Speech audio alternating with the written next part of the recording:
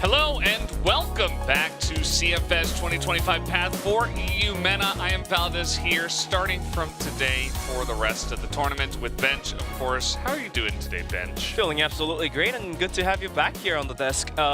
Missed out on the first 2 days. Absolutely action-packed. Bunch of teams going 2-0s, but when you do go deep into the games, it wasn't as simple as a 2-0. It was a bloodbath. Some of the maps going 10-8, 10-8, 10-8. So all full rounds getting played out. Yeah, I was seeing some of those matches were really action-packed and a lot of fun so far. So hopefully we can keep up with a lot of that action today, as definitely a lot on the line for all of these teams trying to make it through in the final stage of the group stage. Weird way to say that, but the final day of the group stage to decide who is going to make it onto the playoffs, Bench. We got 4 of those coming right up to you guys. It's going to be ROC versus Anubis, Inner Circle versus TBI, 3P versus Entropy, and to wrap the group stage up as a whole, it's going to be Gaimin Gladiators versus Ray Gaming. Yeah, definitely a bunch of fun games today. Starting off with our first one, the battle of the Egyptian teams to see who is going to move on. Rock so far feeling pretty good about their position in their group, but Anubis kind of fighting for their lives at 1-1. And yeah, it's going to be a fun one. Certainly, everything matters now. You know, every single match that you play to try to make it into playoffs. Unfortunately for 3P, the PingPongPals, things have not been looking good so far. It's definitely not looking too great for them, but depends on how things turn out today. It may change up a little bit. At least for Anubis, they have to win the upcoming match, because if they don't, they have to depend on the match results between Entropy versus PingPongPals. So a lot of stakes are on the line for Anubis and the other teams as well. Just waiting to see Group B. And Group B is pretty hectic as well if you take a look at that right there. Yeah, kind of similar situation where you've got a team at 2-0, another team at 0-2, and then a couple of teams in the middle who are still fighting for their lives. And for Gaimin Gladiators, definitely feeling very comfortable in their spot. They've been looking very strong so far with a couple of 2-0s. And yeah, certainly expect them to get out of the group. We'll have to see if they can get that first seed tonight. Inner Circle and Ray Gaming, if they lose, then they will be knocked off in the group stage. But if they win, then it goes into the round differentials, which makes all the math very complicated. But yeah, 4 games today to go for the last day of the group stage, of which we have 2 days more for the actual playoffs. But let's go take a look at our teams that are playing today. It's going to be ROC.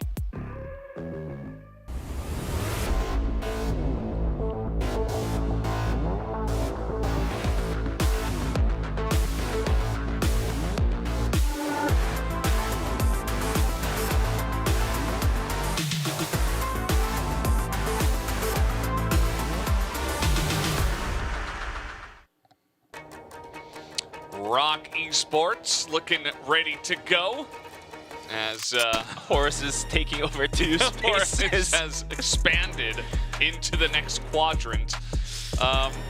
Should be very confident, these guys, based on what we've seen so far.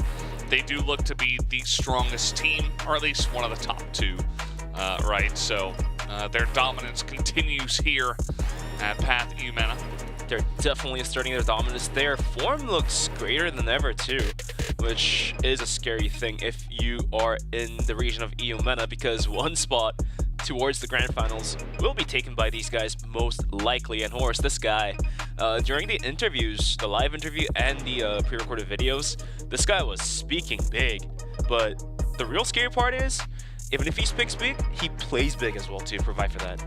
Yeah, it's not every day you get someone to back up their words with their play, but he's certainly been a guy to do so. You look at some of the other members on the squad have also been putting up some big numbers. Makes sense with when they're basically winning every single map.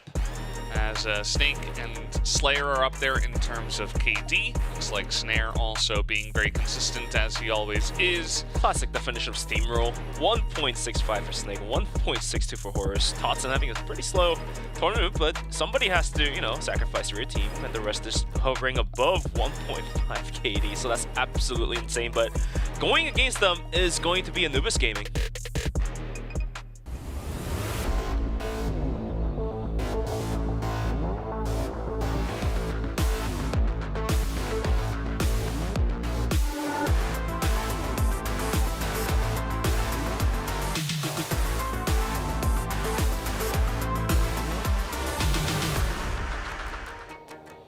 Anubis Gaming coming out here, definitely the underdogs, but they need a win tonight if they want to move on. It's not 100%, but if you do get that win, it just feels like, okay, you're kind of set, right? You've done it by your own hands, you've been able to make it, and hopefully you don't get tiebreakered out at that point, as I have that towel as well. Me too. I know that CFS towel. Here's the thing, right? Isn't it ironical that we say these guys are the underdogs coming into this matchup because RC is just playing out of their minds? But their roster also looks pretty damn strong, although facing a loss on second day. Sad, Dipsy, Jagger, Doom, and Comics. These guys are also packed with some high caliber. And for Anubis, they have to win this matchup to decide their own fate and not leave it to somebody else's hand. And the KD though, Comics is going to be sitting up there with 1.46. The rest of the team just hovers around the sweet spot of 1, except Jaguar, who has had some unfortunate events in consecutive moments as well. So hopefully he is able to pick the pace back up today, because they're going to need it more than important. They need it now than later.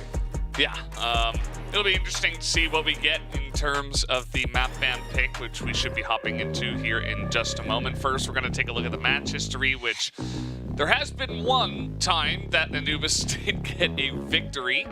Besides that, it's been 7 to the side of Rock Esports. Yeah, just the year-round stats do speak for itself, but the dedicated parts of Anubis may just have enough of power to turn the whole table around, because they are going to need it.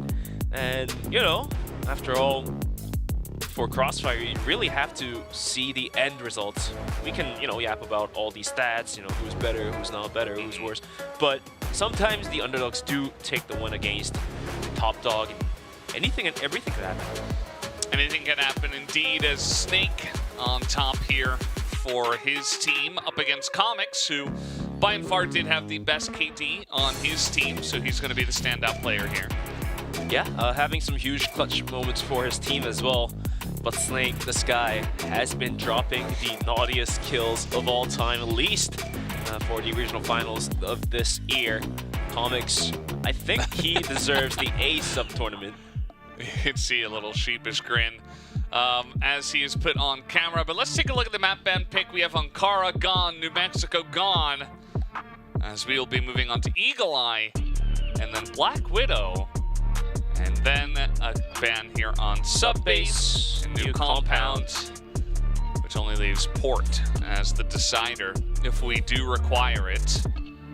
Yeah, not surprised to see the bans on New Mexico and New Compound. After the update, teams are tending to not pick into New Compound. Of course, Mexico being good old Mexico, nobody likes it. New Compound, just to talk about that, because of the update that just came in that was brought in by Smallgate recently, teams haven't had enough time to get used to it, put the prac in, so looks like they don't want to take the risk. Sure, in BO5s they are going to go pick into it because it's not a fully new map. It's like how Eagle Eye was a couple of years ago, right? When Eagle Eye 2.0 came in, nobody wanted to pick into it because they weren't familiar with the new additions. I think the same thing is going to go with New Compound, but yeah, now Eagle Eye gets picked more often, just like this set of series here. Eagle Eye, Black Widow, and the decider being Port. Looks like we're just about getting ready to get into our first game of the day, of the last day of the group stage. So let's see what these two teams are capable of. Will they be able to drop our jaws, or will it be yet another ROC steamroll? I'm just hoping it's a little bit even, at least, as already the fireworks are beginning here right down the middle as they try to rush them. Anubis do, and they kind of just get shot down. It was chaos there in the mid of the map. And now it's just all up to Dipsy by himself, 1v3. That took about... also going to lose the 1v1 against Slayer. That took about 24 seconds exactly of a round, so Anubis running it down middle. However, ROC wasn't going for the initial hotel take, so they had like 3 or 4 members looking down towards middle. And Anubis basically just ran into the open arms of ROC with a big bear hug. will eventually drop the very first round. And now in round number 2, comes out swinging. It's going to be Jaguar. Will find the kill, but he eventually gets quickly traded out. Unfortunately for Jaguar, he wasn't able to finalize the kill in time. And that wasn't enough of a room for ROC to go on the refrag. Down to a 4v4. Let's see where ROC wants to direct their aggression towards. Dipsy swings out, but that swing and a miss will eventually cost him his life. Yeah, not a very common spot for two people to just be pushing, but the timing, I suppose, a little bit earlier than he was expecting. And that just means it is advantage here to the side of Rock Esports. Now trying to poke out here is Doom, but he's going to go down to 7 HP. Comic's also taken out elsewhere on the map, looks like behind them, and one by one, ROC just kind of holding their ground and winning all the firefights. It's only Doom with 7 HP against 4 people. And for him, unfortunately, he had about 5 to 10 HP left in his backpack, not a lot of gas left in the tank, so the round will eventually go towards Rock Esports, and we will be having a quick timeout in the meantime. And Brent Valdez, right now, the first 2 rounds doesn't necessarily dictate the narrative, the whole map, but based on how these 2 rounds played out, it feels to me as if ROC has it completely dialed in. Yeah, I mean, they look good so far. Obviously, as you mentioned, we haven't had a lot of action. Almost feels like the 2 rounds kind of just flew by, and we didn't really get to see anything happen. So hopefully we can hop back in quickly and continue on this map. But yeah, it just feels like all the firefights are being won, even in that second round where Anubis was out there at the hotel bridge and they were poking out and trying to take aggressive fights. They're not really winning those fights early on, so I mean, still looking good for Rock Esports. Give or take, the first round, sure, it's, you know, it's just a misfortune that they had to run into ROC players waiting outside the middle. Second round, different story, more of a default versus default, but players of Anubis, we were able to observe Jaguar swings out. He got a kill, but it took maybe like 15 bullets extra. Gets traded out. That's all right. Dipsy swings out. Goes for the pot shot. Doesn't hit that, and he goes down. So already within the first, let's say like 20 seconds, you are down 2 players, including your sniper. And Eagle Eye being one of the more sniper-heavy type of map, losing your sniper like that is going to cost you that round. And based on how Anubis delivered that round, having your players peek out into the dangerous territory, it comes to me as if Anubis hasn't fully dialed into the lobby yet. Yeah, still pretty early, but hopefully they can get back on the horse and look a little bit better when they do come back into the lobby. Just gonna hold our horses for now. Hold our horses. A couple players will be joining us in just a moment, so we should be going underway into our game in just about a minute or so. Yeah, good to get the the issues out of the way early. Make sure nothing plagues us as the map comes along. Yeah, we had some network problems on the very first day, which was relatively longer than expected, but at the end of the day, we were able to fix the issue and wrap the day up instead of pushing the game to a different day. So us casters and the production, we are both working very hard to give you guys high quality CrossFire. Yeah, I got my keyboard right here. I'm trying to solve everything, make sure everybody's joining the lobby and stuff, just make sure it's all secured. No, that all goes to the production, obviously. Trying to get everybody situated, as it does look like we should be getting back in here in just a moment, so not too much of a wait for you guys. Currently sitting at 2-0 for Rock Esports here on Eagle Eye 2.0. And the 2 rounds were very one-sided. I do feel like sometimes in these clashes of similar regions and teams maybe that are scrimming against each other pretty often, it can feel pretty one-sided if one team is much better than the other. I am hoping that Anubis does show up, but I'm also not holding my breath for that. I am kind of expecting the 2-0 from Rock Esports, but we've been surprised in the past before. And hopefully we get surprised again with some back and forth gameplay. Back and forth indeed, and what people say, when there's a downhill, there will be an uphill. And looks like Anubis is going to start climbing the uphill battle as Comics is going to open up towards Slayer. And that will be the opening frag for this round, round number 3. So down on player Rock, they want to get in towards Hotel and B, it seems to be. Placing Jaguar there instead of Dipsy. And now Dipsy actually does get into the same spot he was brutally murdered the past round. Let's see if he's able to capitalize here. Jaguar gets one, does a bunch of damage towards Totson, and eventually is traded out. But the man advantage still persists for the side of Anubis. Yeah, just by the one, they've got more people over here expecting this push to come in. Nade's going to do some damage as in goes Dipsy, wins the pistol battle. And now Horace trying to re-peek him. There he does get the kill. Gets a read on where Comics is as well. We got a big wraparound coming in here from Doom at the same time. As this push, will it commence is really the question. They got to push through the smoke, and that's not going to work for them. But Snake at least is able to trade it back. And now it's Snake up against 2. At least he has the bomb and is on a site. But let's see how he can isolate these 1v1s. If he's able to do so, yeah, he has plenty of time. Still holds on to the C4, as a matter of fact. It's not down in no man's land. If he can equalize it back down to 1-on-1, he does have a bit more window of an opportunity to make this round happen. But after the 2 rounds, Anubis seems to have found a bit of an answer. It's not a full, complete answer. It's somewhat of a short form, but still with a man advantage and half a minute to go, Anubis is going to stay and stick to the B bomb site. However, that allowed Snake to sneak through A, get the C4 down. Yeah, I think this is fine. You know, you want to take the 2v1. You want to make sure you know exactly where they're pushing. As they are spotted, though, Snake goes for the spray in the 1v2. It's not going to work out, and it looks like Anubis Gaming just pick up their first round. And that time, the firefights early on looking much better for the team over there by the hotel area. 2-1. Anubis still has to make up for another round to tie us back up.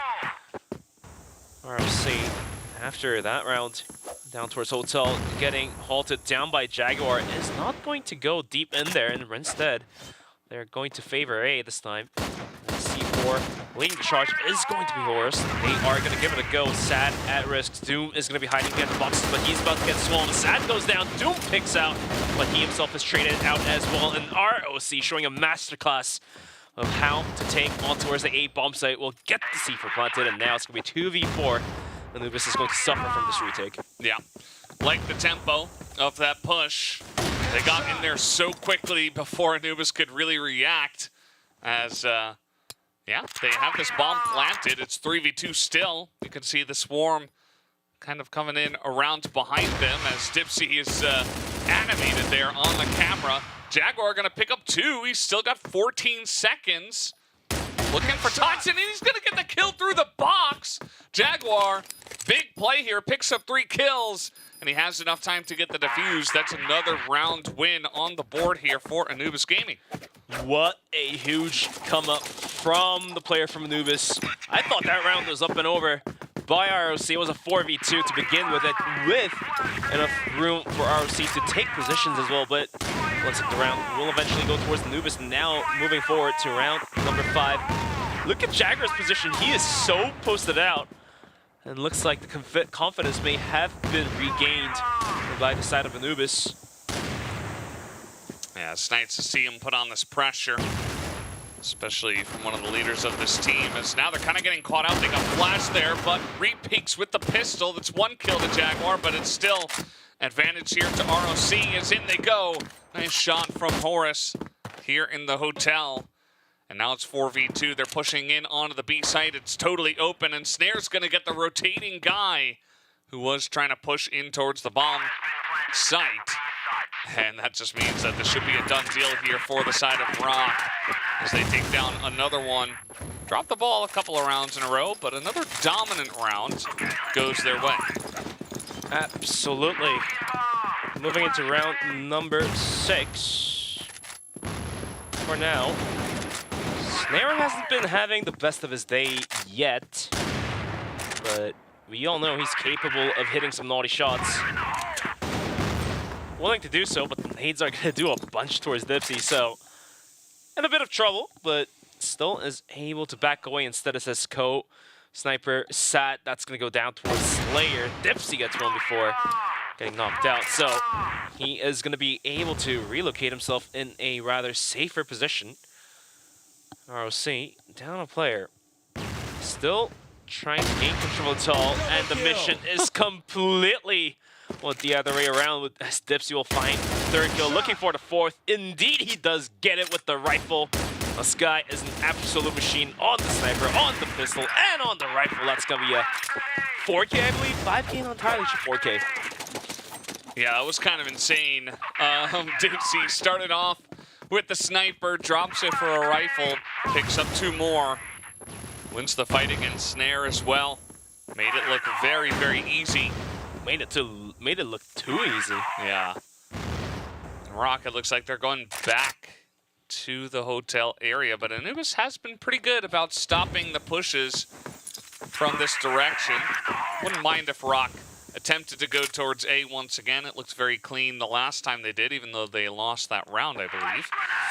I think ROC wants to just ground the fact that they want to control Hotel first before moving elsewhere. That's exactly what they're doing. Horse is going to swing in with the pistol, and Dipsy had nothing to do about that. And it looks like Doom will eventually be taken out as well. Sad in a 1v4. Doom was able to pull a clutch off, but Sad. Let's see if he is going to be able to answer the test that is provided by ROC. Here's the first. Wow. These 3 more. The quick scope was there, but so was Slayer with the pistol. The quick draw will end his life. And that's going to be yet another round towards Rock Esports. Yeah, again, these pushes that come in very quickly when they're playing as a team are looking quite strong. I love that double peek after the flash, as now either come quickly onto A. Snare is there for the backup and jumping out the window. Looks like Snake is able to get the kill as they continue to push onto the back of the A site. And they clean everybody up except Jaguar, who's very awkwardly by himself in the middle of the map. Yeah, he's about to get fully boxed in. That's it. He is getting covered in all 4 angles. Got rid of 1. 3 more angles to deal with, and that was too tough of a question. That's going to be a round going once again towards ROC, and now we might be able to see a definite lead coming out.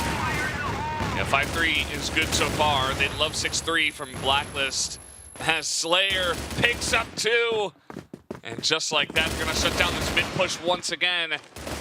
They did it at the very beginning of the half, and now here at the end of the half, they tried it once again. And both times it gets shut down by Slayer, who is just rocking this one. Snare going to pick up that last kill, and we end the half 6-3. I mean, the round score itself is not half bad.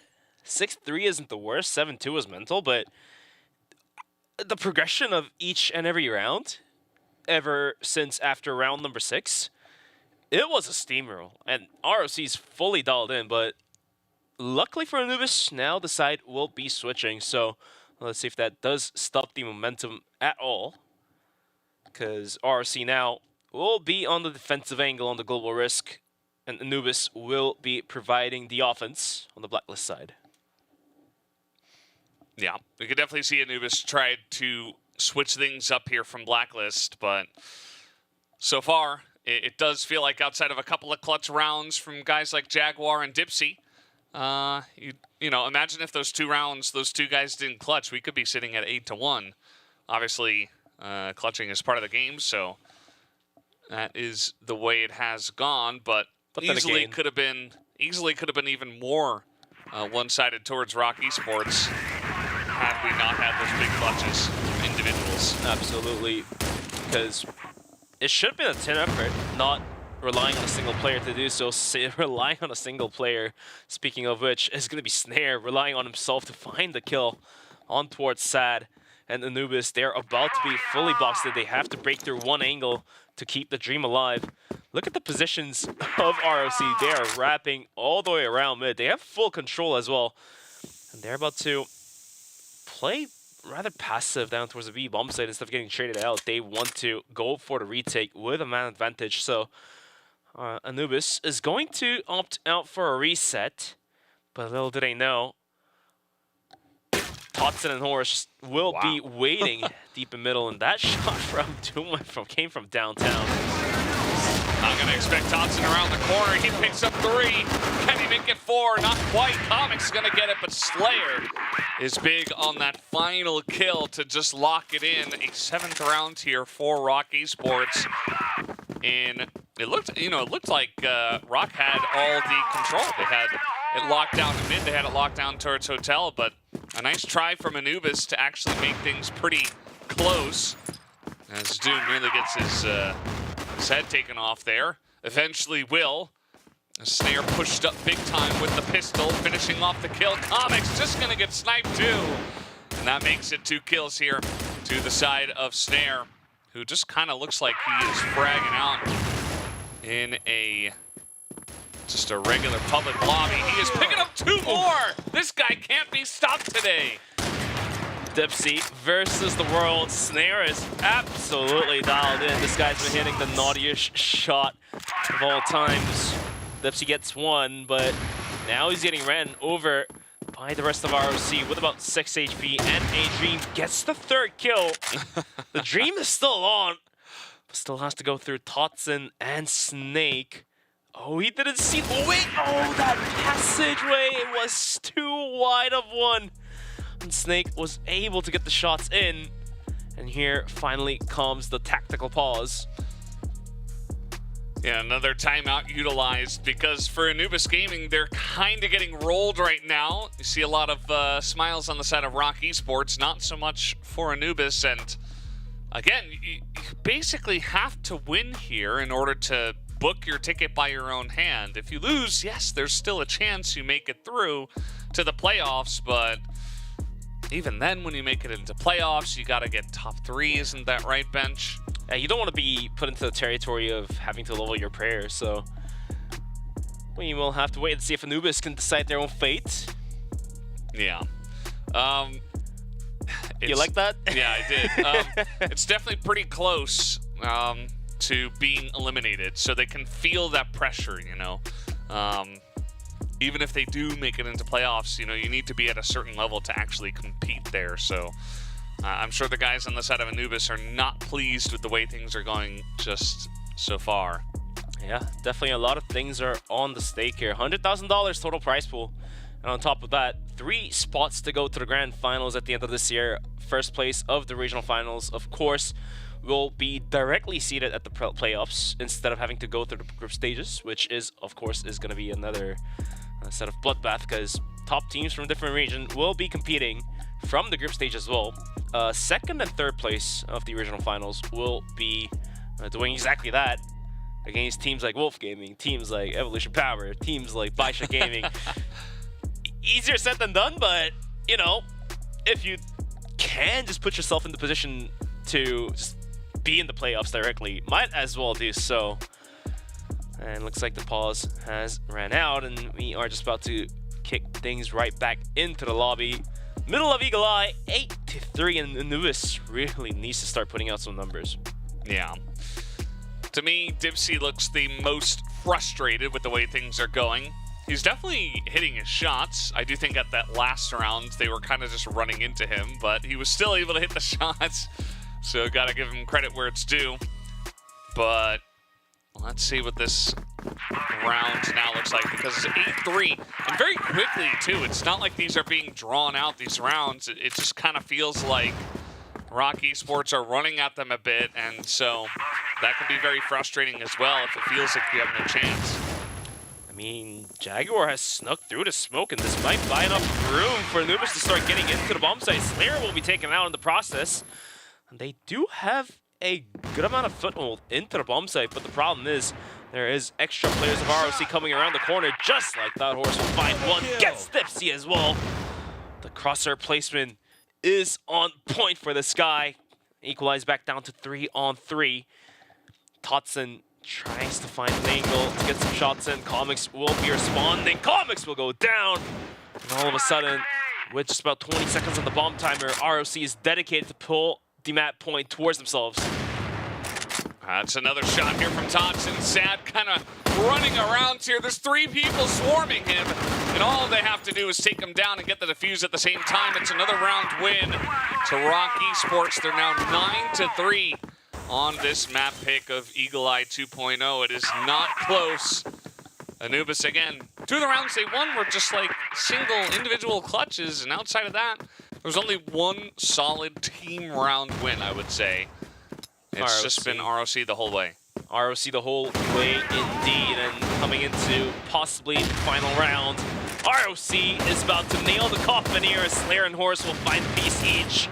However, Anubis is going to hold on to the top of the coffin as Snake and Todson takes a kill each. Sad is the last one alive on the side of Anubis. Desperately gets a double kill, but he needs to find Todson to clutch this one up. Todson on the rifle has been hitting his shots. We've seen him doing it. We've seen him perform out. However, Sad, desperate for his team, is going to be patiently burning the clock down. He has plenty of time, minute 30, and he holds onto the C4 as well. Todson posting for a full rotate around the corner, around the backside. Does Sad realize this? Will he be able to get the bomb down, or will he make the book to the bomb site? No, it is not. He's going to tap the C4, see if he can bait any peeks. But unfortunately for him, Todson is coming from his 6, and Todson gets the better of him! And ROC is going to close map number 1 out in a pretty clean manner. 10-3, a number that we did least expected. Yeah, 10-3 is just kind of insane to finish off the first map here. Rock Esports looking dominant once again.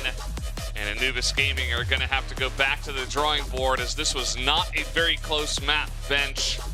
And we're going to have to move on to the second map Of Black Widow. Black Widow. Which is also not the most ideal map to play for snipers are getting outgunned. Well, let's go take a look at these highlights, because this one is absolutely steam-packed.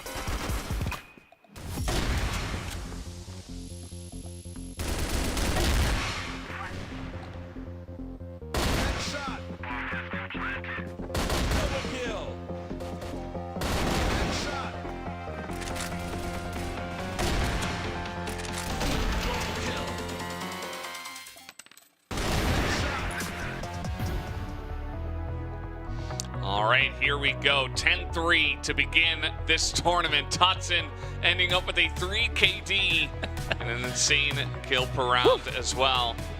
I mean, we could look at the stats all we want. I think this was just a team domination from the side of Rock Esports.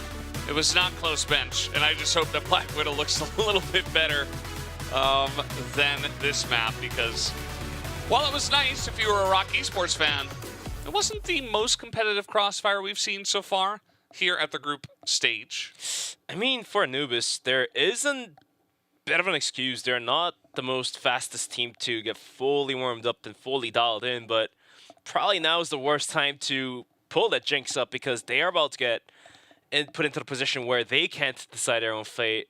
Drops map number 1, Black Widow as well, is one of the wonky maps where if you start getting steamrolled, then unlike maps like Ankara, it really just goes one-sided and one-sided only. So for Anubis, a lot of homework left in the books there to solve within just about 2 or 3 minutes between this downtime.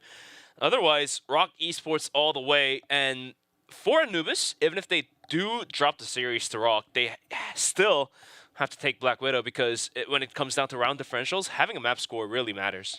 Yeah, I mean, everything matters at this point. You know, trying to sneak in second place into the playoffs is still big because obviously you don't make playoffs, you're just out. And, you know, good tournament, good performance, but not good enough to make it to the next round. So, would be unfortunate if Anubis dropped out in that manner. But again, Rock Esports, they're kind of just doing this to everyone. They're just kind of crushing everyone. So, not a big surprise that we see it here on the map choice of Eagle Eye. Any expectations for Black Widow? The problem here is Eagle Eye, Black Widow, Port. One characteristics that they all share in similarity. It's a very sniper-heavy map across the board. And we were, in the very first couple rounds, talking about how Snare has been pretty quiet. The rest of his team is doing the work. And with it, after like 2 minutes, Snare starts dropping insane kills. Yeah. And the map pool of the series being Black Widow and Port. I don't know, mate. Valdez, honestly speaking, this one looks pretty dim for the side of Anubis. Yeah, just, you know, trying to hold on to hope here, essentially, that we can get a competitive match. Otherwise, you know, congratulations to Rock, and we'll see you in playoffs. But they're going to need it. We'll see. We'll see what happens here on this map of Black Widow. Can Dipsy step up once again? Can Comics have a bigger second map? They absolutely need to. Otherwise, Rock is going to the playoffs in the first seed very comfortably. As here we go. It's going to be Rock Esports starting off on the blacklist side once again. Anubis is going to go for a 4-man stack down towards A, finally rotating Dipsy out towards middle. Rock, unlike the first couple rounds on Eagle Eye, is going to be playing with the time here. So they are going to be on the driver's seat, deciding the tempo of the game. Not going too fast, not going too slow. They are trying to gain control of the hut outside of B. Dipsy will be waiting to spot for the jump peaks that Rock may just do so. An opening frag like that would have been nice, but it would go to Snare, who is playing out of his mind. Then all of a sudden, the aggression is coming in towards the B bomb site. Jaguar at the backside has pulled it down, gets one, but quickly gets traded out. The bomb site seems to be opened up. However, the rotation has arrived. Smokes are being dispersed. Anubis are desperate to get the bomb site defended, and look at the positions of ROC around the corner, around a bomb site as well. Gets a kill, and little do they know, Sad is the last one alive within the next 20 seconds. They know exactly where he is. They're just going to swarm on in here. Snare says, I'll take that kill. Thank you very much. That round is mine. He got that first pick off. And that's what opened up the B site entirely, because then they can just 2v1 on the B site. And man, that wraparound all the way from A long from Slayer was just disgusting. Like, they did not see that coming at all. Not at all indeed. And the first round will, of course, go towards Rock Esports. Now, coming into round number 2, Snare is going to continue to put the lead on towards the side of Anubis. I think that was through a smoke, and that was a quick scope. And just like that, man down goes Anubis. They are desperately trying to hold on to the bomb sites here. Sad on catwalks is going to find Horse.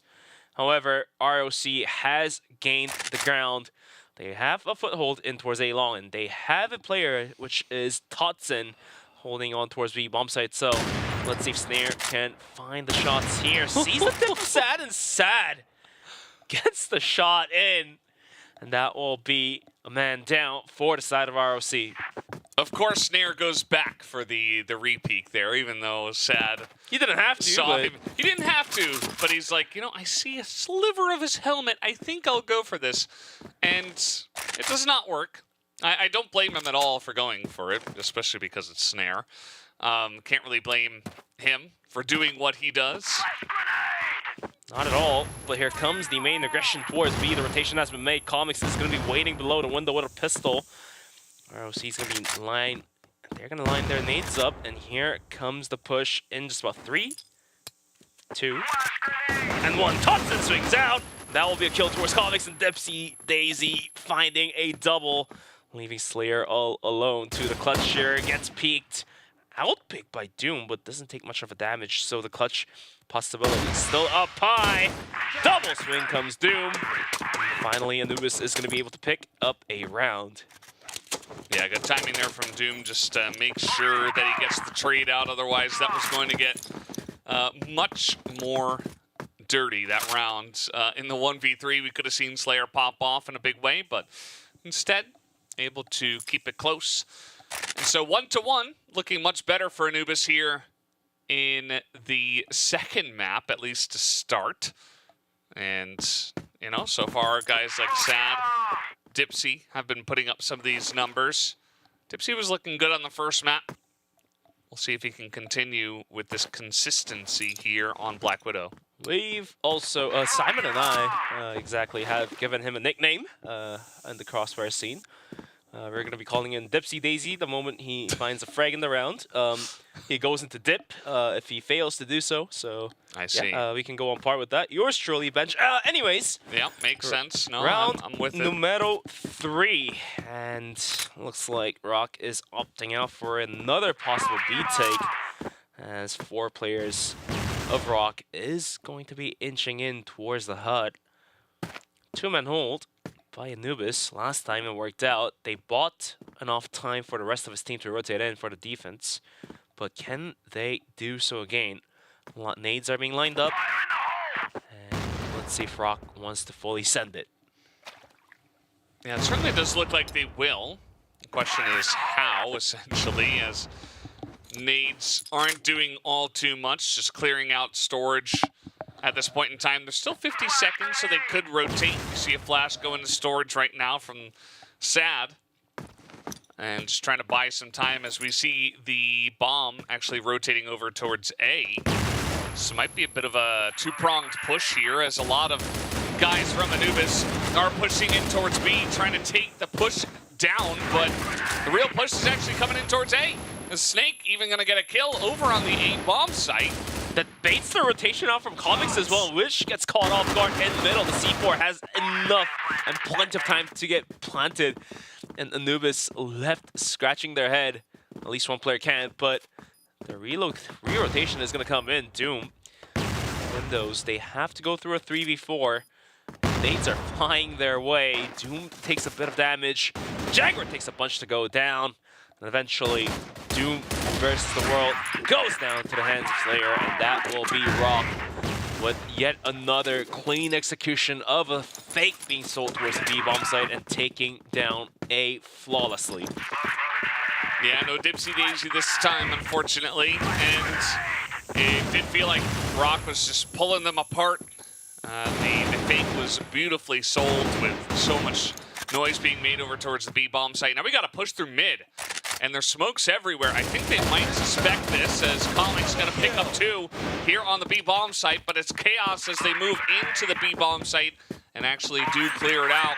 All the smokes just totally blocking off the vision from the 2 guys on the A site. 2v3, once again, down to the hands of Jaguar and Sad. Gonna be a tough one. The C4 has been planted and Rock has taken the key positions to hold onto it. Gonna need a lot of valiant effort. Sad is trying, but he can't spot anyone. Rest of Rock is hiding. And unfortunately, Jagger will be the first one to go down. Sad is the last one remaining, who gets swung and is taken out in Valdez right now. Anubis looks like a short rib just out from the stew that is getting pulled apart without ease. Sounds delicious, but doesn't feel very good if you are the short rib in question, being torn apart, falling right off the bone, you could say. And yeah, it's unfortunate. I thought they started off pretty well, as Snare just caught a glimpse of your hand, and that means he will look for it once again. Just beautiful strategies being called, it feels like, from ROC, and Anubis has not been able to keep up. Although I feel like 2 of the more, you know, interesting strategies have been used in a row in 2 rounds. You know, the fake towards B, and then now we just had the quick mid push. So maybe they begin to slow it down from here. Definitely deciding the tempo will be ROC in the driver's seat. Pulling the gear back to neutral, but they're about to push forward in towards a bomb site. Sad by the staircase gets one, looking for the second. It's about to miss the bombs, but he's gonna get the pistol work in there. And Slayer eventually goes down for the third kill for Sad. And Snare has nothing to do about the falling teammates, and he's gonna make a full wraparound towards B. The C4 is dead dropped on the bomb side of A. So gonna need a lot of effort from this guy, but Valdez, why does it feel only so possible for this guy sitting at a 3.0 KD? Yeah, I mean, if there's one guy, I would pick Snare on the side of Rock, so he's going to go for it. He knows, that the bomb is down here and that they're all going to be in barracks, and there's really not much he can do except try to snipe them out. Why is Anubis giving a chance to Snare by stacking on towards A long? Giving him a chance for a tournament. Yeah, they're going to give him a plant here. Feels like that was a little bit of an oversight. They have to double peek, triple peek into Snare. And if any unlucky call-out hits, things might turn its head around. But here comes the retake. Snare good for one. Looking for the second. Sees Doom, but is going to whiff the shot. Still plenty of time. Has the angle towards the C4 as well. The smoke is going to dissipate his vision. But eventually, Sad was waiting on the other side of the smoke. Gets the kill done, and Anubis is going to be able to find their second. Yeah, it kind of just felt like ROC rushed that one down A-long just a little bit too much, and Sad was right there to hit the shot. Or the multiple shots, I should say. As there wasn't really much stopping him. They didn't get any flashes in his face, no smoke. Under a Snare now, just going to say hello. This guy does go down, but he gets traded out immediately. Totson gets taken out, makes it to a 3v2, but you can see the confidence in Snare. He just walks in there with a knife out in his hand, and he backs out in time too. And you know what's even funnier? He swings back in with the pistol and gets killed. But his team is still there to win the round for them if they can find these final two kills. Jaguar and Doom on the retake. Doom was able to get on site without getting spotted out. Snake will take a bunch before going down. Slayer has an angle towards Jaguar. However, down and long, Snake had an angle. The round will go towards Rock. 4-2 on the scoreboard here. Yeah, it was big stacks on a short area on A road, and it was a big firefight that went the way of Rock. So now Dipsy is going to dip down into the water, take a dip himself. Now Comics trying. Kind of feels like one by one, the guys on Anubis are trying to take these big fights, and they are not getting the highlights they are looking for. I mean, at this point, Anubis, the players seem to be a bit more reckless, isn't it? Just everyone running into the angles that they could have just overwatched from the back site. They're going to peek into it. Gets picked off one by one. Not even double swinging. Gets picked off one by one is essentially what is being the issue here. Yeah, it's not the best look. The flash timing here is good. Going to find all of ROC rather, but they just shoot him down anyway. As all four members, minus Snare, were pushing in, and they catch Anubis off guard. Sad, really the only guy right now, it feels like, who's doing anything here for Anubis. Gets a grenade kill on top of all of this. Comics goes down, but Sad's alive, so you begin to believe that maybe there's a chance. I mean, he was put to the test before. He almost had it last match, but this one seems to be yet another tough exam to be passed. Nades are flying his way as well. Down to 15 HP in the Dream. If he can get the drop onto Totson, I think he might have seen the barrel while he was reloading.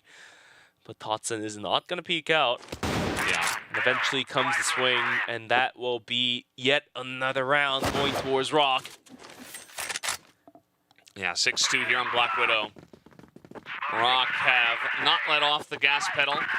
Just feels like they have been putting on so much aggression here from Blacklist, and Anubis haven't had any ability to stop it. Horus comes out and just pops another one into Dipsy, who is already down to 3-9. And just like that, you start off the round with a big victory. Just feels like Anubis, once again, kind of just not playing as a team. Individuals are poking out, and they're not winning the fights. A little tough indeed. Doom is going to be able to find the drop on towards Snare in middle from downtown all the way across the middle double doors. That will be the equalizer. Slayer was gonna hop through the connector area, but thinks otherwise and will back off whilst the rest of his team will be inching in closer towards B. Jaguars on the Overwatch, 3-8, not the best score, but we all know this guy has it in him for a 3-man spray down. Hopefully it doesn't become yet another Benja's caster curse, but only have to wait and see. There's one. Straight it out. Horus has been so good on these entries. Doom on top of the site now. Sad here as well, trying to poke out with the pistol. He's going to go down. Doom is also taken out by Horus, who will not be stopped. Has 11 kills. And now we have entered a 1v1 scenario. Horus doesn't seem to have any idea where Comics is, but he's looking the correct direction. And there it is, just the one tap. Gets the kill and ends up the half being 7-2 by Horus's hands. 12-5. This guy putting up huge numbers, providing for the huge statements he's been making, of which he might make one more in the upcoming interview if they are able to close the series out here and now. Dipsy gets a kill and towards mid. I think that was Snare trying to hop across from catwalk to the other catwalk. So Snare has been enjoying surfing around the map, of which the results not being the greatest for him. Yeah, sometimes it looks like he's having a lot of fun. Other times it looks like he's being a bit silly. And that time was one of the more silly ones. At least Snake was able to poke his head down and see a couple of members and get some information. Totson the same. They'd love to get one pick and even up the score line. There you go. Totson, with the sniper in hand, lands the shot. Totson on the sniper. All right. I mean, if you want to do so, go for it. But 7-2 scoreline is going to be tough on the side of Anubis, and Rock is going to be going for a catwalk push towards A. Just waiting for the snipers to do some work here. Sad. Pop flash will swing out with Dipsy. Slayer quickly responds with Snake on kill each, where these players leaving Dipsy and Doom to do all the work, but here we go. As Anubis is going to drop the rest of their players, and it's going to be ROC to pick up another round. 8-2. Very, very lopsided screen here for me, Valdez. I don't think Anubis has any gas left in the tank for them to bring this one around. Yeah, it just kind of felt like that push was read very early on from the side of ROC. Like you saw Slayer just dip out of his position because he saw the utility being thrown over the top, so he was able to get to safety. The rotation came in very easily, and the push just looked quite flimsy by the end of it all. So Rock is just multiple steps ahead of Anubis at every single turn. That's not a good feeling when you're down this far. Comics pushing through smoke, seeing what he can see. He doesn't see anything. But yeah, not really getting much done here from the Blacklist side to start off for Anubis. That first push, not the best, even after they got the first kill on the round. They were able to plant Jaguar in the deep parts of A long, but the rest of his team is not being able to find any bit of room to get their foot in the door. They're going to come in towards catwalk. Snake is on the watch, and he's been good to spray down two players to a very low HP. Jaguar with the entry from long is going to take down Slayer as well. The rest of ROC scrambling themselves together to get the retake going through. Hudson finds one before going down. He takes a bunch of damage to the process and Horse. This guy is playing out of his mind. A triple kill for this guy. And the 9th round, the map point and the match point is going to be taken by Rock Esports. These guys are unstoppable right now. You just saw them in the player cams, like Snare's got a big smile on his face. He knows he just kind of lost a pot there at the end. And it didn't matter because Horus was like just sitting them down one by one. Really insane stuff from that guy. So Horus now on 3 KD. He's the one who's popping off, and 9-2. We're already on match point here.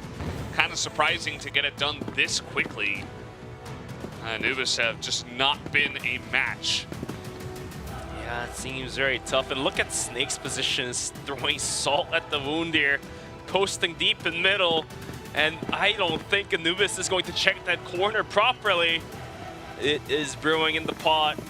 Steam is building up. The pressure is really on. The 3 players of Anubis is going to peek towards middle. Snare is going to bait the angle and springing out. It's going to be Snake for a double kill. But the damage has been already inflicted. And ROC is about to close this one out in their favor. Yeah, looks like they just get ahead of this play. And Todson going to finish off with the final kill. Gaimin. Or Rock Esports, rather. Big win here, 2-0, very one-sided. They have some big smiles on their faces as there's nothing to be unhappy about on their side.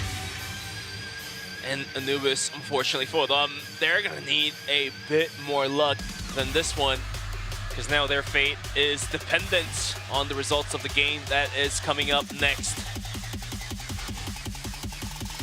And that's not a good feeling, especially when you lost so many rounds. And it's not going to help them when it comes down to the tiebreaker, but we'll have to wait and see just what the numbers say at the end of the day, because there is still technically a chance. As we're going to take a look at the highlights here from set number 2 and leave you guys with that.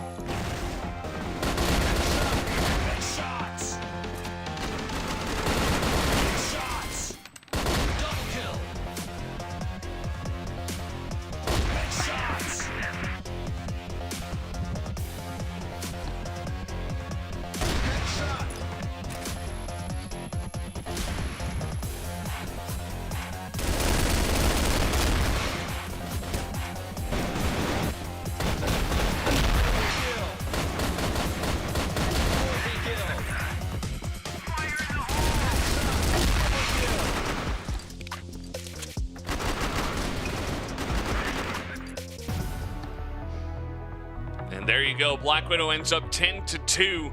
First map of Eagle Eye was 10-3, and we thought that couldn't be outdone rather.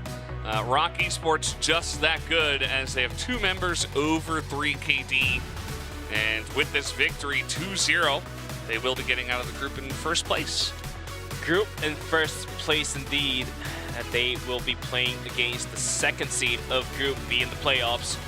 But the whole series wraps up in a quick manner, like you mentioned, Valdez. 10-3 and 10-2, the least expected scores on the Egyptian Brawl. Anubis, we thought they were going to be able to put out a bigger number, but unfortunately for them, they are going to drop the series, and due to the loss they occurred yesterday, they are going to not seal the fate, but leave their fate to somebody else. The MVP, of course, that's going to be Todson with a number that I haven't seen in a while, 3.10 KD. Absolutely cracked out of his mind. Just look at how clean his crosshair placement is. Yeah, it didn't start off the first couple of days very well, but he's able to shore it up with a great performance here in the match against Anubis. And so absolutely well-deserved MVP of the match. And yeah, just really good stuff. Really no notes from us. Even bringing out the sniper, hits the headshot through the smoke. And looking very good for Totson. So fun fact for Rock Esports, 3 players have gotten the MVP, so every game a different player has gotten one. So it looks like we're just about ready to hop into the interview. Let's bring Horace up on the board. Congratulations, Horace. You were incredible today, and you guys exit the group 3-0. How do you guys feel being the best team in your group? Job is not done yet. This is all I can say. This is not our goal, you know, like I told you. So. Yeah, it's I remember from yesterday's interview from you, the first day's interview from you, you guys want to finish the whole regional finals 5-0. And thus far, you guys haven't dropped the map as well. Are you guys also fully confident, based on the results today, that you guys can close the BO5s in the playoffs 3-0? Yeah, of course. This is our goal, actually. No one will take any map. So we are so confident about this. So yeah, let's go. Definitely one of the big favorites here in Eumena. I'm curious about your reaction to the match today. Did you expect it to be so easy up against Anubis Gaming, or do you feel like you guys were playing really well, or they were playing poorly? What were your takeaways from this match? Actually, all what I was saying about the other teams, but I can't say anything about Anubis because they actually are our like in IRL friends, in real life friends. So I can't actually like say things about this. But actually, I hope for them to qualify to the playoffs with us. Hard luck for them, and yeah, that's all I can say. For us, like I said, you know, it's not about. We are so confident ourselves, and yeah, we were sure about doing this, but yeah, that's all. I don't want to talk anymore about Anubis. Any other questions, Bench, before we let him go? I mean, the confidence is very high, and Horace, you are not only confident, but is skilled enough to, you know, provide for the confidence. So yeah, best of luck in the future tournaments as well. I think we're going to see you in the grand finals at the end of this year, so best of luck there as well. Yes, sir. Thank you for the interview. You're welcome. See you. Bye. Great to hear from Horace, as I'm sure we're going to get a lot more opportunities to speak with him in the future. 2 more times, most likely.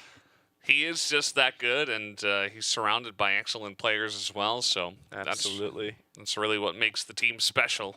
So kind of just surprised it ended that quickly. Yeah, definitely was out of expectations. Maybe Horace thought otherwise, but at least we thought it's going to be a 3-mapper with the decider coming into play. But that was it for the first series. 10-3 and 10-2, as quick it was. But we got 3 more best of 3s to go. So we're going to be taking a quick 10-minute break, so don't go anywhere else, because we got 3 more quality crossfires coming up.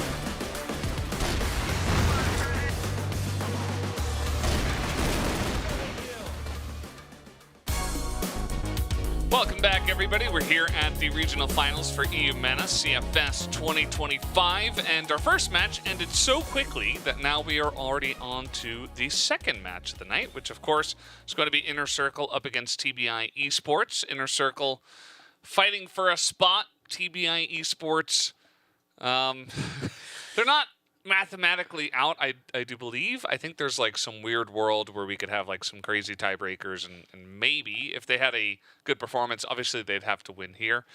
But that's not the expectation. We're expecting Inner Circle to take this one down based on what we've seen so far. Yeah, seemingly that is the case. So let's go take a look at the roster of Inner Circle.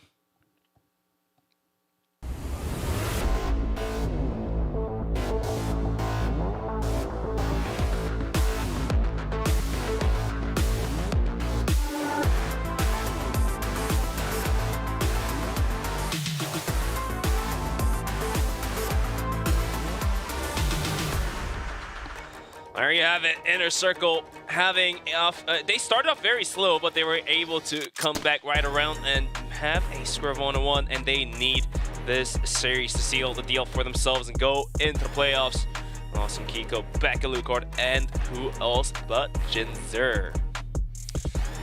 Yeah, I mean, this guy's definitely a strong team and looking to try to make their way through onto the next round. Definitely the favorites in this match, that is for sure. But, you know, favorites are one thing. You actually have to prepare and play like you deserve the spot. And that's what we're going to be looking for here in this match as we take a look at their stats. Everybody definitely putting up some big numbers.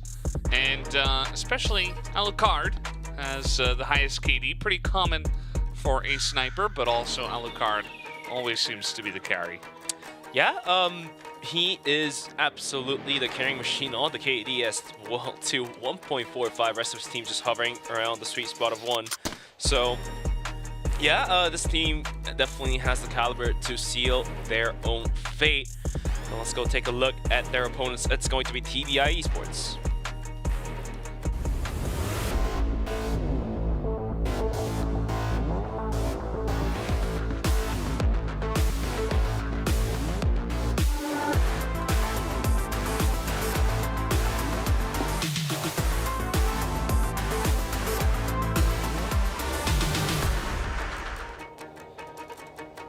And here is TBI Esports, hoping and praying for one last chance, at least to show off their stuff and prove that, hey, it's been a fluke up until this point. We haven't been playing our game. We're better than this. And definitely a lot of recognizable names here on this roster, but haven't quite been able to put 2 and 2 together and get some wins just yet. I mean, like you've mentioned, Valdez, like theoretically and statistically, they aren't out from the tournament just yet. If they're able to take this one down, then it really depends on the results of the other matches. And what's good to see is, although they're down 0-2, it didn't kill their spirit. They're still keeping their heads up high, and maybe that's what you need, and that's the mentality you should be in for a good chance to win against a team like Inner Circle. Hey, can you see the stats aren't that bad, right? You know, for a team that is 0-2, you would expect maybe some more stats, but so far they've been performing pretty well, and obviously it's kind of hard to say for a team that hasn't won just yet, but hopefully they can show us their true potential. As we take a look at the match history, has been Inner Circle 7-0 since 2024, and so Inner Circle looking to continue with that here tonight. Yeah, Inner Circle, of course, being the top dog, but sometimes the underdogs do throw in their punches, and it does land on the jaw. They may just have enough of a chance to take that one down. Yeah, it's going to be interesting to see if they can. As the key players here, Alucard up against Booker. Alucard always is a treat for me to cast and watch this guy play, personally. And he's like, bring it on. Yeah. He's like, here, come watch me play. Sometimes I just love how these players, you know, get out of line and go for more unorthodoxical pictures and photos. The typical esports pose, we've had all of those enough in the scene, so Gotta throw it in there, but let's go take a look at the band picks because this one is going to be very important. Are you going to allow any sniper-based maps for the side of the loot card? And for TBI, are they going to go opt out for a more rifling core heavy type of maps? That's going to be sub-base for TBI, but right, the response is going to be Inner Circle picking into Eagle Eye. Yeah, looks like it's going to be Inner Circle starting off on Blacklist side for all 3 maps. Just the preference, it looks like, for the maps that we have seen here, especially because looks like Global Risk was selected by TBI for Eagle Eye, which isn't always the choice. But yeah, making our way all the way to port if we do have to go to the decider, which we had that for our first match, and we definitely didn't need the decider for that one. No. So will it be the same story? I'm expecting at least a little bit of a closer match, Bench. What do you think? Do you think TBI have a chance here? Well, I mean, that question could only be answered if we are able to see TBI taking down sub-base successfully. One of the more rifling core heavy type of maps, and that does give into the fact that TBI has a strong rifle core, and Alucard is a good sniper on his own. But we are getting ready to hop into map number 1 any moment soon here, and if they do so, Eagle Eye will be map number 2, port being the decider. Will be a uphill battle for TBI, but sometimes you just gotta do it, even if you know it's gonna be a hard one. Let's see if TBI can do so. Inner Circle versus TBI, TBI Esports versus Inner Circle. Here we go. Subbase, always fun to watch and to cast. I feel like this map always has crazy When is rotations. new sub-base coming out? Yeah, I don't know.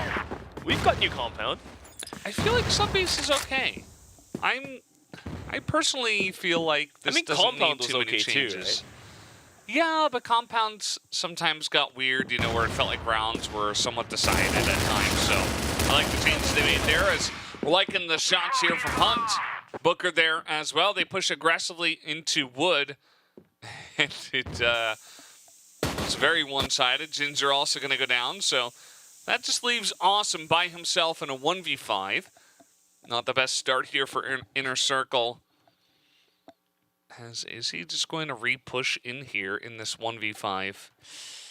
I mean, if anyone is to do it, Awesome has shown us that he's capable of doing so, but C4 still not yet picked up, makes it a bit of a tough retake and a clutch to come up on the board. As we see on the minimap, FaZe will be able to take Awesome down.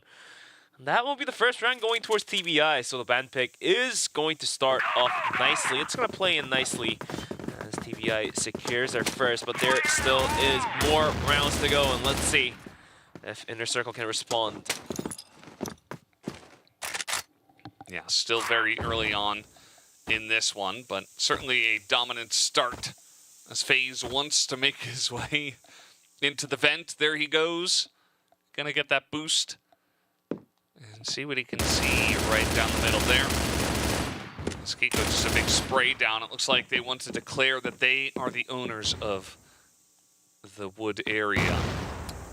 And they'll be able to do so here, at least in round 2. Burning the clock down, Inner Circle, of course, Subbase not being their most favorite map. But they still have had a chance to play this in the tournament. And has the time to get the prac in, so let's see if that will come in talks as well. C4 coming in closer towards a bomb site, held down only by Booker. Sure, he has been successful in moments, but if his teammates go down like that, Abin is knocked out. FaZe responds on top of Vents. Jinzer will get the drop. Now Inner Circle with a pop flash will be giving it a go any moment soon, but they will quickly rotate out from there and go for a reset, and this might just work out as B is left unwatched. Only Noxon next to it. Yeah, this is why this map can get so crazy. You can rotate so quickly from the Blacklist side, and that's exactly what we're seeing here. As they're going to be spotted. on their way in, so they gotta push straight through. Alucard gets that first shot, but Noxon is there. Awesome here in the hallway. Gonna get the drop, as Hunt, no chance for him to teammates of Awesome already getting those first kills and making the job very easy for Awesome to clean up that one. And so back on the board with a quick rotation over towards B, working out for Inner Circle. Quick machine room take, and the rest of TBI is also gaining full control down towards the double doors in middle. And looks like these two teams are able to divide the ground in half and take control of each piece at mind. And Jinzer's thinking about stepping his foot in through the smoke, but he won't do that. Instead, the pot shots will drive the positions of TBI in a more passive place. But until then, going to be the game of wait, game of burning the clock down, see if they are able to catch any deep swings and see if they can capitalize on top of that. Nonetheless, seems to be a big push is brewing up the pot. The C4 with the pot flash is going to start walking in. Hunt at the response will be knocked out. Knocks on the bomb site, will get one, but quickly from heaven, Jinzer will get the refrag. Now Ovid comes in for the rotation, but he's getting swung by two players, gets one in the process, but eventually is traded out as well. Bomb site completely overwhelmed. The C4 will be planted any moment soon. 3v2, and TBI has to go on a retake with a less amount of player. Yeah, I like that positioning for Avin, but unfortunately that re-peek did not do so well for him, as Jinzer is going to get the drop onto the two of them and spot them, and that's just going to be a kill on a FaZe as well, who was trying to push through the hallway. Booker, no hope for him, as he'll be sniped by Alucard through the smoke to go down. So it was a great start for TBI, but the last couple of rounds certainly very dominant here for Inner Circle. Dominant indeed, but we have to watch how this round gets played out, because if TBI is able to tie it back up, you never know where the ball is going to roll towards. For now, though, gonna be the B side of Subbase. If you think about if it's a tape, A side is gonna be both teams just running at each other.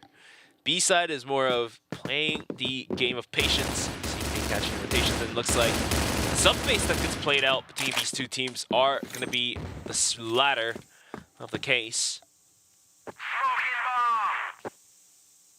C4 lingering outside of A, and TBI is going to invest a lot of players in middle and A. Look at Ovid, he's gonna swing out, and I think that may have been a misstep as he quickly gets taken down.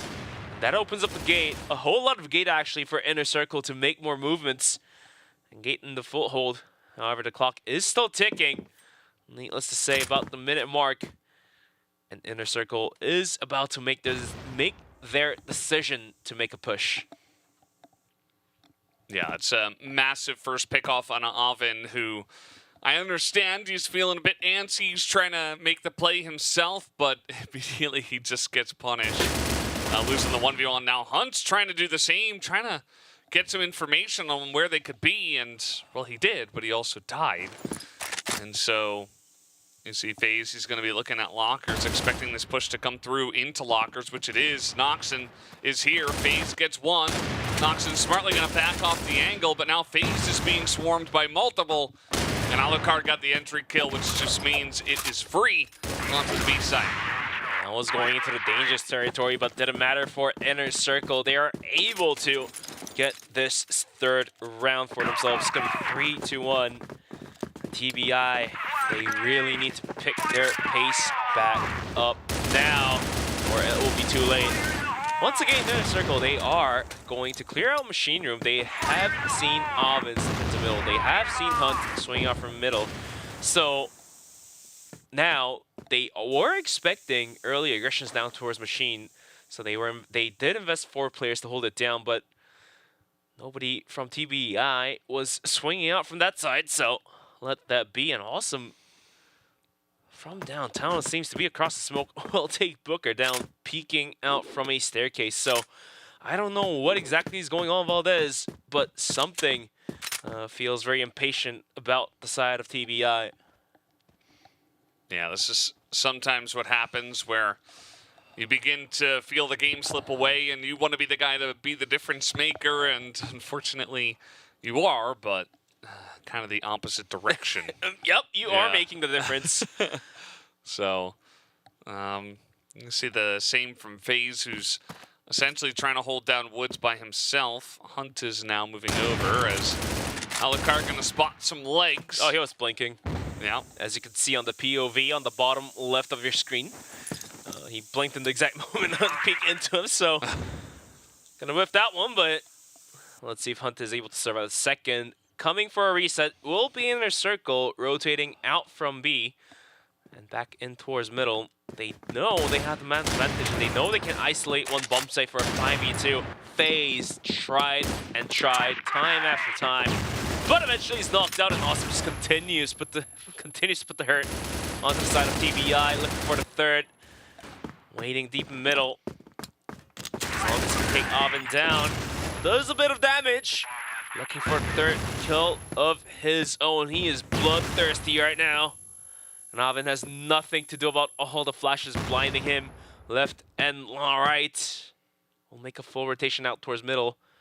Might be able to catch Awesome, but Awesome finds the better of Oven. 4-1.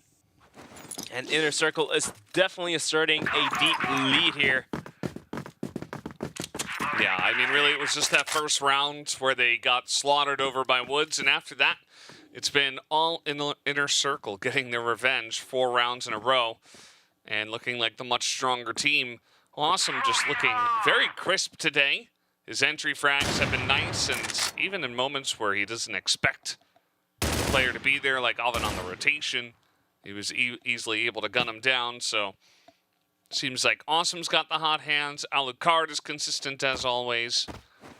And the team is really doing a good job, you know, not rushing it, but also playing with the tempo a little bit, where we saw a little bit of a faster push earlier on, but now they're, you know, buying some time and just trying to see if more peaks are going to come out from the side of TBI. I think right now would be the perfect round to call the tag pause, whether TBI wins or loses, because the mistakes, and it's definitely a mistake, it can't be excused that the players are swinging in the angles that they don't necessarily have to on the side of Global Risk. So it's been costing them rounds after rounds, and Inner Circle was too good to not let that slip.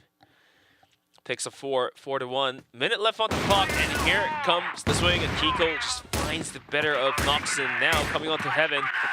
This is about to duel with the player on top, which is going to be FaZe. The timing is a little bit off as Kiko will go down. FaZe will pick a huge double, looking for the third. It's going to be Oven coming around the corner to help his teammate out. Beck and Ginger, the last two alive, is looking to get some work done. With just about 37 seconds remaining, gonna be put down to a 3v2. 1 kill up on the board. Looking for 3 more. Ginger swinging. Beck on Evan as well, swinging. But the timer is ticking down. Beck is going to find one. Swings and gets the second. Looking for the third. The Hunt has to hold it down by himself. Equalizes back down to 1-on-1. Black back. The gunplay absolutely superior. Secures the round 5-1, and Valdez right now, it feels to me that TBI, their gunplay, it's coming second to next. Oh boy. They have to get it up there. Now they're trying to rush in a machine room, and they're not even going to get 1 kill. I don't think they did any damage. They just kind of ran in there and died. Where's the pause? Maybe they need it now. They needed it last round like you were talking about. Yeah, it's rough. I mean, they had such a huge advantage. Like, FaZe made so much work in that last round. He got so many kills, and Kiko kind of pushed too far ahead. Noxon's going to get 1 here at least, but they just know that, okay, we know exactly where Noxon is. We can push into A. They're not going to have a guy on bottom of A because Noxon is there and they only have 2 people. It's now Beck going to get the rotation in. Not looking the right way. And so Noxon going to give his team a chance. I mean, he sure does. 2v3 is better than a 2v5. However, the nades are flying his way, obfuscating his vision, and the nades are going to put extra damage, an extra hurt onto the side of TBI. The C4 has been planted. Timer is ticking down. The sweet time is burning. And the retake, they've jumped through. Smoke Alucard on top of the bomb site, has the pistols out, but he gets knocked out quickly, so all of a sudden the retake seems very doable unless Jinzer just puts and sprays pepper at them. Kiko will find the piece of his own as well. And the scoreline 6-1. And yet again, Inner Circle will just continue to plow onto the scoreboard. Yeah, it just feels like, again, TBI, they're getting opportunities where they snuck down the short stairs, and it was like, it kind of looks like Inner Circle had no idea. Like, they were already down by the missile, and they just hadn't seen them, and they just kept backing off, and eventually they got kind of caught with their pants down. But yet still, the gunplay was just that much better for Inner Circle that they were able to win.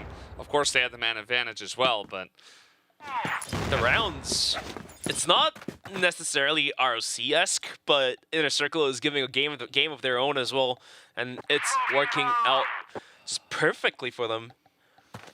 Yeah, it's not a close match so far. You can certainly say that, as Noxon's able to avoid all of that damage.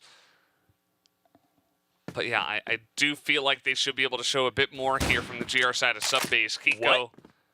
Just gonna wallbang headshot Hunt. Yeah.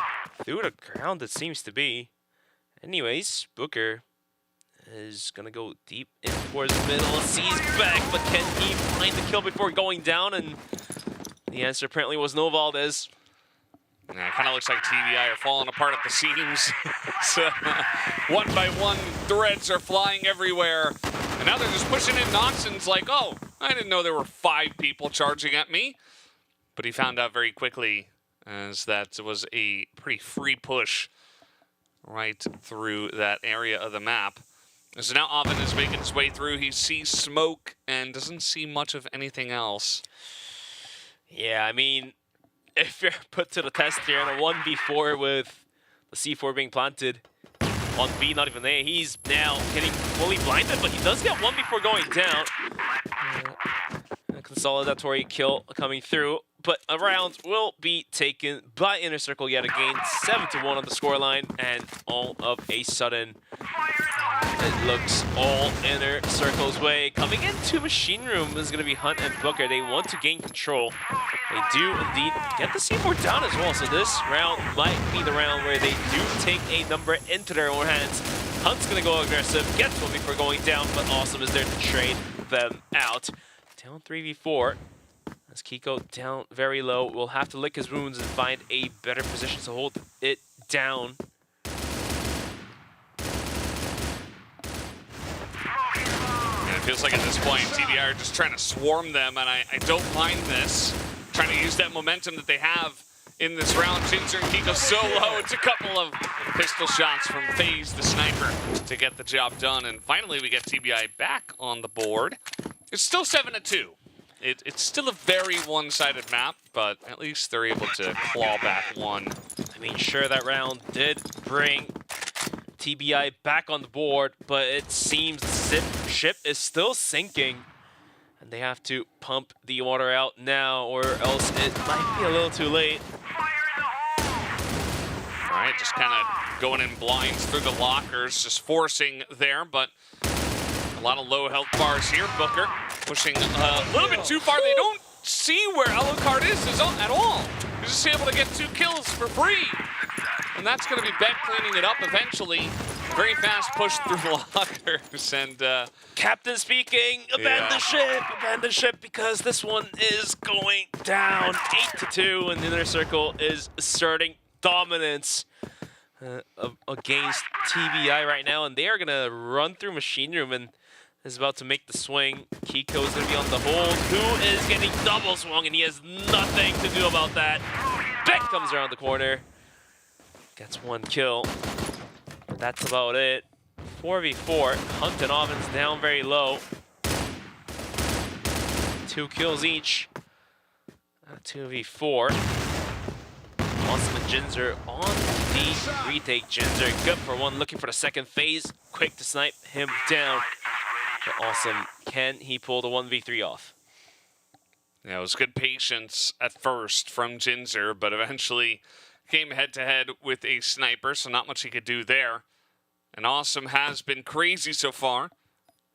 8-4, sitting on a 2 KD. He is looking to push in, but Oven is right behind the big box. That's one kill, but he's only got 16 seconds. Gonna do a bit of damage here, but just has to kind of charge at them and hope that they peek him, and they will in the double peek, which nets them their 3rd round. Better than nothing. Something for nothing. Gotta do it 5 more times, though, for TBI. And Inner Circle going for a more B-heavy defense. Well, they did lose the bomb site previously, but this time TBI is gonna send the C4 towards A. It's going to be Awesome on the hold. And we've seen what he's been able to do on the missile silo. Knocks in with the pistol. Will be leading charge. Awesome. Can't get much done. Does a bunch of damage for going down. Jinzer does spot a player coming down from vents. That will be another kill. More nades now flying. And Noxon was down very low. And that's your first nade kill of the tournament as you came in late, Valdez. Yeah, the nade kills. Feeling pretty good so far. And, yeah, kind of unfortunate that he was trying to plant, but he was low, and it was kind of one of the most common areas to just throw nades, especially because it was still very early on. Oh, update for you. On the first nade, there was a triple nade kill. Wow. 1 nade, 3 kills, Eagle Eye down middle, so you missed out on that. That's crazy. I hope you were sad. there, but yeah. Nonetheless, C4 is finally planted. More nades are flying as Booker takes a whole bunch to himself. On a 3v2, here comes the push. The charging into the bomb site. Oven has to hold it with Booker. Kiko gets 1, Kiko gets 2, Kiko gets 3, as I mean by that is he's gonna get the bomb defusal. So, all objective taken by Kiko and Global Risk. 9-3 on the scoreboard. And Inner Circle is looking pretty damn strong. Yeah, we knew Inner Circle was the stronger team coming into today, but didn't quite expect it to be this one-sided, as Oven is just sending it down the long stairs. Hunt's here as well. He's got a nice angle. Gonna spot him behind the small box, but Alucard is waiting. Spotted him jumping into woods. Oh, that shot was insane. That was nasty. But speaking of nasty, Jinzer gets a double kill of his own, so Booker is left all alone. C4 is down in no man's land, and he has to go to recover it before doing anything. But whilst crossing double doors, he gets fully spotted out. Inner Circle is going to close map number 1 of Subbase out in a 10-3. And the issue now here lies that this was their map pick. TBI has dropped their map pick, and now Inner Circle goes into Eagle Eye, which is more sniper-heavy map than you saw. Alucard was completely cracked out of his mind. So, gonna be an even steeper uphill for TBI to climb, but they have to do it now, or else it might be too late. Yeah, really insane stuff from them. Let's take a look at the highlights here from map number 1.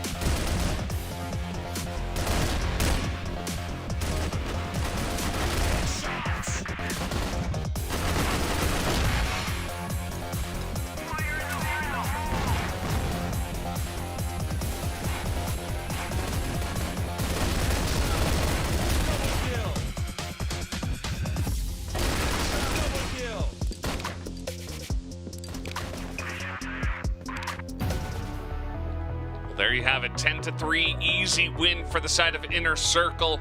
Wasn't quite as speedy as Rock Esports, you could say, but it was still just as dominant, as we saw a lot of those rounds going heavily in favor of Inner Circle and TBI Esports on their last legs.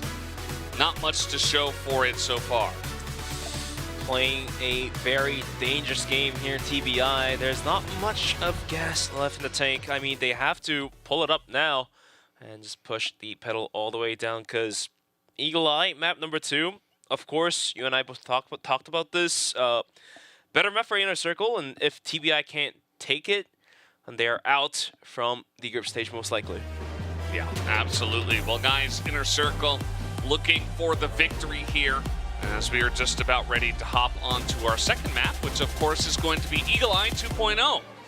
And this one being the choice of Inner Circle means that starting out from the Blacklist side as well, everything just feels like it's going in their direction, hoping for one last opportunity, one last try from the side of TBI Esports.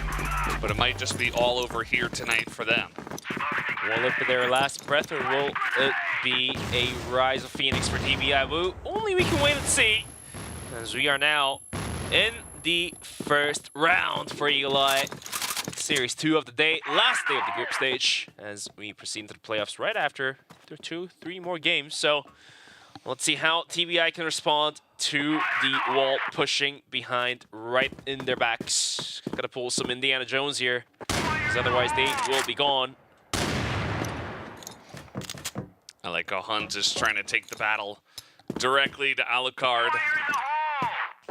And I say that, but actually, yeah, not liking it as much now after the result of what I saw. Maybe he regrets his decisions for 3 seconds, a little too late.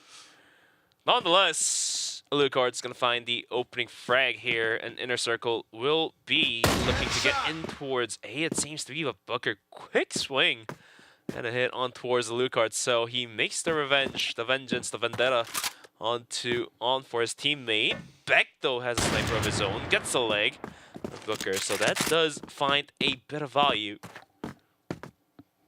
Yeah, he's definitely going to enjoy that. Now he's going up in the towers. Here's Noxon going for a bit of an aggressive push, and Ginger's like, oh, look, a free kill. FaZe says the same as he pokes out, has to work for his kill a little bit. He wants to peek him again. He's actually going to take down Ginger. Now Oven on the flank coming out from A-Long, picks up one. And it's all up to Awesome here in the 1v3. Not looking too hot for him. Everyone from TBI is finding an adventure, a bit of their own. I mean, in sub-base it turned out not so nice, but coming into Eagle Eye seems to work out for a little bit. Awesome gets the C4, not a lot of time, but he can definitely clutch it up if he can. Oven very low, Booker very low. He has somewhat of a free bomb site, so let's see if Awesome can get the angles correctly. Gets the C4 down by FaZe from the Overwatch. Will be able to take him down. Another BM shot, but at the cost of losing map number 1. So, worth it, if you ask me? Probably not. But round win, yes, indeed. Yeah, a round win is a round win. And that's really all you can say about it. Remember that TBI Esports started off with a round win on Subbase. Are you saying this? I mean, let's see. Just saying, you know, just saying. It's just one round. Just one round. Who knows, one right? round to start. FaZe was looking very sharp. And Noxon was almost like the bait, you know? He went in, he kind of looked silly, and FaZe was right there to lock it down. Absolutely. Inner Circle now going for Hotel, as Awesome is thinking to guide himself through the smoke, but he will back out and wait and find another time, another day to do so. Alucard rotating in as well. Let's see if Inner Circle can double swing FaZe, who is holding it down with Pop Flash. Noxon gets knocked out. He had nothing to do about that, and Oven was put to the test as well. Already, bomb site is being completely swarmed over. Booker goes down as he crosses through the smoke, and all of a sudden TBI might just have the repetition of sub-base come their way.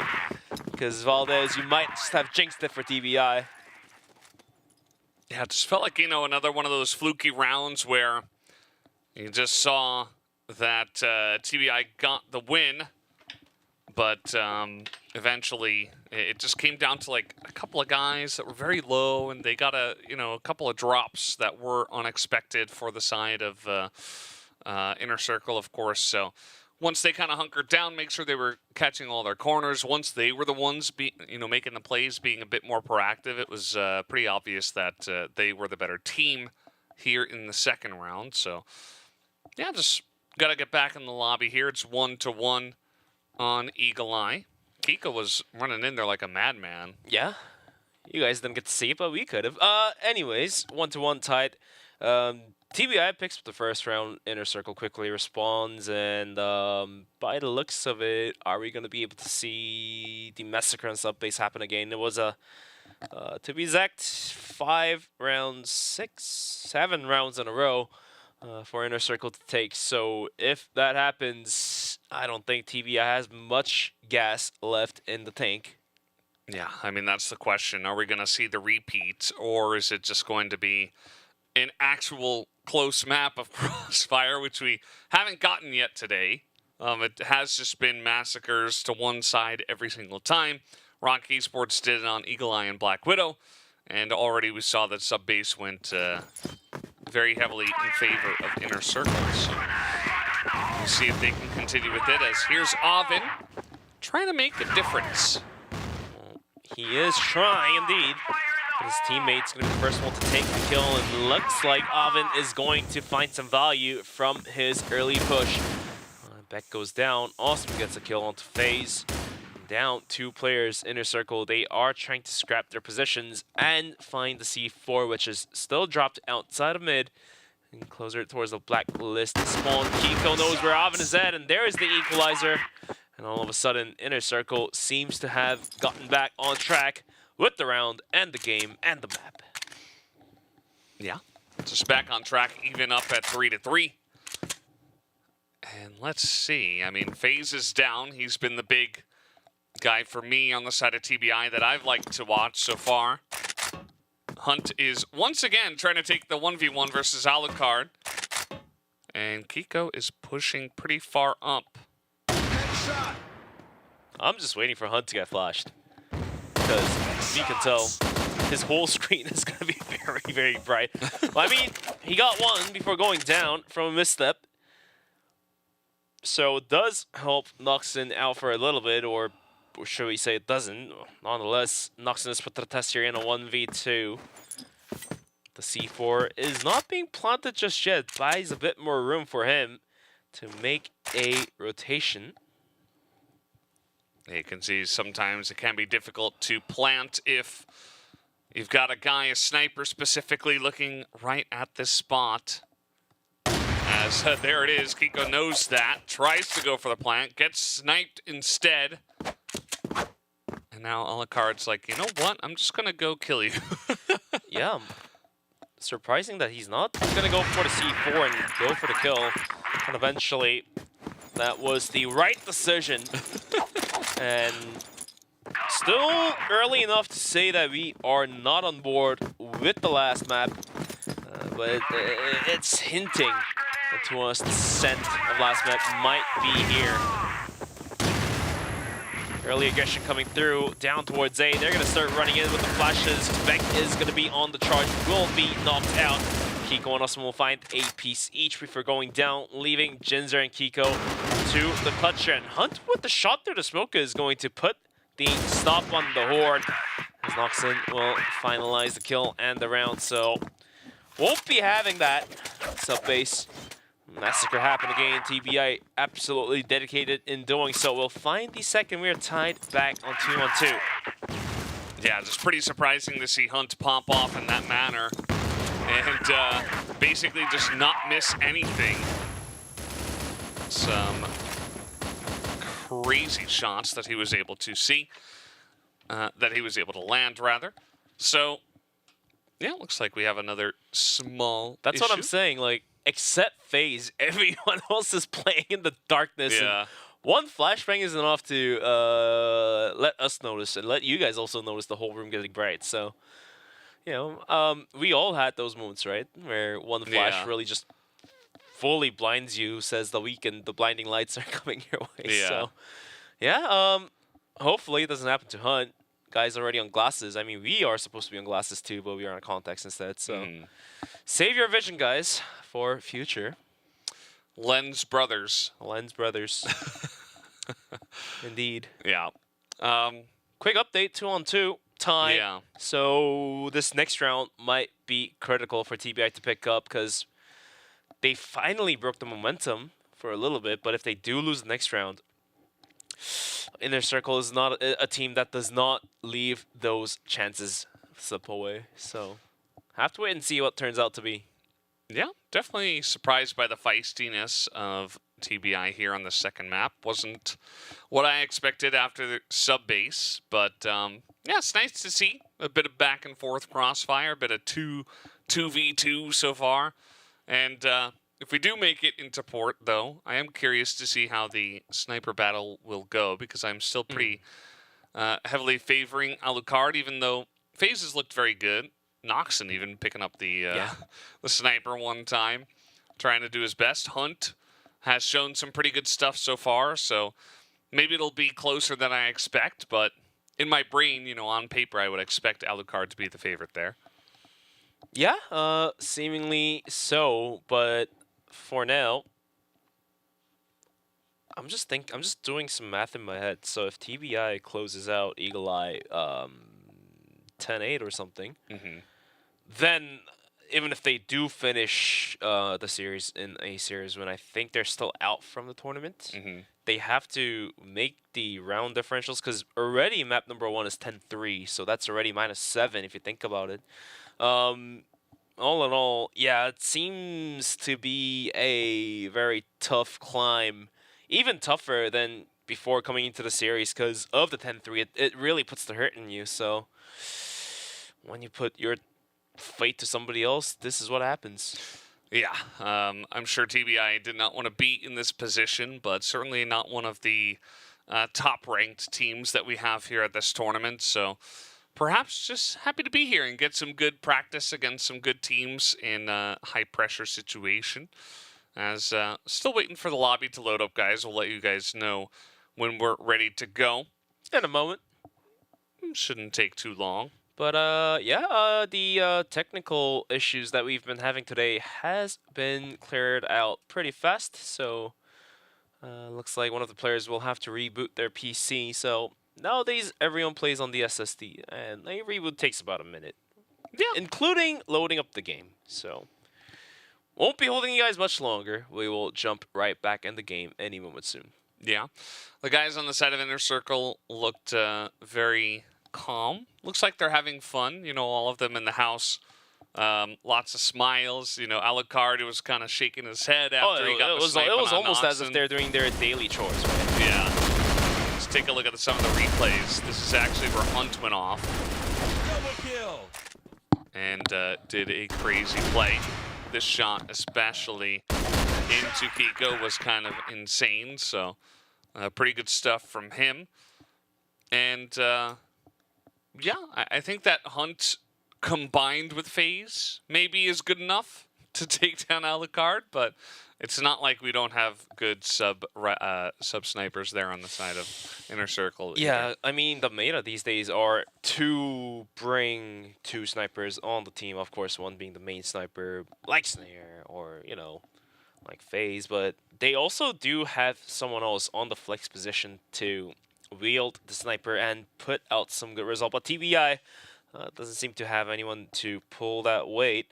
While you yap about 2 teams, I'll check the scores and give you some insights about the possibilities.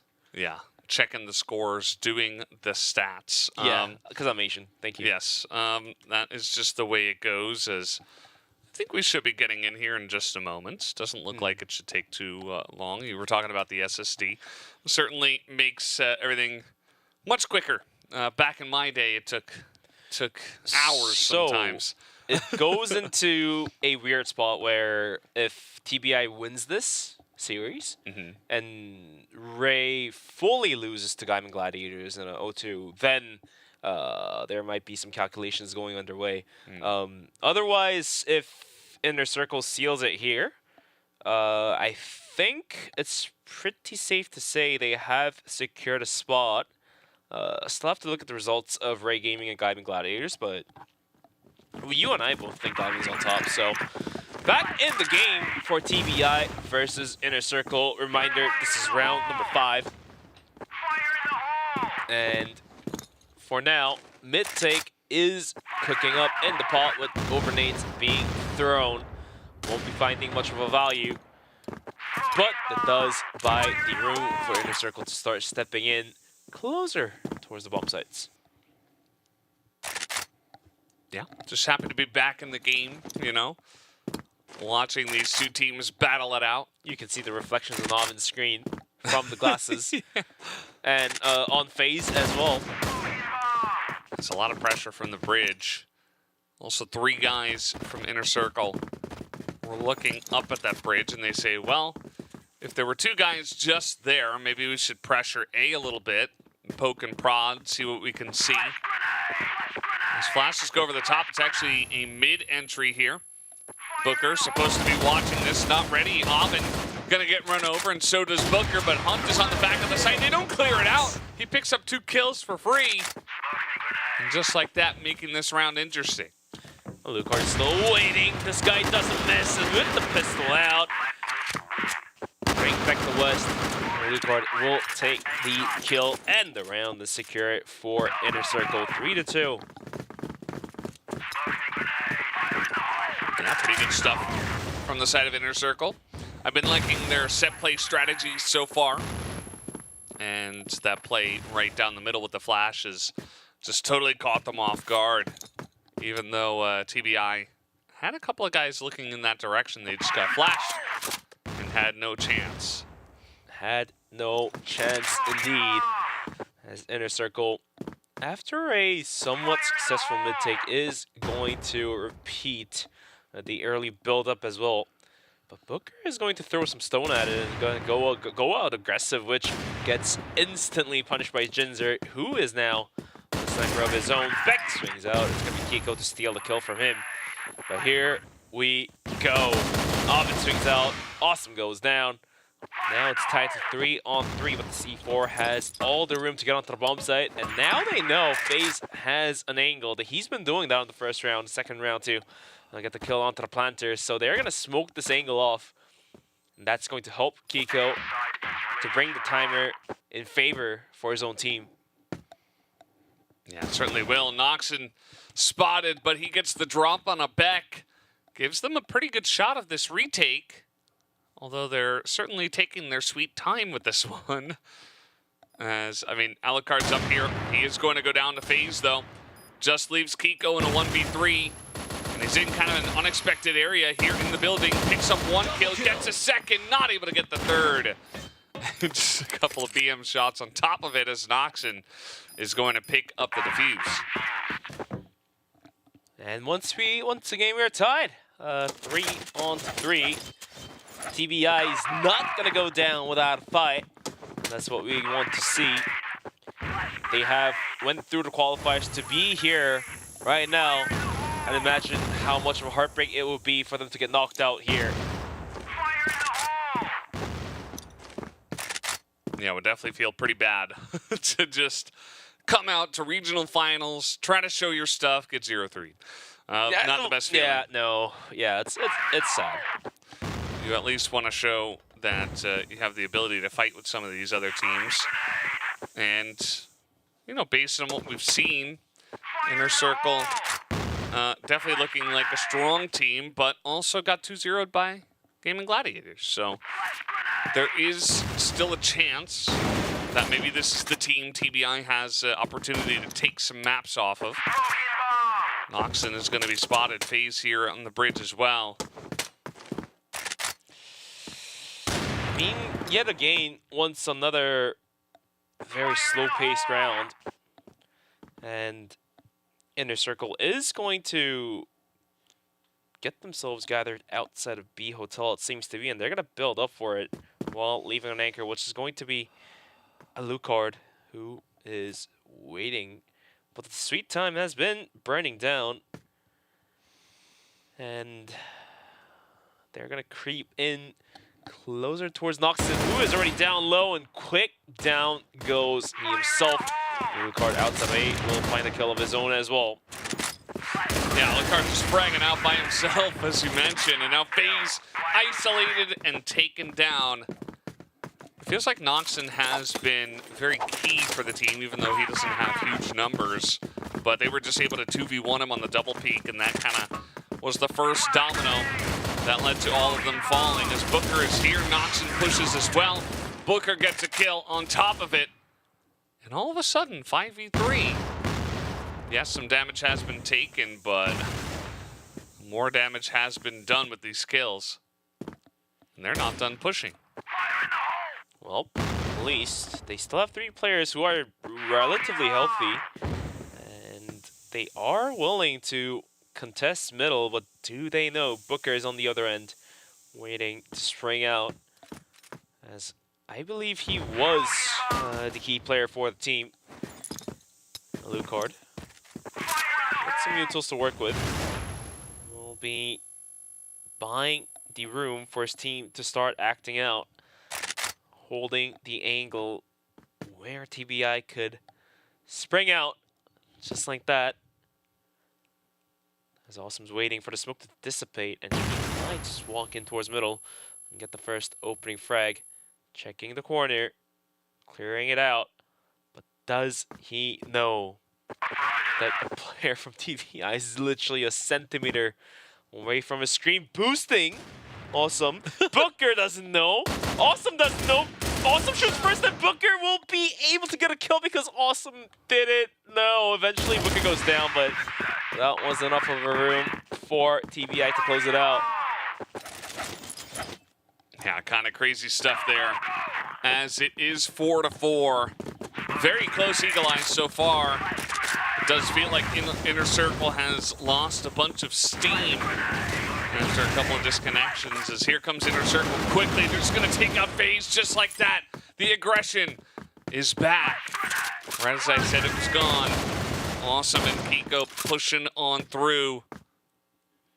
Pumping the gas right into the tank here, and they're going to be full sending it. It looks like they have found a decent spot to be in as the Blacklist side.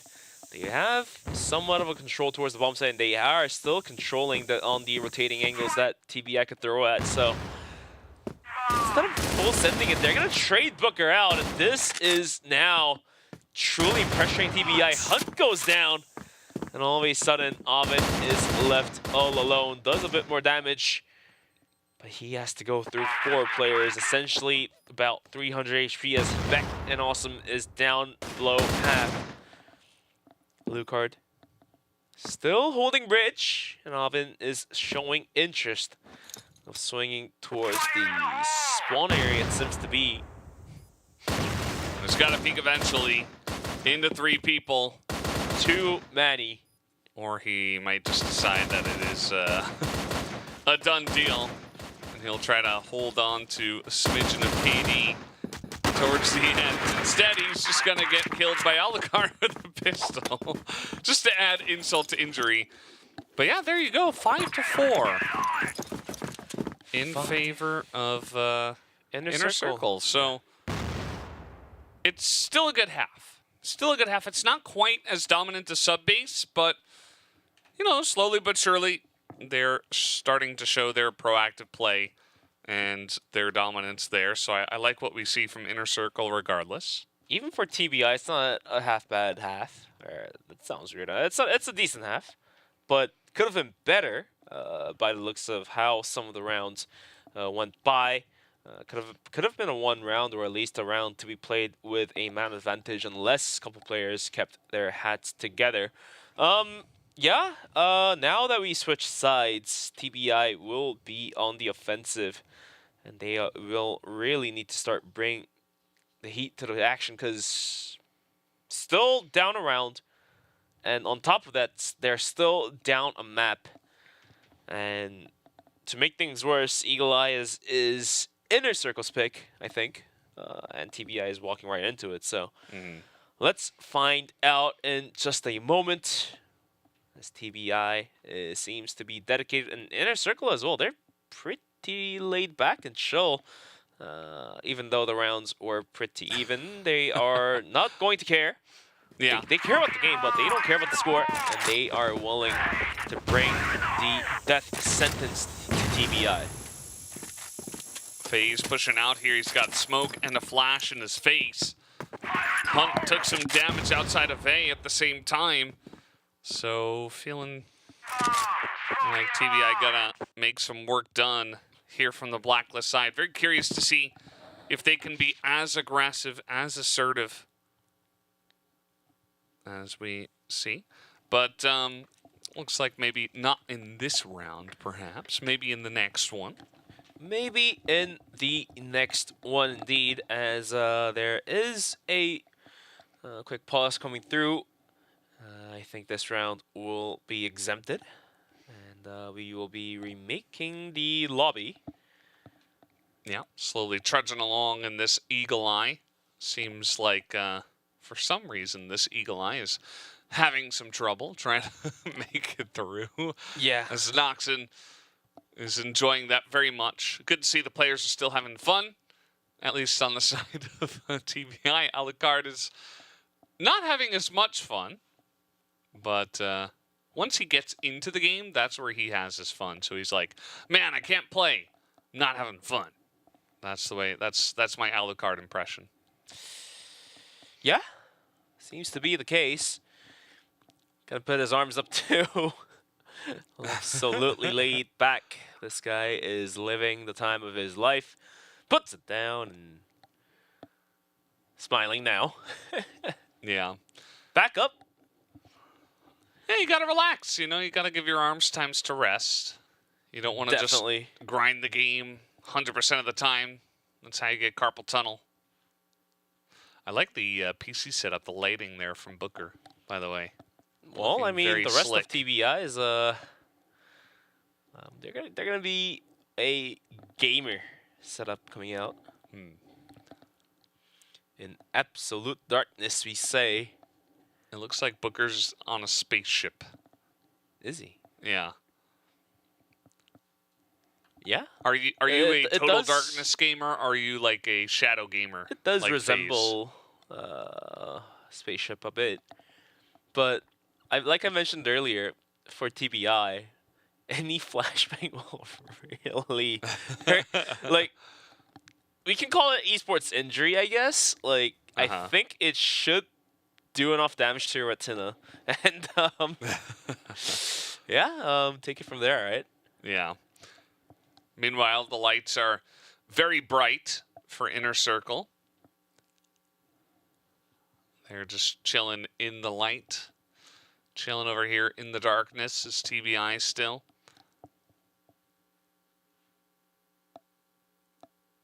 Just readjusting. Looks like maybe we are going to be getting back into this game in just a moment.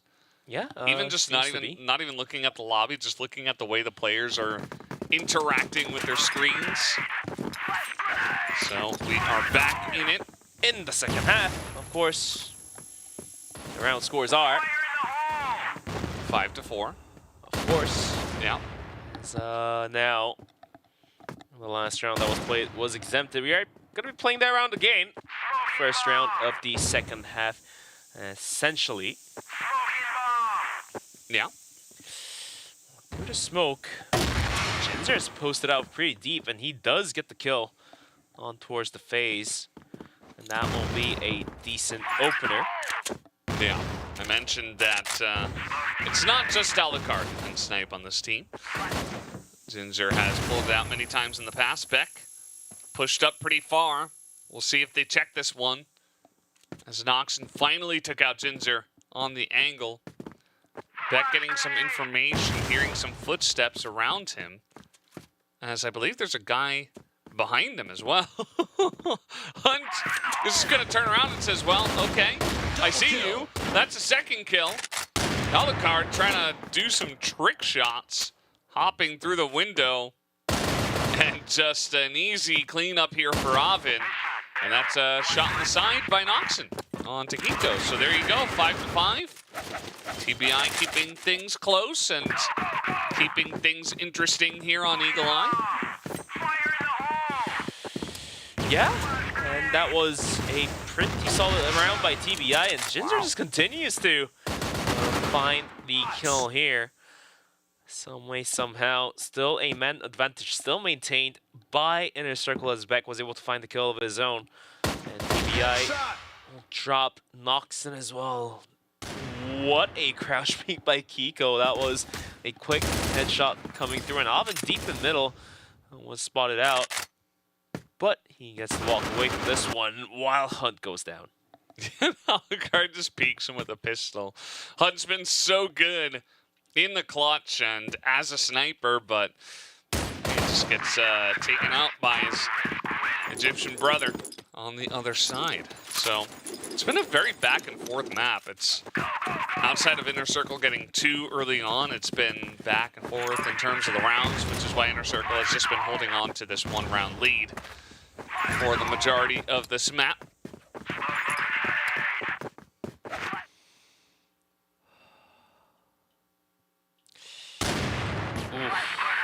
Could have landed, but TBI is about to full send it with the smokes and the nades being thrown out, but Beck will do a bunch of damage. Let's hold it down as Alucard is going to find a double kill sneaking out from the top bomb site. And all of a sudden, TBI is mightily struggling to even get onto the bomb site as FaZe is left all alone in a 1v2 with the C4 down in the Overwatch of Inner Circle. Makes the wraparound through middle, sees awesome, but that shot unfortunately doesn't land. And he reveals his position.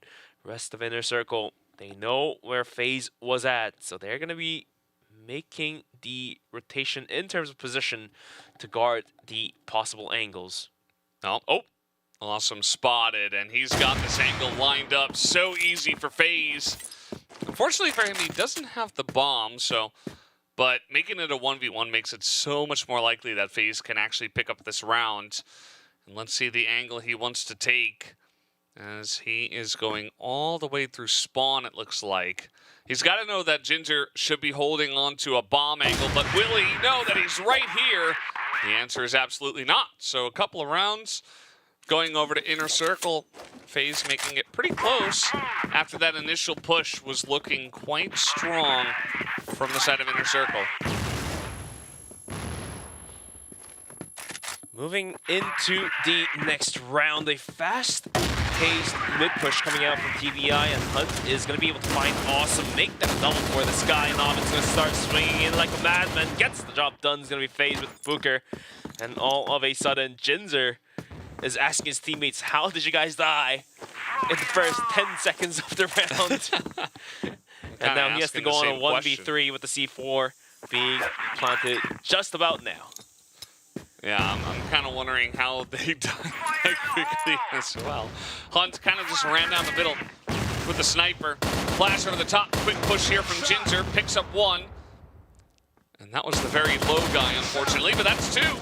And now it's just 1v1 versus Booker. Should be favored towards Ginger, I would imagine, but he's down on health. Gets the peek, and there it is, the headshot. Ginger, 1v3, picks up the round. That was the definition of clean, crisp shots. And to just add on to it, he's going to find one more kill. So, that'll be that. And another round for the side of Inner Circle.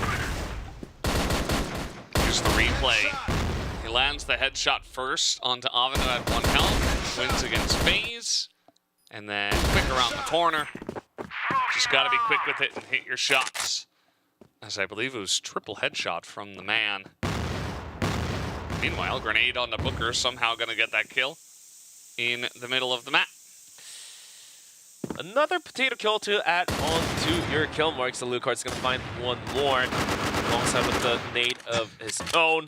Extra shots from the pistol will surely stop TBI from walking in. And speaking of which, awesome Shirley holds it down by taking down Oven, and FaZe is left all alone.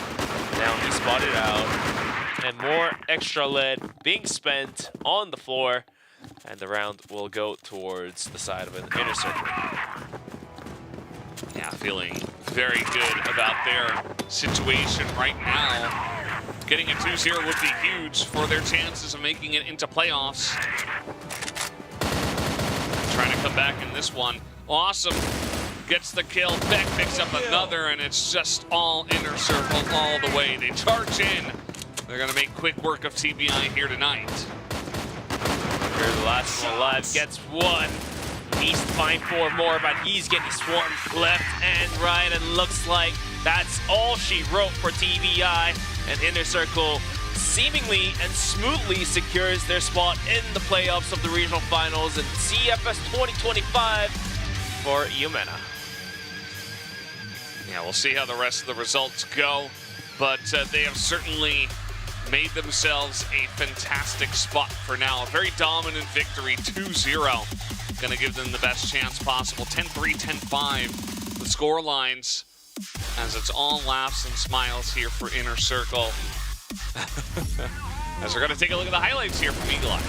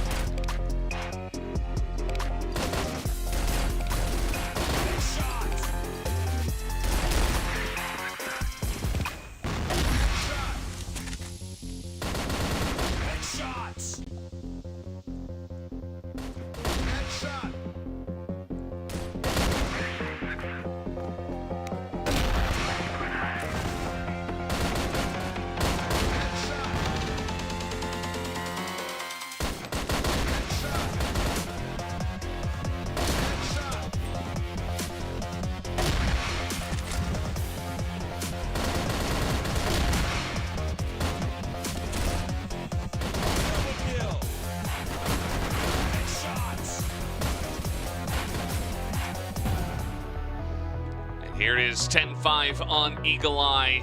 Alucard putting up a 2 KD. And Kiko and Ginger also getting some big numbers. Unfortunate for TBI, but that's going to be the end of the tournament for them as they go 0-3 in the group. Means they don't have a chance to make it on to the next round.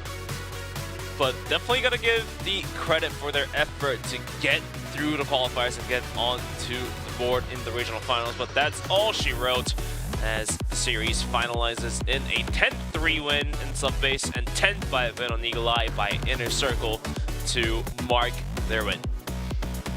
Yeah, pretty much no notes here, as Ginger gonna pick up the match MVP. 1.92 KD across the line. Had a fantastic Subbase. Absolutely deserved here. Absolutely deserved. But let's go take a look at some of these highlights from this guy who has been being the key anchor in certain positions, like even this position down deep in A of Subbase and on Heaven as well.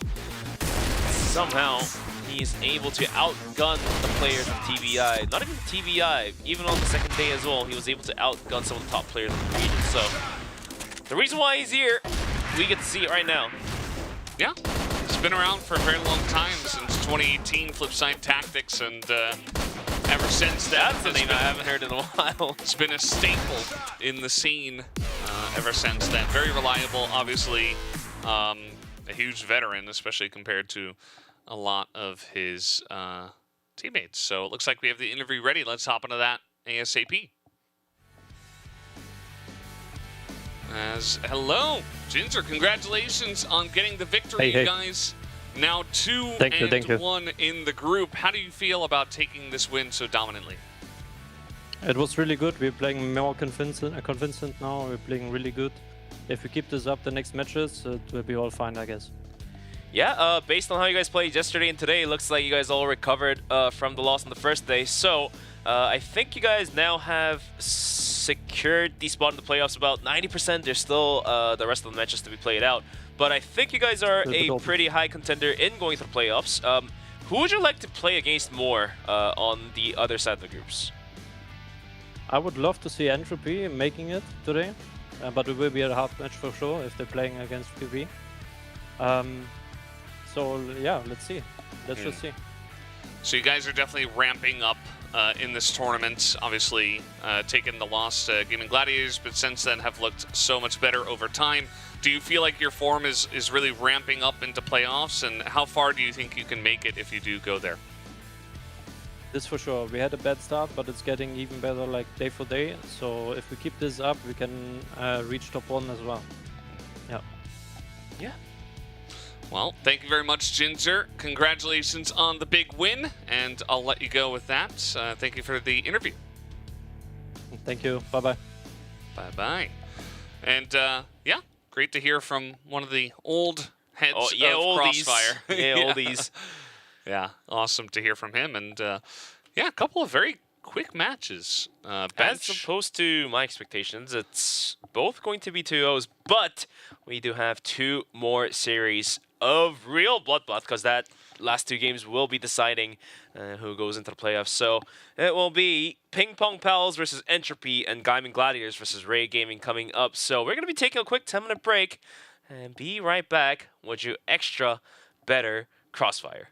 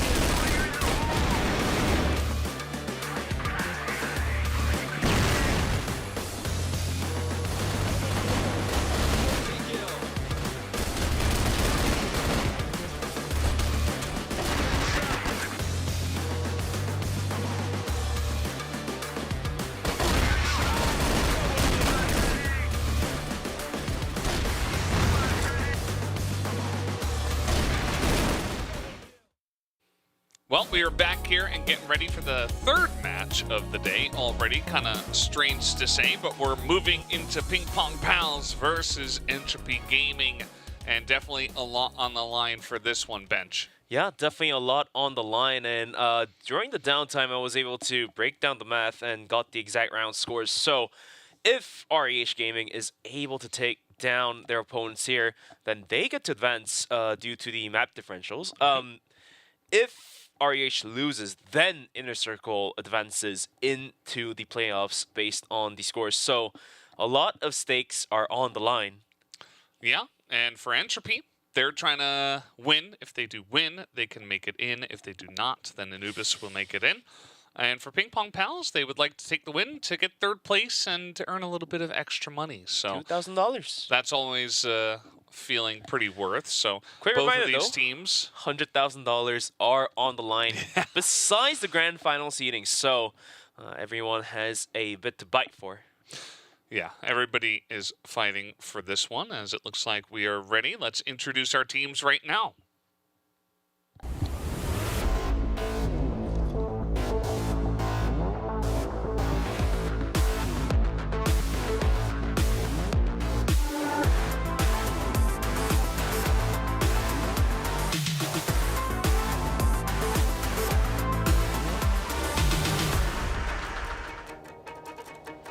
There you have it, PingPongPals, or also known as 3P, having a rough day on the first couple days, but they were able to bring back some heat. Good old veteran Pietro as well is going to be feeling a bit better. Not under the weather today, and these guys also definitely need the win here tonight.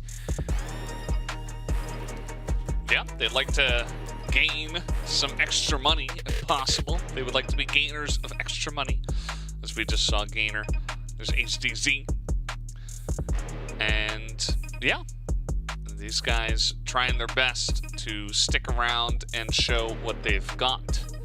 Haven't been able to show all too much so far, but it's a tough tournament. You know, it's very difficult to be the top team, to be the top dogs. Sure is indeed. But the KD do speak in a bit of hovering around the sweet spot type of manner. As Gainer sits around 1.06, and the rest of the team is going to be around that one KD. Well, let's go take a look at their opponents. That will be Entropy Gaming.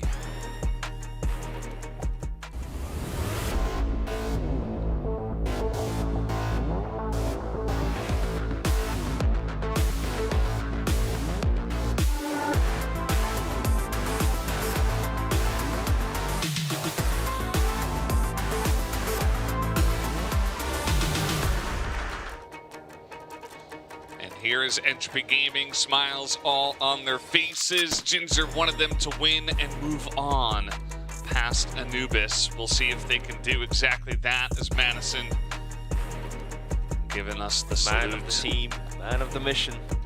Pew's got a piece of paper. I mean, Thank you for that. He could have held it up a little longer so we could actually see what he wrote down there, but Didn't see anything. anyways,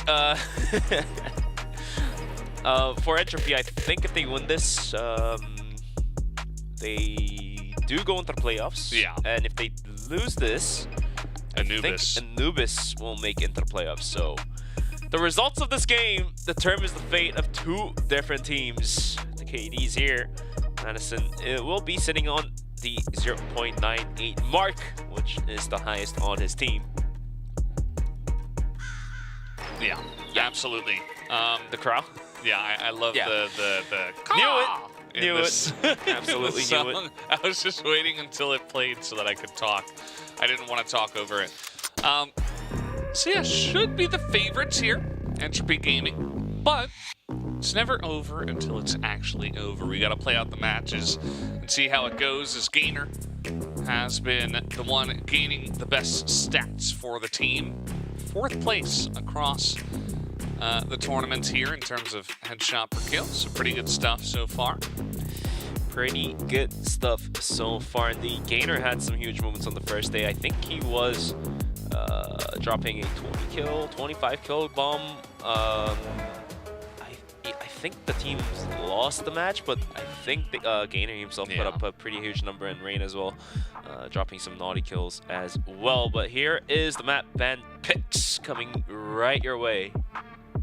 Yeah, well, Entropy gonna go ahead and pick new compounds for the first map, and straight on to Black Widow for the second one, and then we are left with Eagle Eye 2.0 for our third one. So, pretty interesting map pool, especially seeing new compounds come out here this quickly. Yeah, your first, my second, of being able to see how a new compound gets played out. But yeah, just like how I said yesterday, teams are now more willingly picking into Eagle Eye, whether that be the first two maps or whether that be a decider. Mainly because when Eagle Eye 2.0 first came out, you and I were on the desk and we were able to see the teams just not opting out to play the map at all costs. But now, enough time has passed, enough amount of prac has went through. So I think more and more teams are willingly putting their picks on the mark for Eagle Eye. So yeah, new compound to kick us off into the game. Black Widow as map number 2 on Eagle Eye, as map number 3 as the decider. PingPongPals versus Entropy Gaming. Who will come out alive? Plan for that extra money is 3P. And also going to play spoiler against Entropy. I'm sure they'd love to do that. And whereas Entropy fighting for their tournament lives. Certainly a lot on the line in this one.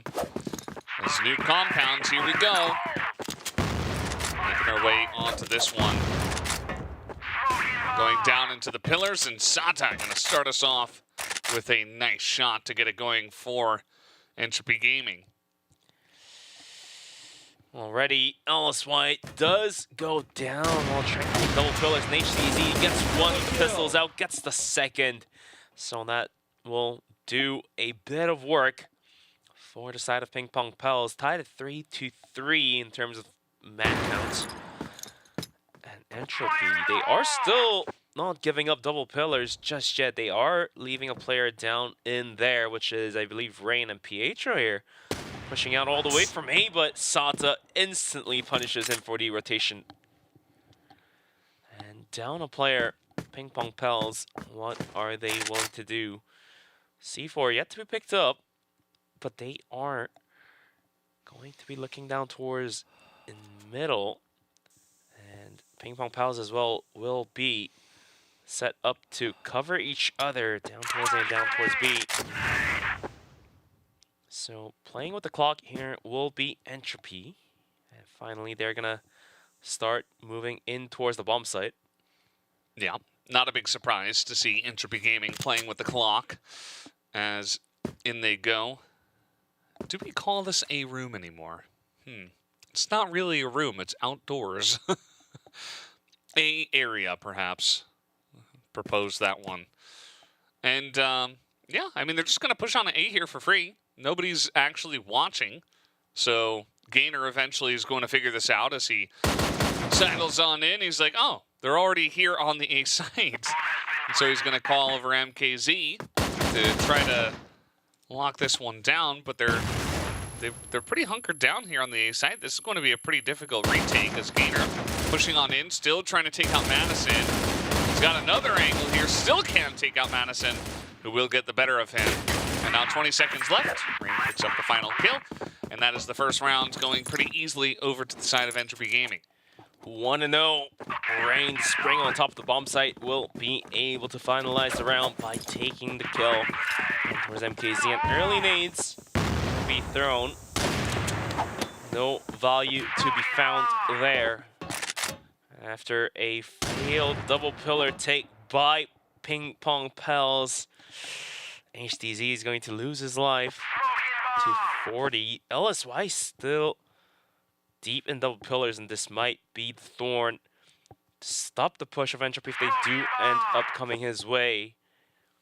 However, not on the rifle, on a sniper might cause a bit of issue for him to start spraying like a madman. You can't spray, you can only click, but click does he do, and it's good on Sata, and he has enough time to fall back. So, just like that, LSY will find the equalizer. Yeah, LSY, pretty huge stuff. He's able to get back to safety as well. Looks straight down. He's not quite going to land that shot, but still get some good information. There's a decent amount of time still left over. They could easily rotate back towards A if they'd like to. That's what worked out in the first round. But Pietro sneaking up through mid as we speak, so might be able to sniff out a rotation if it does come through. Yeah, rotating out is probably what Entropy wants to do. They don't know exactly where LSY could be, but unfortunately, MKZ also holds on to sniper of his own out towards long, so they will need to double swing this and get the trade kill because MKZ, a double swing, will be very effective, and there is the frag down and dusted. And all of a sudden, PingPongPals are left. 3 players trying to hold on to wherever angle they can. Pietro will go down to 40 and Gainer. And LSY has it all to do. 1 frag done for Gainer. LSY trying to hold on to A off his pistol bullets are out, and he has to go for the reload. Plenty of time for Pew to start peeking out once again and get the kill, and that's round towards Entropy Gaming. Yeah, 2-0, good start for them, showing their prowess on this map.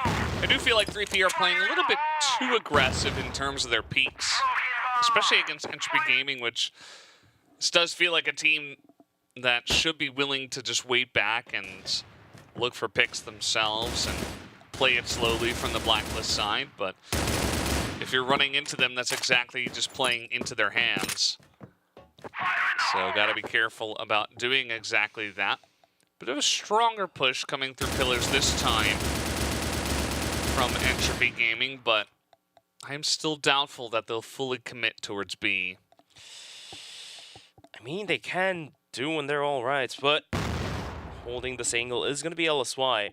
But a sniper has a slight amount of room to find a peek if he can. With the support of Gainer as well. Flash up and over. LSY is driven away from the front position he was taking. Gainer will be throwing the pot shots in the smoke to buy the room for LSY to rotate back into service. And while as you can see, the whole bomb site of B has been renovated. So you do have a bit more room to work around, which I think benefits the Blacklist a tad bit more, because you can spot the players out faster and easily as opposed to the previous patch. Mm-hmm. Yeah, the entries are certainly a lot easier. But then again, the double windows hasn't been changed, so gotta go through that path first. But nonetheless, here is the go sign. Gainer on the side gets one, but he quickly gets traded out, and LSY now trying to get into the bomb site, doing the heavy lifting with the pistol. Will get one. Quick scope with the sniper will be good for 2, looking for a third.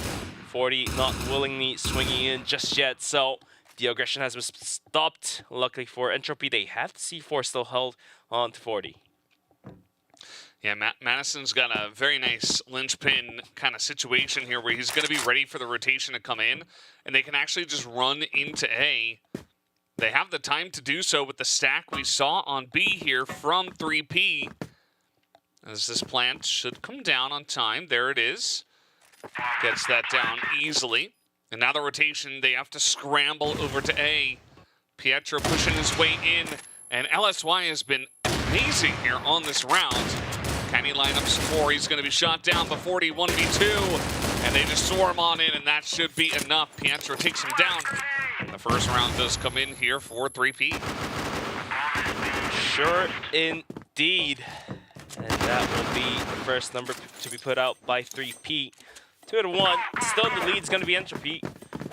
We are still very early on compound, and this is one of the more even maps.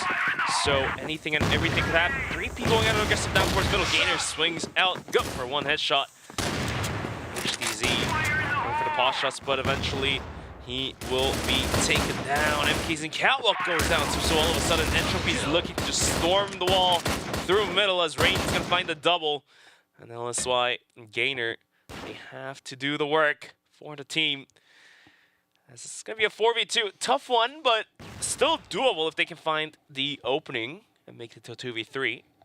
Yeah, looks very dominant at first with that first kill from Gainer. They got the flash over the top. but the patience from EYG was very nice. Just able to hold on to their position and wait for more peaks to come out. Sata, oh, the timing of that was not very good. So, Gainer is in, and I don't think they have any idea. Just gonna sneak in and take out Rain. That's 2 kills to Gainer. 3rd on the round. The only one to do anything for the team here just yet, but he will be shot down. And Sata gets the kill onto LSY at the same time. So back on the board here is Entropy Gaming up 3-1. 3-2-1 indeed. As looking for round number 5, Entropy is going to go for a more passive setup this time. As the PingPongPals, they've been trying to gain control of the double pillars. Sure, it succeeded one time, but I think it failed more often than not. As Gainer swings out, gets dropped, and already struggling. Will be PingPongPals to hold onto one angle. Yeah, Sata at first looks like he was totally caught off guard. And then it was like, oh, I've got a bunch of members there to help me out. Bunch of teammates ready that got my back, and Gainer was not expecting that for some reason, as now a little entry into mid. HTC very far up. He's going to get the pick off and get out with his life. Pretty huge stuff for him to give his team a chance. And now Entropy Gaming say, well, let's take a step back here. Meanwhile, LSY looking to rotate around and actually get the drop on them if they do go in through pillars again. Into pillars. Minute left onto the clock, though, and Entropy looking towards middle and lining up their smokes. They are willing to swing into this one. Flash over. But LSY springs out. Pistol's good for 2. Sniper for the 3rd. Not going to hit. 40's going to get 1. He knows where LSY is at. Here it comes the dualies, but LSY will be able to fall back out. And all of a sudden, 40 is left all alone with just about half a minute on the clock. And now MTZ swings out and gets the kill done. That will be the round added towards PingPongPals.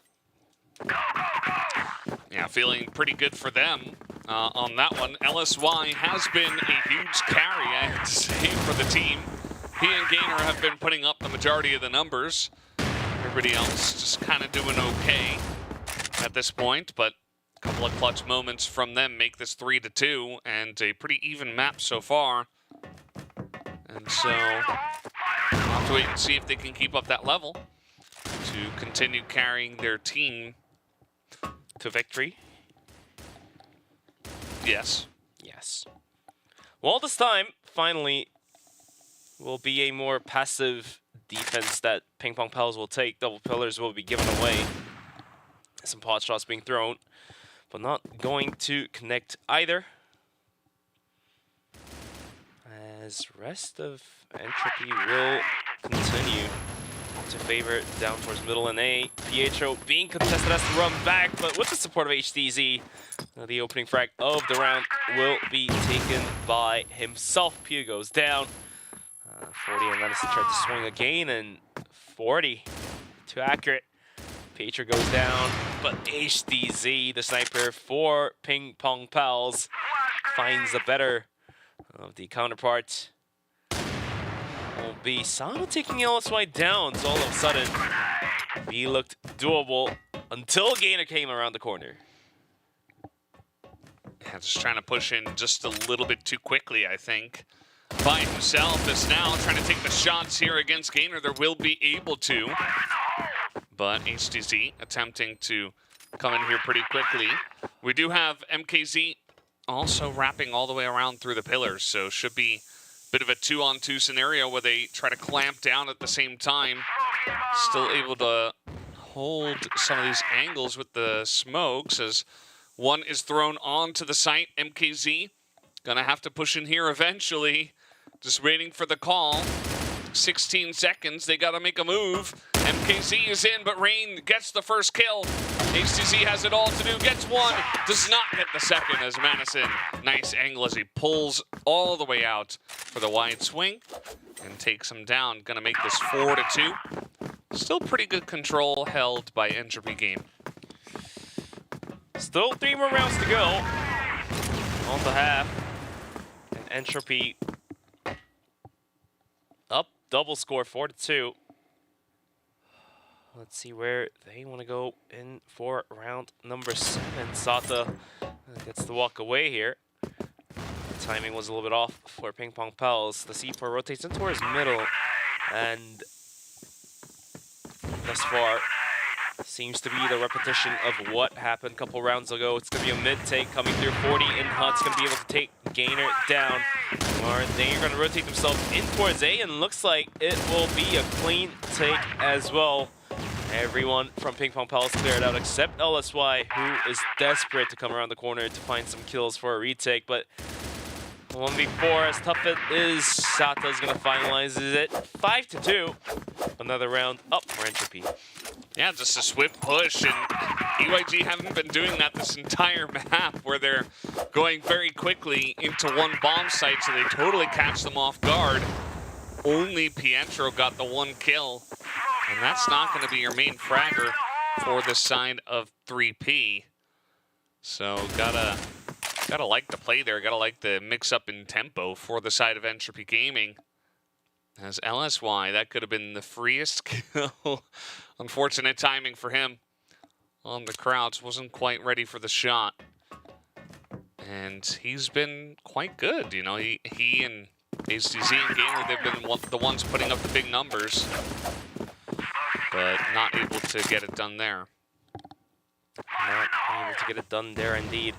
And Entropy, this time, after a successful mid to A, let's see where they want to guide their steering wheel towards. Madison took a bunch whilst clearing out some angles.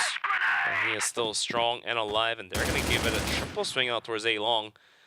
Some pot shots being thrown, but it's not enough to pull the rotations out from PingPongPals. The C4 being held on towards 40, who is still in the A connector. It may hint to us otherwise. Minute left on the clock, and the tension is really building up here, Valdez. Yeah, it definitely is. I mean, they're getting pretty close to this push coming in, but a couple of guys on low health means that it shouldn't be an easy one. But here comes the setup. Santa gonna throw smoke over the top. The flashes come in. HCC is so ready for it. 40 not gonna hit a shot. Gonna miss another one, but gets the kill with the pistol. So still a chance here with 30 seconds left. Moving on in is Madison, but they're closing in. And MKZ gets the first shot. 40 up against so many, and he's not gonna hit 2 in a row. And they're trying desperately to actually just swarm him. I mean, 15 seconds and 40 can find this first one. It's gonna be Gainer who finds that one lead bullet. And that's gonna be the 3rd round going towards the side of PingPongPals. Last round on the first half. Yeah, last round's been a pretty close one, actually. We've had some competitive CrossFire here. Nice to see actually have it today. Pietro swinging aggressive with the support of LSY. HTZ is taken out in the process. 3-man push into double pillars. Let's see if that pays off dividends, but 40 won't go down. It's going to be Sada to take the kill onto LSY, so Pietro desperately picks up the double to help his team. Now it's tied to 3-on-3. May take a bit of help away from Rain. Pietro eventually is taken out from the picture, from the frame. 40 a little too quick on the shot there. He's going to miss this chance to find the 3v1. Yeah, Pietro kind of just ran in there like a madman, I think, trying to maybe rile up the team. After he got a double kill, he was feeling himself, but kind of overheated a little bit. Getting in there with a pistol and a grenade onto 40, thinking it would be enough. Rain is basically not alive, but he'll be a body at least to push in to B. And it looks like maybe a little bit of a dry push, as Gainer's already in, though, as the flash finally is utilized. And Gainer not sniffed out just yet. They're going to have no idea he's here, as now they're going to spot him, as Madison does not get the kill. And Gainer up against so many. The shot here from 40 finally does come in. As he was certainly taking his time with that one. Had 40 stuck there. Now MKZ in a world of trouble to get the C4 defuse. 40's just jumping around all corners to bait the shots come out. MKZ eventually goes down and Entropy secures around 6-3. And MKZ was a little too far from joining in with the teammates. Gainer tried his best, but I mean, the damage has already been inflicted. He was down very low. One bullet was going to do it. Entropy will find a definite lead here, but now we do switch the sides. See if that changes anything for the side of PingPongPals. Yeah, I personally feel like EYG should maybe even be better here from the GR side, but let's see how it looks. Rain, pretty swift shot there. Pietro on a bit of a solo mission.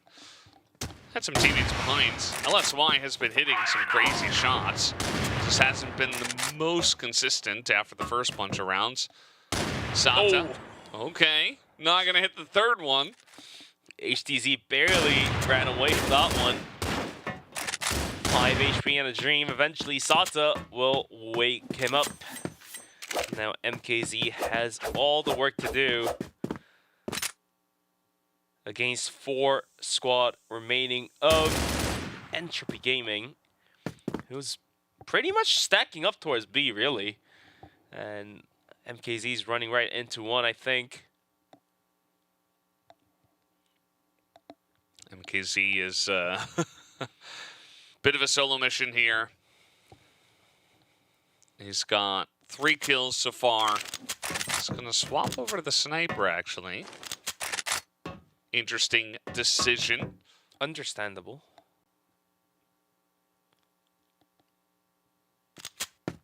But less than a minute left and he's gonna get it going, and he does go on to take the kill over the few, but now he's getting swung by Rain and he couldn't turn his crosshair in time. 7-3, and Entropy is definitely leading out here by 4 rounds. Yeah, it's a pretty nice. Oh, that grenade was huge. Catches Pietro and Gainer. Both of them taking a big chunk of damage, and now Pietro, he's been kind of unleashed. I don't know. The calls he's making are just very aggressive. And now he's going to find a little angle towards B if he'll have it. Smoke's there from the spawn. It's a hefty lead as well, too. And Rain actually going to get that first kill. Yes, they're in the servers, and they're going to get a plant down, but man advantage here. Gainer pretty far outside, actually. Is 40 going to take the win with the pistol? Of all things against Gainer. Well, I mean, that's still a man down, and Entropy will be throwing the utils that they have been able to save up till this point. Oh, that flash is pretty big, but LSY is able to pick up 2. It's up to 40. He comes in, he's got Pew with him. LSY has been so clutch, but they gotta get the kill. He does! And with 5 seconds, he doesn't know where the bomb is, and I think it's too late. It's gonna be so close, though. Ooh. That was like 0.02 seconds away. But then again, had Pew found the C4 in time, right? That would have been Entropy's round, but unfortunately for them, and luckily for PingPongPals, they are going to keep the dream alive. Moving into this round, for 12. Madison being tested, but he has to fall back. Too many angles to cover and too many players pushing his way. 40 came in for the help. Madison's gonna play anchor, but now he's getting nade stacked. That takes about 30 HP in terms of damage. As long as Madison and 40 can hold this one down, as 40 finds the first, the rest of his team can run it down and find more ground on the other side of that. Doesn't matter as 40 finds one more. HTZ does return fire, but at the loss of 2 of his teammates. And himself. 40's been insane with this pistol. Just going out and peeking like that into him was very brave, I have to say. That's one way to put it. Pietro now knows he's alone in a 1v3 situation. Up against 40, who has 16 kills. Santa, who has 12. And that's not going to be good odds for him. So an 8th round picked up here for the side of EYG. And looking pretty strong on their pick here of new compounds. I have to say I like the gameplay so far. Gameplay so far indeed, but here we go. 8-4 the scores. Right now, PingPongPals run it down mid, but without finding much value, they will have to go for a reset. That eventually gave enough room for Entropy to poke and prod in other side of the maps. As you can see, Rain is out in double pillars, it seems to be. And if PingPongPals do not clear the angles out, it's going to come back to bite them. As Pietro will eventually lose his hat. And just like that, the mid push was not going to pay off dividends, rather charged them extra interest. Yeah, and Rain's just going to be able to hold down that angle just by himself. And they'll have... that flash pretty interesting. Not quite able to catch anyone. But yeah, they can just have another guy check from B into mid. And then outside of that, they can have 3 guys just looking in towards A. And be ready to hold this push. If it does come in, they don't have the bomb, but still just stacked here. P are going to be able to pick up 1, makes it 2. And eventually goes down to HDZ, but it just means that 1 by 1, the dominoes should fall. MPZ by himself against 3. And should know he's in a lot of trouble. Sata just runs out and peeks him and picks up the 9th round win for EYG. Map point secured. It seems to be 9-4. Entropy, as opposed to their first day, is doing absolutely great, performing out. And even the nades are working wonders. Madison on the other side of smoke sprees down to. And PingPongPals are mightily struggling to survive on new compound. MTZ gets onto the bomb site, but 40 is waiting. The quick scope is there, sees the jump spot. Pew comes around the corner, gets a kill. 40 gets the drop. 10-4 it is. And new compound will go to the A of Entropy Gaming. Yeah, just absolute dominance from the side of Entropy Gaming. Zinzer wanted to see them doing well. They're doing pretty well here in this first map. Their choice of new compounds looks like they were able to look even better from the GR side, which is something I kind of expected. PingPongPals, not enough under their belts, as we'll take a look now at the highlights.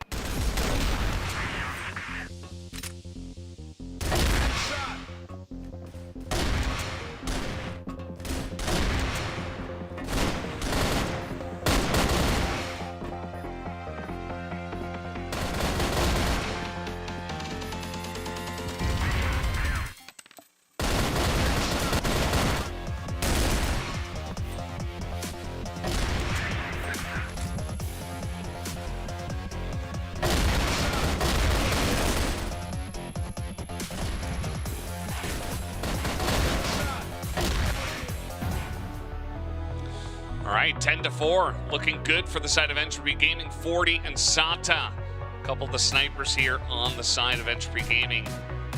really fragging out here on this first one of New Compound. Yeah, that's what they needed. And eventually, all those kills will come back as a return of a map win. New Compound, is, of course, will go towards Entropy. So now, it comes to, well, what comes to the table is, can PingPongPals turn it around on Black Widow? Compound, well, not necessarily for New Compound, but the old Compound and Black Widow and Eagle Eye, all three maps have one characteristic shared in common, which is all three are somewhat the sniper elite type of maps. So right now, 40 is absolutely lit up, and if the same thing continues on Black Widow, I'm not entirely sure if PingPongPals can handle the heat that 40 is about to bring. Yeah, I mean, they haven't really been able to just yet. They looked good from the GR side. I have to say, you know, they looked much better. It was a much closer half. Still ended up 6-3, so not as close as they'd wanted, is one way to put it. Let's just say. As now, Entropy Gaming wants to come in here real quick on A-Long. It's Gainer out. He's able to just get the collide onto 2, but Pew picks up 3 himself. And so all of a sudden, right here in round 1, it's 2v2. The A-Long commotion is tied up, but now Rain might just run into the crosshair Pietro, and indeed he does. C4 recovered by Pew, goes down to LSY, so PingPongPals will start leading out 1-0. And this is much needed round, and maybe much needed foothold they need to make coming into Black Widow. Yeah, certainly a good start, that's for sure. We've seen that before. As trying to fire through the smoke onto multiple, that's not going to work out. Entropy Gaming not really controlling that A-Long position very well this time around. As now it looks like they want to go short, or at least the bomb is coming in here pretty quickly. 40 says, "Let me handle this, guys. I got this." And then he immediately backs off. Immediately backs off indeed. But Entropy is continuing to pressure the catwalk. However, Pew will go down. And now 40 continues on his adventure, gets the drop onto LSY. PH on underpass, looking for some wall bangs. But the rest of Entropy has backed out. And now they're turning their head towards mid and possibly in towards B. Smokes out. They're going to come in towards long, but MKZ is jump spotting. Now he has more than definitely seen the players of Entropy coming in, that they might do a bit of damage, but Sata so accurate. Hat is taken off of MKZ, and we are tied to 3-3 for head count. Theoretically, it's better for the blacklist, as the defense is weakened. As long as you're able to isolate one site, you have the man advantage there. So 40. Some pot shots down middle, not going to hit, whilst the rest of his team and himself will be looking towards that B. Yeah, they're just going to be running in. You see HDZ and Gainer pushing out of A-Long, and they say, well, nobody's here and there's only 30 seconds left. They're most likely going for B at this point in time. But will they be able to actually swoop over and help out? Because Pietro, at the moment, is all alone. And they haven't quite cleared him out just yet, though. Getting pretty low, and finally 40. Feels like this guy has to do all the work sometimes. He's going to get the kill. And the B-site plant does come in. I mean, whoever does it will do it, right? Gainer and HDZ now really have to do it. Let's see for a down timer ticking against them. Gainer will be coming in from the hut. HDZ, the last one alive, will be near spawn, getting pot shotted. 40 continues to farm kills, and that will be the round going towards the Entropy. Yeah, Entropy looking pretty good after the fact. You know, the first play on A-Long was not great, felt very forced, but after the fact they handled it very well. They took some really good trades. As, yeah, 40 just... I don't know if anyone's going to stop him in this lobby. Certainly his teammates won't. Not entirely sure. As if 40 is about to put 40 kills in this map. Maybe, you never know. You never know. Tough in the game of CrossFire, It's but technically possible. technically possible indeed. And 40's continuing to venture into that 10 kill zone any moment soon. 5 already. And PingPongPals have to regroup down towards middle and I guess opt out for one bomb site. Santa takes a wallbang, but it's not enough to take the kill. That was the sniper on PingPongPals. Yeah, they're just waiting it out. Yeah. They're just saying, well, we got a couple of picks. We don't have to rush this. We can just rely on 40 to get kills. And if anyone else wants to peek their head out, we're going to know about it. I mean, they've got the firing squad here. They have a guy out in A long, which is Pew. And then Madison is over towards B, just poking and prodding himself.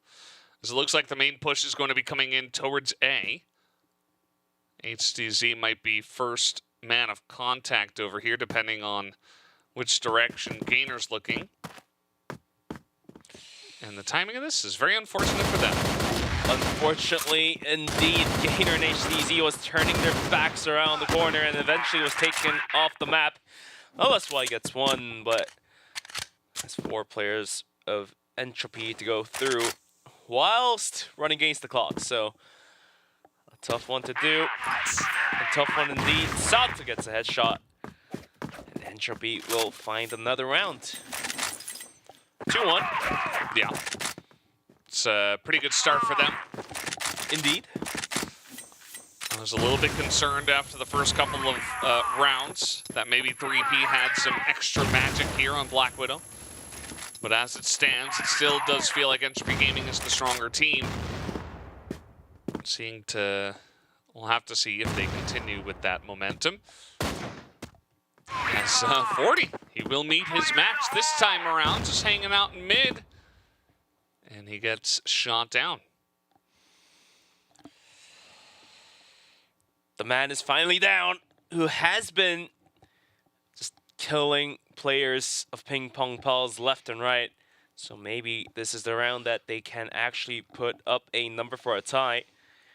However, rest of Entropy still standing strong, and they are going to rotate the C4 in towards B, which seemingly is the bomb site. If you do smoke off window and if you do smoke off mid connector, then you have a bomb site that you can play a 4v2 or 4v3 depending on how many players are in there. Pietro, good for one, but gets quickly traded down. LSY has to hit the shots. Now the rest of Entropy is running in hot. HDZ goes down as well. A double kill for Rain, and all of a sudden, Amanda's advantage has turned into a man advantage for the side of Entropy. It's going to be leapfrogging guns here. Just wanted to get it closer, see if he can peek into water, but nobody's there. They're already on the B site, as we saw from the absolute chaos that we had over here. Madison says, well, I can get this plant down. And generally, if you get the plant down here in a safe spot and you're able to cross, it should be pretty easy for the Blacklist side to hold on to this plant. But for now, they're just going to hold on to a crossfire. Rain on the left side next to the stairs. And Madison right on the right. It's almost impossible to take that one down in the 1v2 when they've got every angle covered. And so it was easy work after they won the initial firefight on the B side. 3-1. 40 with the flash of Maneuver is going to peek in towards long. I think he's about to get swarmed by 2 extra players, but he's able to juggle around.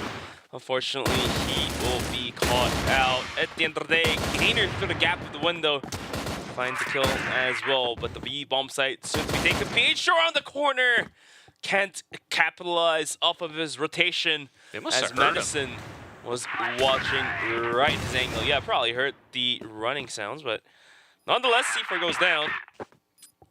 And PingPongPals will have to go on a retake. That seemingly was nearly their rounds. Madison's got that angle on lock.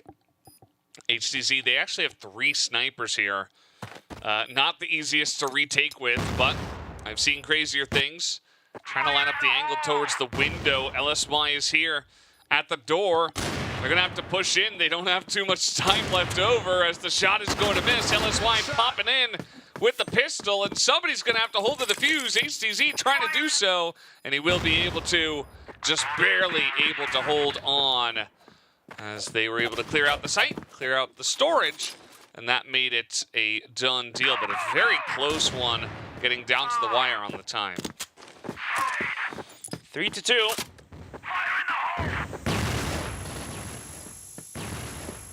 A long not being contested anymore as 40 last round was unfortunately taken out. So instead, Entropy will be looking towards oppressing the angles in mid, or are they going to go in towards long once again? I think that is the case, but PingPongPals has invested 2 players deep in a long. If they can spring out in the right time, everything could go wrong for Entropy. Yeah, let's see how it works. Pietro waiting, and down he will go. As MKZ also there, they're not going to expect him as the double sneak attack does come through. HTC also peeks, and Madison takes him out. Oof. Very unfortunate for HTZ. Gainer also sniped by Sata, who says, well, 40 has certainly overheated, so I'm going to go back to the sniper, because I might as well. It gets another kill on LSY, as now Sata is putting up some big numbers, and they're going to end up here with 4-2 on the scoreboard. And now it's Pietro's turn to go over to the sniper. Might as well. Might as well indeed. 4-2. This time, Entropy spicing things up is going to send 4 players early in towards B Hub, which is being launched by MKZ, but he might get ran over. He finds one, gets second, but eventually is traded out. Down to a 2v2, and I know why you laughed there, but I was out of breath, so I couldn't tell you why. Yeah, Sata just like ran down the middle of the map and got 2 kills somehow. Not sure how he managed that. 40 is back on the scoreboard as he went dry for quite a while. Nice shot there from HTZ, but eventually Madison putting up the numbers now at 3 KD, 9 and 3 himself. And it's 5-2. The Blacklist side here looking pretty strong for Entropy Gaming. And again, if they win this tonight, they will move on to the playoffs. So a lot on the line for them. They're trying to just finish this one out strong, as here's Santa again, right through the mid doors, doesn't care, just picks up 2 kills, and doesn't have to explain anything. Whew. Gainer, clean, crisp, taps, triple kill for the guy. Eventually goes down, but LSY knows the C4 may have been down, as Gainer would have passed the information. Comes up and over towards Catwalk. If he finds this first kill, he might be able to equalize to a 1v1. There it is. Sees 40 as well. The 40 is on point today. He's not been missing. Secures the round for the team. 6-2 it is, as Entropy is looking to close the half out in their favor. Yeah, pretty big stuff from Sata and 40 in the last couple of rounds. They've been the ones that have put up some huge numbers. And now last round and the half, looks like they're going to take a little step back. I like that for Santa, where he goes back to the sniper now after running, literally running down the middle of the map and getting multiple kills 2 rounds in a row. He says, well, no need to do that again. As we do see 2 people here this time for 3P. Just waiting just in case Santa's going to do the same, as we know that is not happening.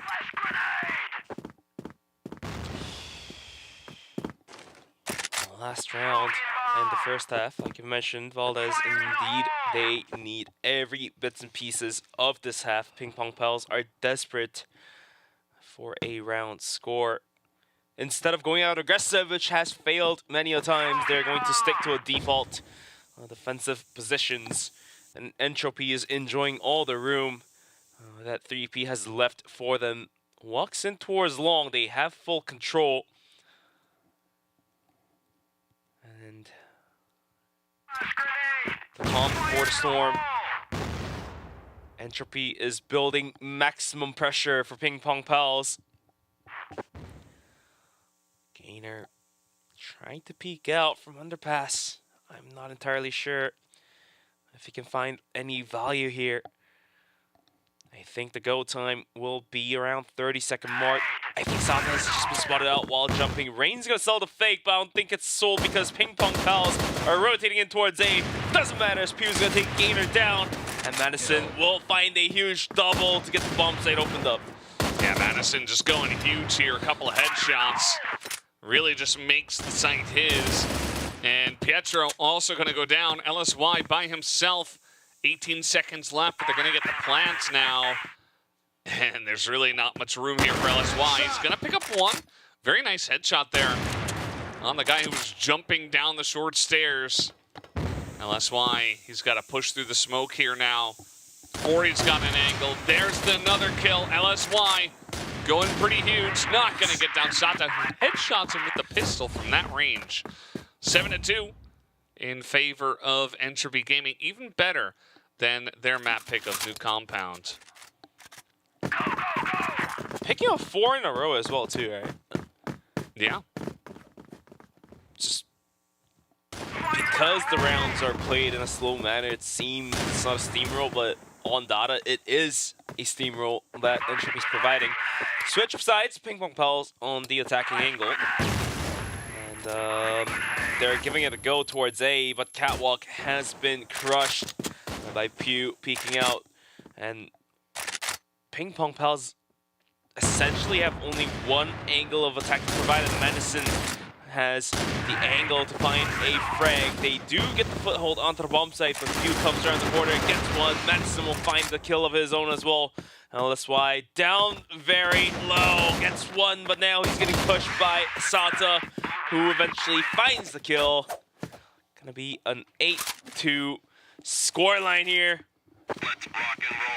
Yeah, you can feel like they are really feeling the playoffs. They can taste it. They're so close. 2 rounds only is pretty insane. So looking to continue here with their utter domination of 3P. And that's been mostly what we're getting today, just domination from teams who are desperate to make it into playoffs on the final day of group stage. And 40 has been unrelenting. And he's had his teammates to back him up. As I immediately caster curse 40. I mean, Rain as well will go down. So PingPongPals are on board right now with the triple kill from LSY. Double kill with the pistol, one with the sniper. Nice Steezy will find a frag of his own. Dream is alive. However, PingPongPals still has a long road to drive. Stuck between a rock and a hard place. He's going to push in towards a long, but look at the push that Entropy is providing, and PingPongPals are crushing the counter push. PH and Gainer with 1 each. The 40 is there for a frag of his own. 4v3 now. And looks like Calm will come, but 40 just continues to put the hurt to the side of PingPongPals, and unfortunately for Pietro, he will be taken out from the frame. It's a very early smoke, but LSY makes it work. Gainer here in mid, he's gonna pick 2 headshots and somehow pull this one back. So now we're at 8-4. You mentioned, you know, the comeback, it's gotta start sometime, and it's better to start it now before they hit 9, and then you're looking at overtime, etc. So this time it looks like the push out onto A-Long will work. They send a 3rd guy over to push with them. This time 40 pushes up a bit more. And no heavy committal here from 3P. LSY quietly sitting on a 15 killer here as he clutched up a couple times for his team. Nonetheless, PingPongPals, they will get their team to walk on towards a catwalk. Fake is being sold by LSY, but I don't think Entropy is rotating now. 40 sees the jumper, but can't get the kill. Rain and Pew from underpass gets 1 each. So I think this aggression has to go right now, or it's never going to happen. 40 still strong on the bomb site, gets one. HDZ with the pistol will get the kill back up to 40. Rain getting sprayed down, and PingPongPals 3 rounds away from tie. Yeah, all of a sudden it looks like they've just woken up. Not really sure what's gotten into them, but they have looked much better here in these last 3 rounds that they have won. Much better showing indeed. I mean, could have happened on Compound, but it's like they'll bring it on Black Widow. As long as they take this map back for a 1-on-1, Eagle Eye might be a different story. Yeah, I mean, forcing Eagle Eye would be insane to begin with. So we got Rain pushing up, but little does he know there are a lot of members here. Smoke's gonna drop down on his head, and he says, well, I better back off. Madison, big shot. He's gonna have to back off the angle, though, on the repeat coming through. Still got the H in the progress, and Rain almost missing all the bullets tracing. LSY will finally get the kill. So PingPongPals now at risk. Can recover the C4. Had control of A-Long, but they are going to go for a full respawn. But look at the position of Rain. He is flanking all the way around, and Gainer had absolutely no idea. Yeah, they just didn't know it all. Rain still here. Can he pick up extra value? Not quite. HCZ takes a little bit of damage. Still advantage here to the side of EYG, but let's see what this is going to look like. HCZ has been crisp, but Madison able to trade it back with the bomb. Still down on the angle here in mid. And that's why Madison has just been able to hold here with the TRG. Man of the mission, really doing the heavy lifting for his team. 15 kills and one more kill for him is a 2.0 KD. However, MKZ on the other side of all things finally gets the C4. And looks like he'll run into the crosshairs, and Madison reaches that KD, and so is his team for the map point and the match point. But here comes the tactical timeout from Entropy, it seems to be, right? Yeah, looks like maybe called before they got the win in the round. I think so too, yeah. Which is fair, because they were kind of just being, and also 40s running off, maybe a little break as well. Possibly, yes. That's fair. I mean, that's a tactical thing too. Yeah. And yeah, PingPongPals were bringing it back. They were bringing it back in a huge way. So don't mind this at all. Just trying to stop their momentum. But then again, if you think about it, we were talking big on 40 for many rounds, but last round for the match point, it was Madison to do the lifting. So everyone doing a piece for the side of Entropy, but on PingPongPals, LSY is putting out the numbers, but the rest of his team seemingly less loud than LSY. And as we can see, 40 is not back at his seat just yet, but we see him back in the lobby. There he is. Yeah. That was quick. He's back in the lobby too, so yeah. Should be over is going to be the tactical timeout, and we should go into the game any moment soon. Yeah. Curious to see how this one is going to end up. If it just ends up being, you know, quick round win to EYG, and then eventually just going on to the next one. Or is 3P going to pull off the epic comeback here? The big 2-1 comeback going on to Eagle Eye. So, Raul Valdez, guide us through what will happen based on the results of this series for the playoffs. Well, if Entropy does win, they're in. They make it to the playoffs, and Anubis is out. I mean, Horus during the interview really wanted their counterparts to come to the playoffs, but right now the chances are pretty slim, as match point has been reached by Entropy. 9th round taken. First map, 10-4, gone towards Entropy as well. So this map of Black Widow really matters. They have to take it. PingPongPals will need to take it to go into Eagle Eye, but here we go. Possibly their last round, possibly the chances of PingPongPals going into overtime. Let's wait and see what really happens.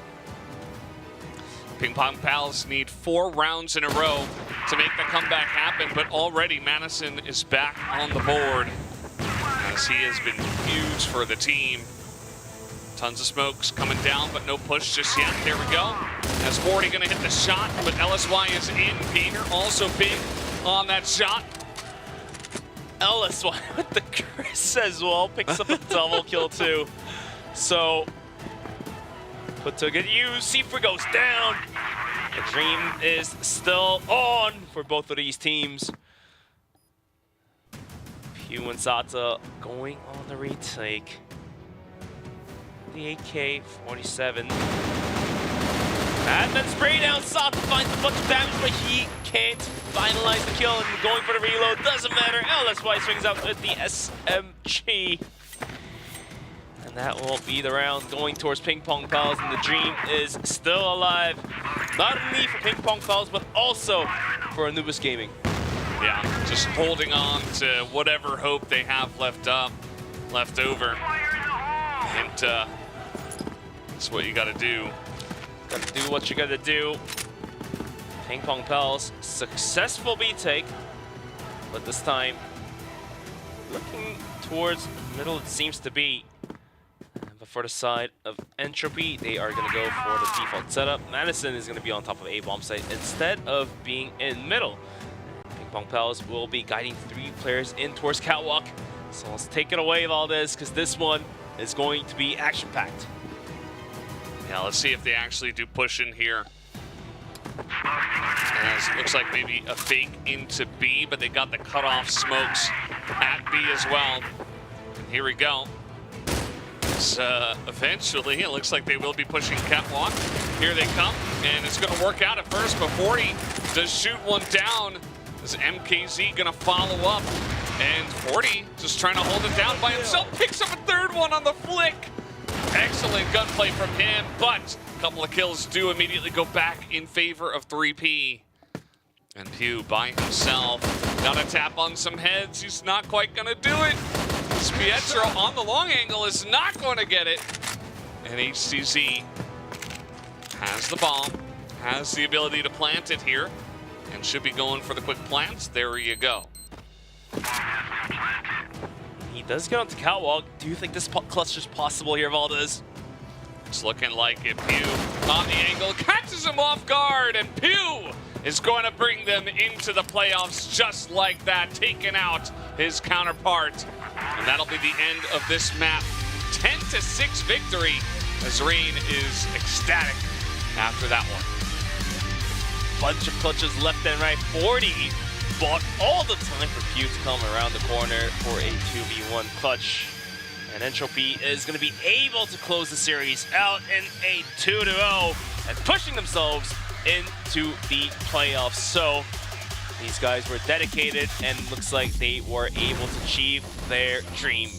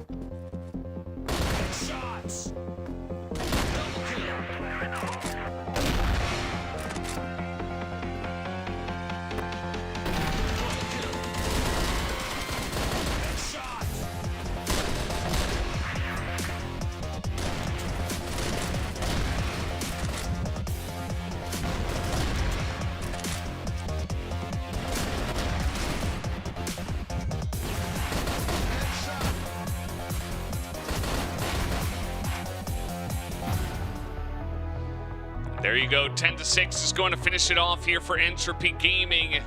That will be the end of PingPongPals' run.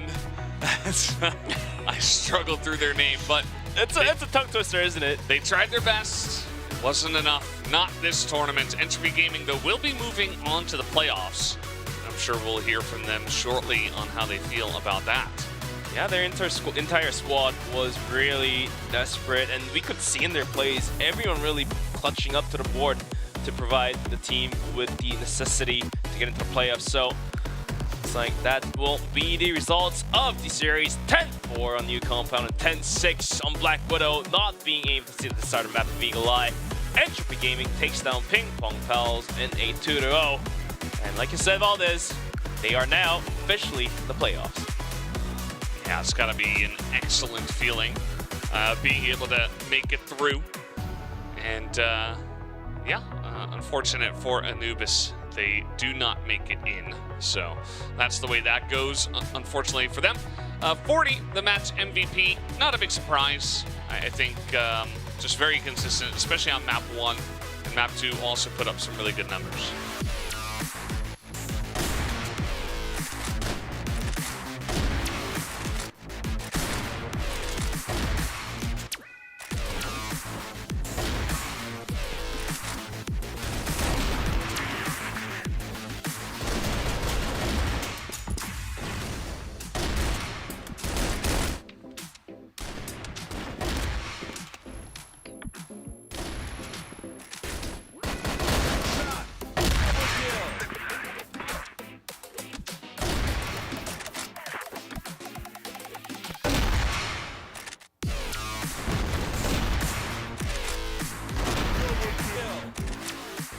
Just hitting some dirty shots there in his MVP highlight reel. Really cool stuff.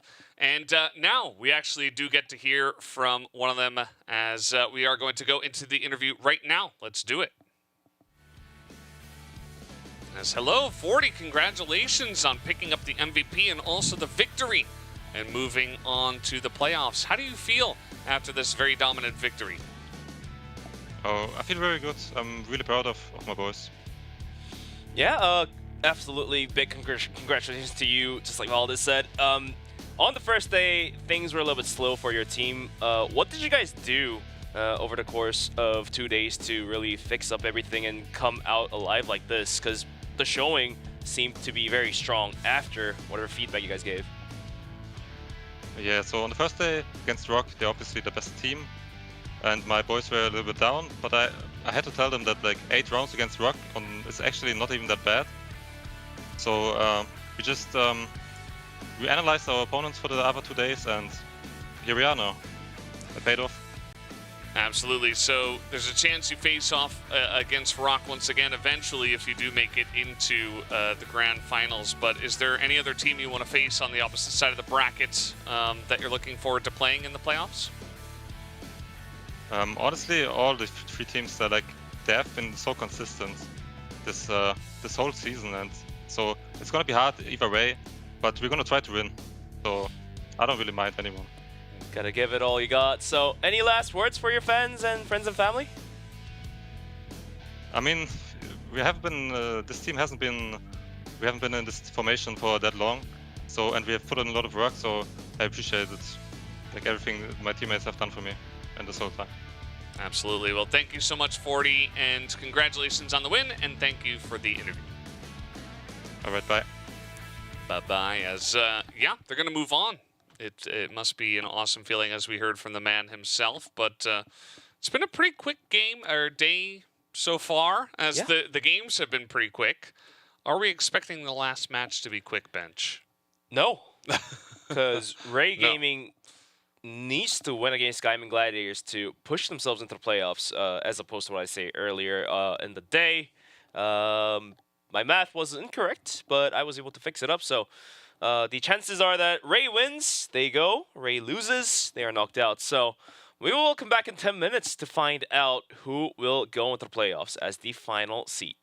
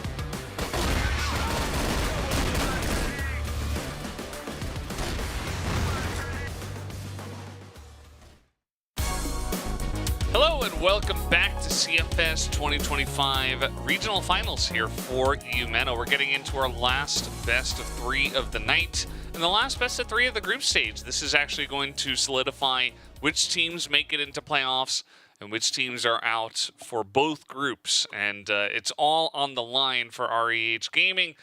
They need to win and they will make it in. If they do not win, they will make it out, which it would be very unfortunate for them. Everything is on the stakes here for Ray Gaming. So, like you mentioned, last game of the day, last game of the group stage, last game to seal the fate for some of the teams out there. So, 2 more days of playoffs to come through, though. Yeah, 2 more days. The weekend is going to be filled with best of 5s. So we'll have 2 tomorrow and then 2 the following day. So hopefully we get to see some of the maps we weren't able to see all that often, such as New Mexico. Have you seen the updates that came through for New Mexico? Yeah. Okay. Yeah. It looks like we are ready to see our contenders for the last match of the day, it seems to be. So let's go take a look at it. Well, or not. We're not ready. We're not ready. We're not ready. Nonetheless, it's Gaimin Gladiators versus Ray Gaming for the last game of the day. Yeah. I think the standings are still being prepped, I believe, so we can probably deliver it to you at the end of the day. So just need to wait on that until we get to see it. But yeah, going back to Mexico, so they have added that door that does get into B on the side where it's not accessible until you press a button and it makes a bunch of noise and then opens up, so it does a sound cue to the side of Global Risk. I think it's a neat addition. It adds a bit more balance to New Mexico. I don't think it still isn't enough to make it a 50-50, but it does give a bit of an edge. Not by far though. So yeah, the reason why I want to see more of New Mexico getting played is because I want to delve into what kind of more extra tactics that could come through for the rounds to be won. Because most likely by the end of next year, maybe in 2 years' time, New Mexico might just become like Eagle Eye 2.0. It might be one of the more favorite maps that players and teams would love to play. Yeah, well, on that note, Bench, let's go ahead and introduce the teams we have here for our final best of 3 of the night.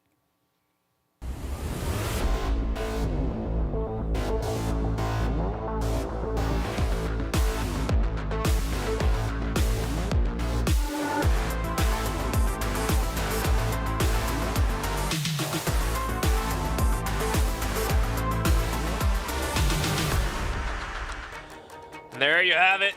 Gaimin Gladiators with Raffin, Lionclaw, Flex, Dezane, and Spoxy. And one guy has to set his webcam, so we're going to be looking at some roller coaster of vision. Yeah, Raffin was, he was flying around there. Flex, Dezane. Hello. Oh, he responded in time. Yeah, he did. Lionclaw. Spoxy, and flying in the darkness. Yeah. It's got a very bright PC though. Raph coming through. And, you know, this is the other team from this group where currently sitting at 2-0. Certainly feeling like the strongest team in the group. After 2 days, Spoxy is sitting on a 2.05 KD. What is this guy made out of? He's made out of pure lead. Pure Just lead like and bullets. pure crossfire. You tell me better. Nonetheless, everyone's really putting out a positive KD of 1.0 and 1.18. So these teams look pretty strong, but going against them is going to be Ray Gaming, looking to get into the playoffs as well.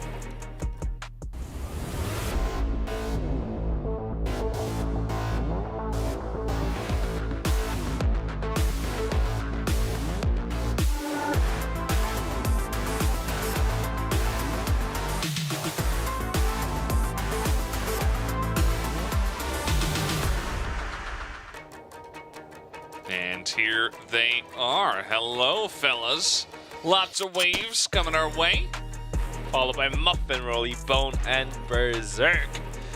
Of course, Rolly with the great interviews.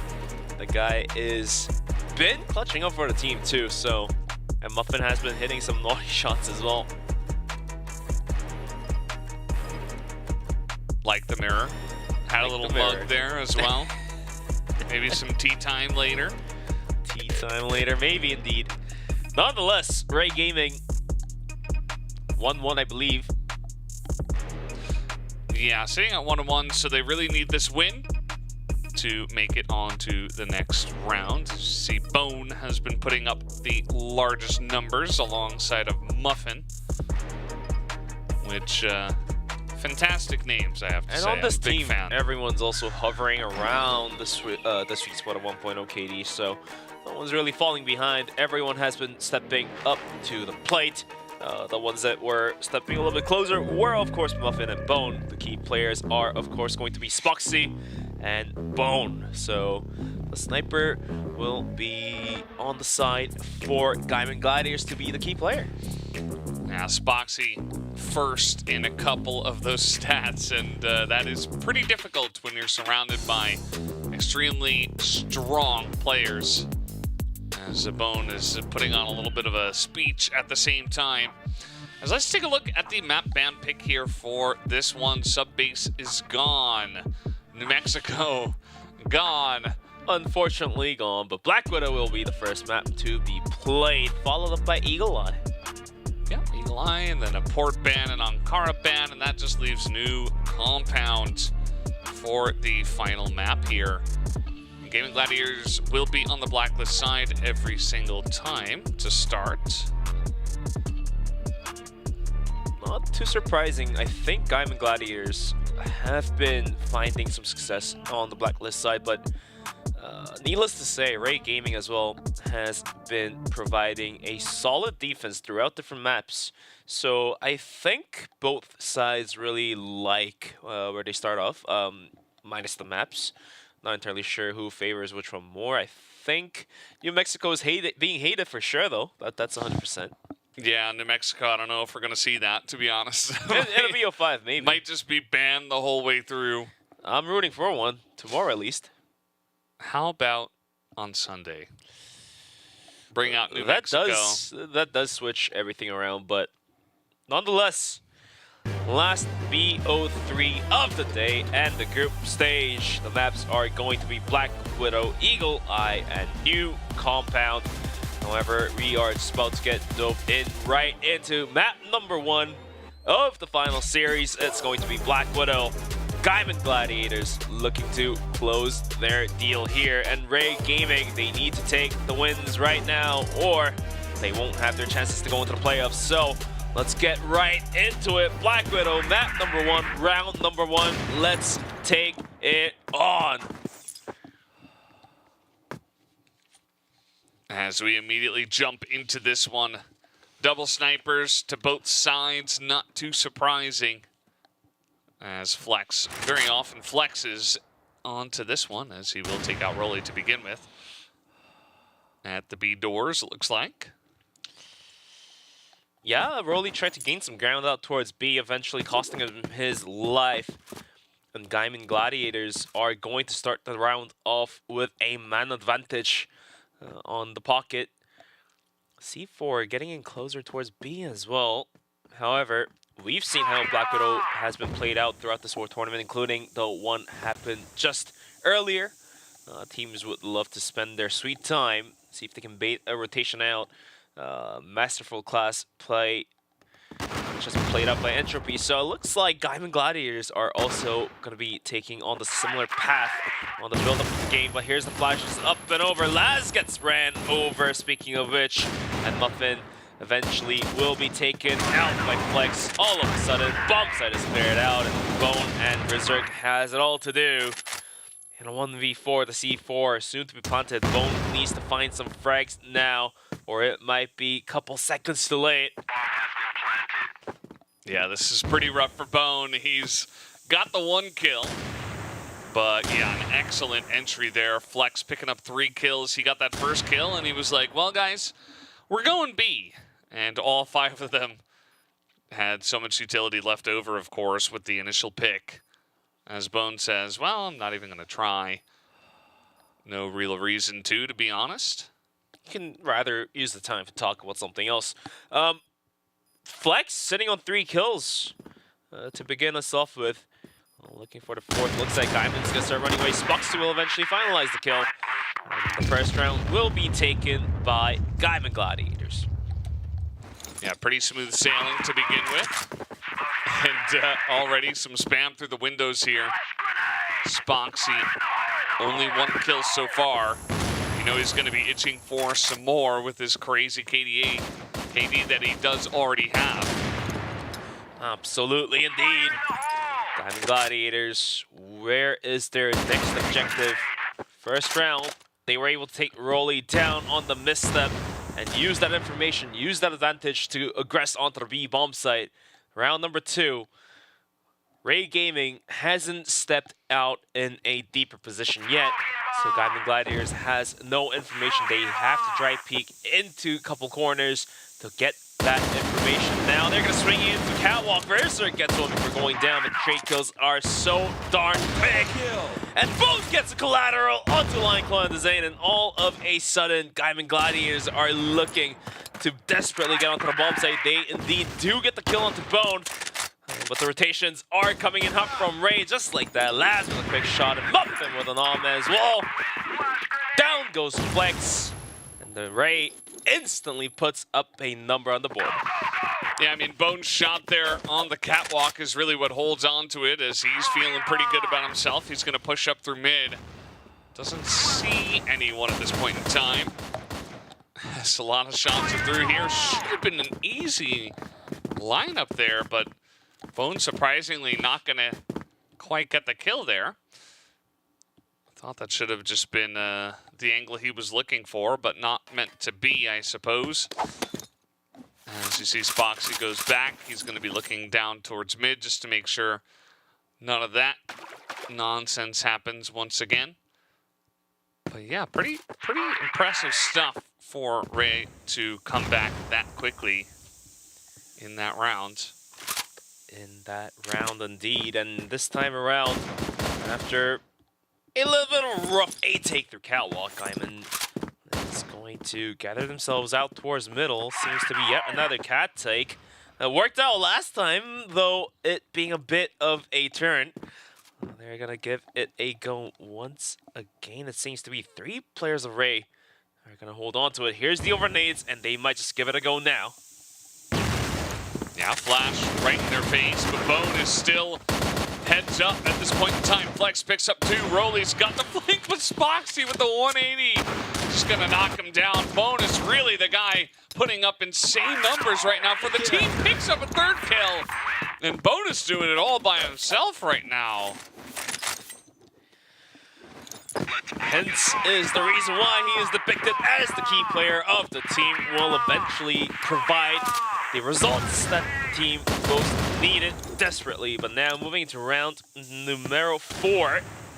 Gaimin Gladiators, Catwalk take. 2nd time in a row. First one, 2 was a little bit iffy, and 2nd one, of course, was eventually completely shut down.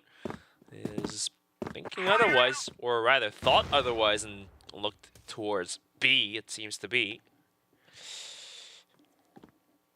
Rolly back in towards B huts once again. Not sure if he wants to swing out like he did on the first round. Timer ticking down, minute 40 on the clock. With Flex lingering right by middle, and the rest of Gaimin Gladiators, they are going to be lining up the Utos. And here's the flashbangs, and here is the actual push coming to shove. Rolly hiding behind the boxes, gets ran over. Laz still hiding behind on the backside. Might be able to spring out, but the answer was eventually no. It's taken down, and somehow Gaimin Gladiators is going to be able to step foot right in the bomb site, get it planted, and take us to post plant. Yeah, it's good work by Dezane, just checking all the boxes and making sure that nobody is going to be hiding on the site. Can be very tricky on the B site, so he makes certain of it. Spox, he may have just spotted Bone there. And now he's got a nice angle here in water. He's going to buy a lot of time. Raffin's right there to help him out. Berserk, not really enough time for him to get it done, although that's 2 kills. Looking pretty good on his try. But it's back on the side of Gaimin Gladiators. And we're all tied up at 2-2. I feel like if Bone wasn't popping off as much as he was, Gaimin Gladiators would have a much easier time, but not to be the case. Is Muffin also gonna pick up one? That was a tough kill to take as well, but he lands it miraculously, or rather, a tough one to hit, but he hit it, so it was on the money. Nonetheless, down goes Spoxy, and from there on, Gaimin Gladiators are going to lick the wound and regroup outside of B and down towards middle, it seems to be. I don't think they're going to go on towards Catwalk unless extra information gets revealed, because it failed twice, or rather, almost failed once and failed miserably twice. But it looks like they are going to continue down through that pass. As sees the players coming through, is going to nade it off to buy a bit of time for stopping the push. Whilst all that, Flex is going to be stepping in towards Hut. Knows where Berserk is. Pistols out. Shots being exchanged, but it's not going to hit. And so does Berserk. Broly peeked in towards middle, but will back out as well. Look at last position, all the way deep in A long. However, Gaimin will be spawning Laz out, but the Zane goes out first. The whiff's so detrimental. And Laz will just bucket to the deep parts of A long. Yeah, it's just a massive amount of value. Zane's going to be kicking himself for that one, no doubt. Kind of unfortunate, but it's okay. Let's see what they can do here, 3v5. As we do have Laz, essentially just the scout man. Oh, he's still going to hit the shot, though. Very quick on that one. And that's really going to be a huge detriment here as Muffin. Gonna throw out a Muffin, gets shot down by Flex. Bone coming in quickly, but this time Flex is the one who steps up. As they're coming in behind through the window, Raffing gonna spot them, he's right there. Knocks down one. And Flex with only 13 seconds left, he's gotta go for a plant here, it looks like. He's gonna hold it, but the spam comes through. Oh, Flex lives! And the shot comes in! Flex will not be stopped today! Ray Gaming couldn't stop the plant, nor take the kill on the planter, and eventually Flex, the guy, as the name suggests, will be able to finalize the round. Moving into round number 6, Bone is going to start us off nicely with a headshot on towards the Zane. It's going to be an opening, but Gaimin Gladiators, even in that last round, began the round with the man down. I think it was Spoxy, but they still won it. So let's see what Gaimin is up to in terms of plans and strats.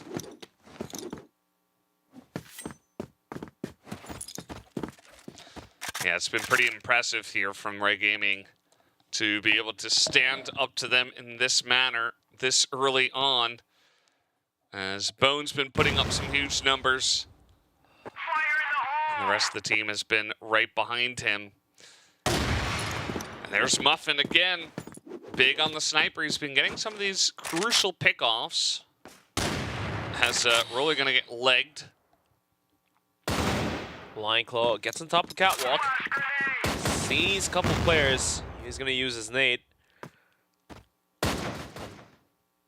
Raffin is gonna be the one to take Rolly down, who has already been tagged by Spoxy on the leg.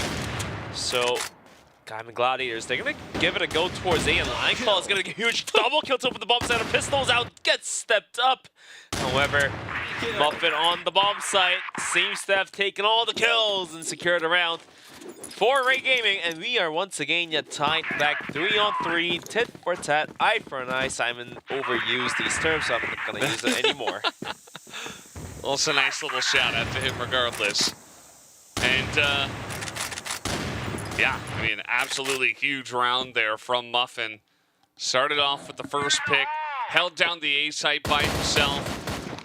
As Rolly doesn't have a kill himself just yet, but he's playing frontman where he's trying to get information and trying to push out quite a lot. So he's doing that for the team as the IGL. Took a bit of nade damage, just chunked him for a tad bit, but not much more. And Gaimin Gladiators are going to opt out for another cap push. They're going to throw the utils in the faces of Ray Gaming. However, Bone is waiting, It's gonna be Rolly to get a huge double spray down, looking for the third down very low, but he does indeed hit it. Damage has been done. Spoxy needs to find all 4 kills. There is one to begin us off with. C4 is down in the worst spot possible. It's gonna rotate out towards middle, but Muffin is waiting. Shot missed. Buys the room for Spoxy to rotate in. But look at the positioning of Ray. They want to get the trade. They want to win the round. And there goes Spoxy in towards B for a 180 degrees rotation through the spawn of Global Risk. Yeah, might as well. He's unfortunately going to run straight into the 3 of them. So, not going to be a fun ending to that one. But now Ray going to go up to the lead, actually, in this one. 4-3. As there's so much on the line for this team. They desperately want to take this win. And you can feel it in the way they're playing. They're outplaying Gaimin Gladiators so far. This time around, Gaimin Gladiators, their catwalk pushes have been somewhat iffy, so they're going to turn the gear around and look towards B. It seems to be 2 more rounds to be played on first. Muffin just continues to farm mid. Flex goes down. But the rest of Gaimin, they can't go get the C4 as they're way too far from it. They have to send the Zane to go get it, but Rolly is stepping deep out towards Hut. Failed on the very first round. Let's see if we can find any value in this current one. Well, they're not going to know he's this close. Raffin, will he check it is really the question. Rolly, he's going to peek it, and Raffin just had no idea. Rolly has finally woken up. Spoxy does trade one back. From the mid doors, in fact, so not half bad from him. Considering now a B push, maybe another snipe is... Oh, gonna leg Rolly again. Because for some reason, they can't quite finish those kills on him. Another leg shot. Spoxy with another double kill. And all of those required some wrist movement of all times. Gets a double, 3 kill for him already. And they do have a freebie bomb site. I think they are going to cross the C4 in. But if the Zane posts for the plant with the sound cue given, is Ray going to swing in or not? Looks like the answer is yes, they're going to start peeking at the Zane. Had the utils out, but the pistol worked so damn good. And Spoxy came in time to finish it off by taking the kill onto Bone. And we are tied back again on 4-4. Yeah, it's kind of insane that Zane actually got that kill. I don't even know how he managed to shoot him down that quickly. As more pressure towards B, it looks like. Perhaps another fast push being called here by Flex, who is going to be peeking through the double doors and seeing what he can. Flash goes into storage. They're going to isolate Rolly. And now it's really up to Bone, but Flex, perfect timing, pushes through mid at the same time. And yes, Bone will get the kill, but it's still advantage here to Gaimin Gladiators. And also, the rest of the bomb site, ground-wise, is relatively close to Gaimin Gladiators. And Zane's just going to take Bone down through a window. And that will eventually allow for the bomb to be planted. And now going to the post plant, 2v4. And not a lot of angles to work on. Ray is in a very tough spot to finish the first half in their lead. Muffin, Laz, down to the last player. Eventually goes down to Lion Claw. And Gaimin Gladiators are going to be able to finish it off in a 5-4 half in their lead. Yeah, 5-4. Pretty good from the Blacklist side of Black Widow, but still a very close map. This could easily go either way. Ray Gaming is showing up big time on this first one and making it very difficult for the favorites. Lion Claw gonna pop out and just pop down Muffin just like that. Zane, meanwhile, gonna take out Bone, who was trying to get aggressive by himself. 2 kills down for Ray already on a 3v5, but Gaimin did it a couple rounds ago on a 3v5 when they were Blacklist on towards A. Of course, it had to come down to the huge clutch up by the bomb site, but there's still chances for Ray to tie us back up. As I say many a times, if the Blacklist side can isolate a bomb site and bring the man advantage towards you and make it quick before the rotations happen. You never know what is the result going to be. Minute 30, A seems to be of the choice, but Gaimin Gladiators already has a third member on top of the bomb site. Will be an equal fight if they do force themselves into this one. 2 players out towards A long. C4 is going to be in catwalk, which is going to be Rolly, who shouldn't be peeking first. That seems to be. Flex is waiting. Sniper, and there goes Rolly. The C4 is down as well. Berserk tries to provide some help, but he will go down. Spoxy will take the last kill. Looks like Gaimin Gladiators are going to secure a bit of a lead. It's going to be 6-4 with a timeout coming through. Yeah, good time for a timeout. 3 rounds in a row go the way of Gaimin Gladiators. And it just looks like they were very clean there on that side, that GR side. And that's not what you want to see if you're the IGL. You mentioned it, Rolly peeking out first just allowed Flex to reset his angle onto long. And Rolly's got a lot to say about what is going wrong here for the team. Again, they're not that far behind. It's 6-4, but maybe not the cleanest of not the cleanest of rounds, and so they want to kind of mental reset before they go into the rest of this map. Rest of this map indeed, and it's not late yet for Ray to make a comeback, as being on the blacklist side means you dictate the tempo of the game, and if they're able to just do so, the dreams are still alive for taking map number 1 back into your hands.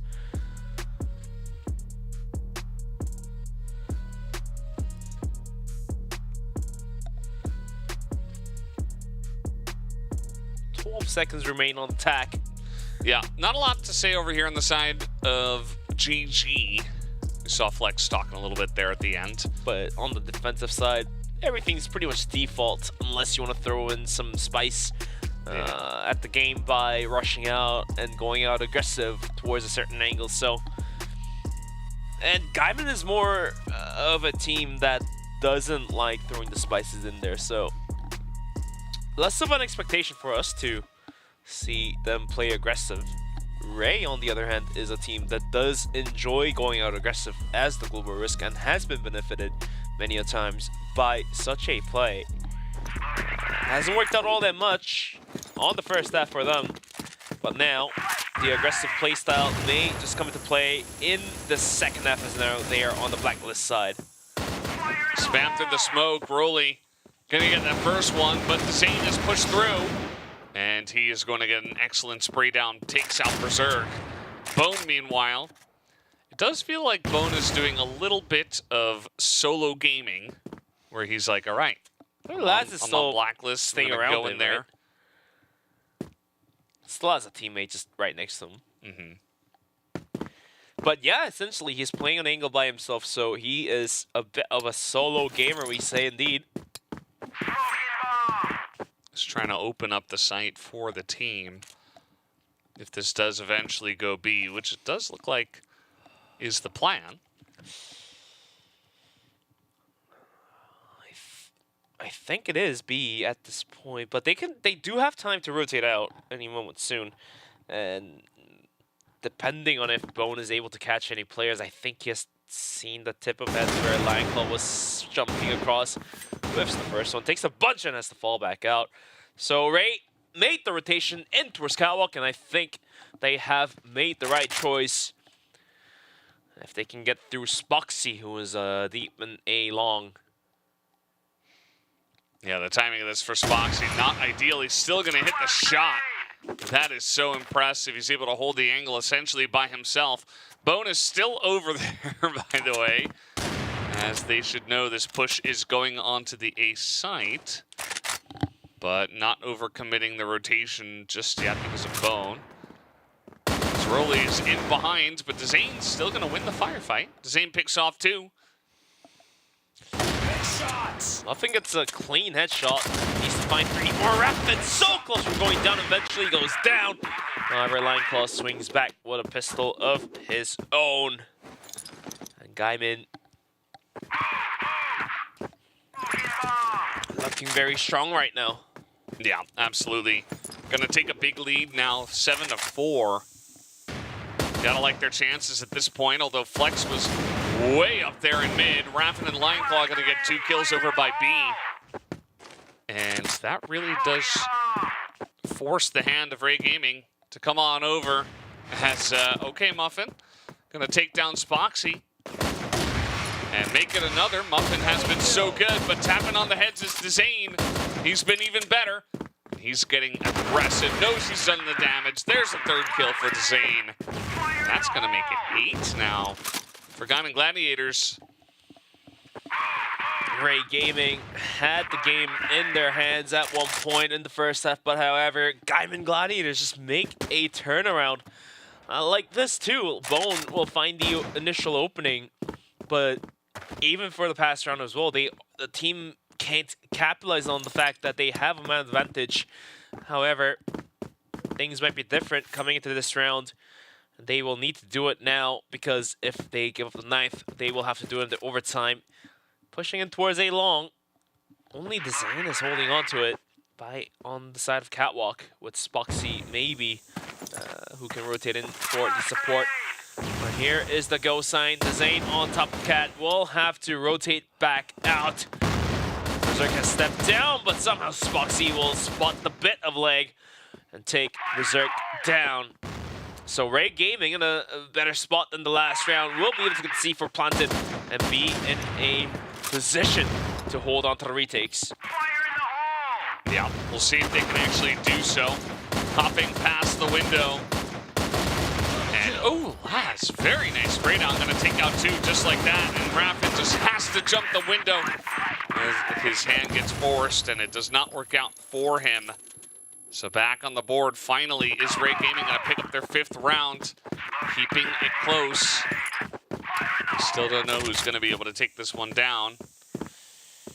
8-5. Not a long shot for Ray Gaming. Just need to find 3 more to take us back to a tie. And that 8 take was very solid as well too. And if they're able to replicate their success in the past round, we might be able to see a tie not in far reach. But until then, 3 players out towards B, whilst Gaimin, they are going to be playing in a default setup. Ray Gaming spending the time lining their nades utils up. But Spoxy's going to open up towards Bone, who seemingly was also holding up the C4, but they're going to give it a go anyway. Raffin finds a pick through the window on the head of Rolly. So they will have to reset Ray. Muffin coming through along with a double kill is going to change everything, as A is completely opened up and make that a triple kill for Muffin. 3K already. And looking for more blood, is going to look down towards window where Raffin has rotated. And there it is, the 4K. And where is the 5th? Lineclaw spotted out. Muffin wants it badly, as Lineclaw has to reposition. But the only place he can go is the underpass through mid and on towards Catwalk, where eventually should be watched by Berserk. Ace is stolen, but the round is taken by Ray Gaming. Yeah, that's all they're going to care about. Very nicely done by Muffin. He essentially opened up the A site all by himself, as he's sitting at 9 kills after the timeout. So that's something like 4 rounds. Pretty insane, the numbers he's been able to put up. Gets, you know, sniper kills, pistol kills, holds down the site by himself. And he has not been figured out. Bone was the initial problem for GG. And now it's Muffin. Yeah. And Muffin came online not too late too, to provide for the team. And quick update after this highlight replay. Muffin has also found a kill towards Flex, down towards middle. So this guy is raking up and racking up the kill scores for himself. Yeah, Flex sitting at 0-5 after the timeout. So not quite putting up the numbers he did at the beginning of this map. And maybe Gaimin Gladiators celebrating a little bit too early because they had a pretty massive lead. And it was 8-4. But now 8-6, an advantage to Ray Gaming. Gotta like their chances here. Raph in fantastic position. He's got Lion Claw to help him out, though, so that push into B is not going to work. But let's see this one on Catwalk. As it's Muffin once again. Rolly just hopping by. And Spoxy knows better than to peek that one as oop, gets flashed, and now he is out of there. The flash up and over, effective to blind Spoxy. And they do, now Ray does gain control of Catwalk, but they're not really pushing in just yet. Bones still being the thorn in on the back of the heel. Takes a kill, and is still lingering around. Lineclaw sees it too. But 25 seconds remain, and they are going to get the bomb planted on towards the A bomb site. Spoxy will find Muffin, and Bone eventually got the kill onto Lion Claw on B. So this retake has gotten a bit tougher for Gaimin. Spoxy will be leading the charge for the retake. Clears a couple angles, but he's got too many angles to watch. He doesn't know if there's a player in CAD. He doesn't know if the player's in the backside. It's going to be the Zane. Is Spoxy going to kill each, and all of a sudden this retake seemingly very possible as the Zane finding a nice double for himself. We'll get the C4 defused as well. And Gaimin's going to take a round, and looks like it's going to be the map point. Yeah, that was pretty unfortunate for Ray Gaming. I mean, they had 3v2 bomb planted 20 seconds. That should have been them, but excellently handled by Gaimin Gladiators, the two members that were still available. Just taking essentially 3 2v1s in a row. And that is what led to their eventual victory. Flex has he's gone off the rails. He says, well, I'm not of very much use to my team. Let's see what information I can get. He doesn't see all too much down the middle of the map. Not all too much, but here we go. Minute 40 on the clock, and Ray Gaming is going to be staying outside middle. Muffin almost got the shot on the Flex. It's going to be Lion Claw who swung out from B. Walking, got a drop onto Bone. All right, now Gaimin wants to take the fight to the faces of Ray Gaming, and it has worked out for now. One man down towards the side of Ray. That's going to be Bone, who was on the sniper as well. C4 rotates in towards long, while two players, Berserk and Muffin, hold it down towards middle. I think they want to go for an A split, but look at the setup that Gaimin has. That's very A heavy. 3 players already added to. So Ray really now has to make a decision before it's too late. Timers tick down below the minute mark. C4 on Catwalk.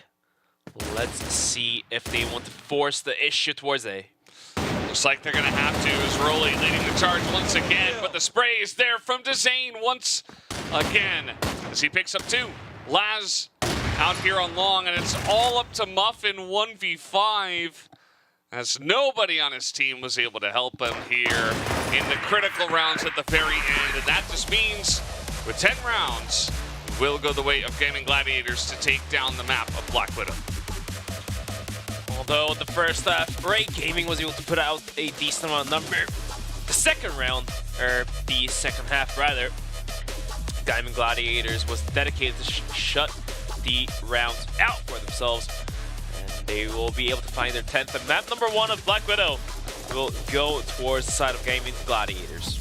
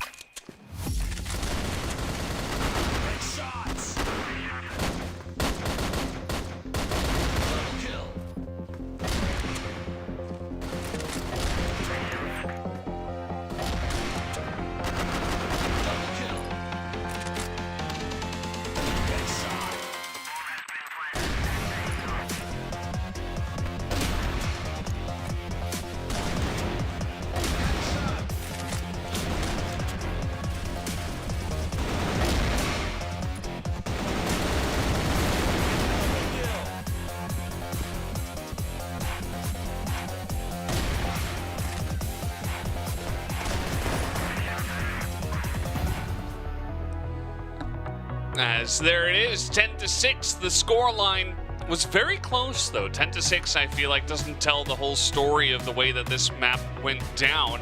Eventually, it's DAY3 that picks up the highest KD for the team, whereas it felt like all of Gaimin Gladiators against Muffin for the second half. And he certainly did put up some huge numbers himself, but it wasn't enough to get it done alone. Yeah, Muffin could have been the pivotal point for Ray Gaming to turn things around, but eventually Gaimin Gladiators was able to close the rounds out, even though it may have been a more of Muffin taking a bunch of kills type of game.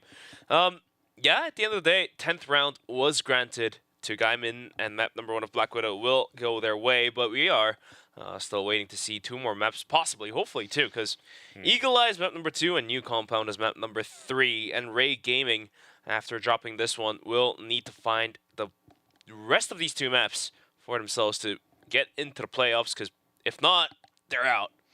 Yeah, it's a fight for their lives here in the tournament, and it's not an easy one. I mean, Gaimin Gladiators is a very strong team. They are the #1 team in this group so far for a reason, and now you got to go to Eagle Eye. I believe that Black Widow was actually Ray Gaming's selection, so now you're going on to the selection of GG, and I just can't see it being very easy, especially after it was just a 10-6, and it kind of felt like only Muffin was online for the Blacklist side.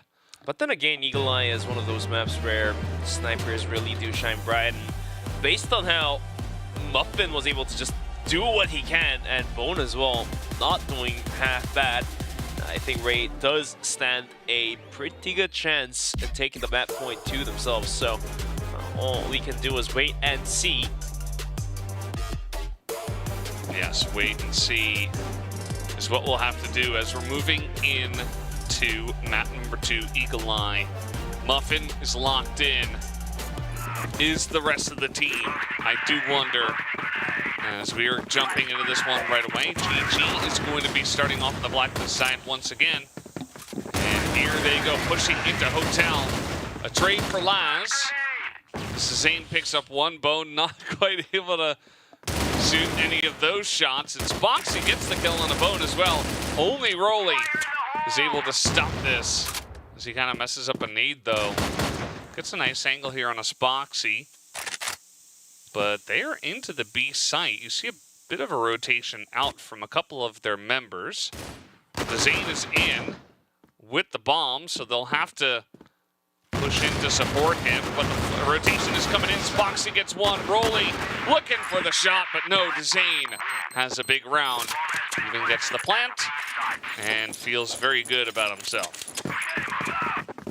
I thought the C4 was caught red-handed on the bomb set, but eventually the teammates arrived in time for the support and secured the round. 1-0 as Gaimin leads on the Blacklist side. Moving into round number 2, let's see where Gaimin wants to drive himself in towards Rolly with the pistol will gun 3 players down. Are we living in the Wild West, Valdez? I mean, that just never happened. I don't know how he managed to do that. They just probably didn't expect him to be that close to the smoke. And, well, I suppose he's got some good cowboy instincts as now Spoxy getting overwhelmed by multiple. Gets 2, though. Nearly gets a 3rd. Oh, and if he hit that shot, perhaps maybe there was a small chance. But no, Ray Gaming are going to put an end to that very quickly. As Rolly the triple with the pistol. Huge round performed by Rolly. 3K granted them this round here.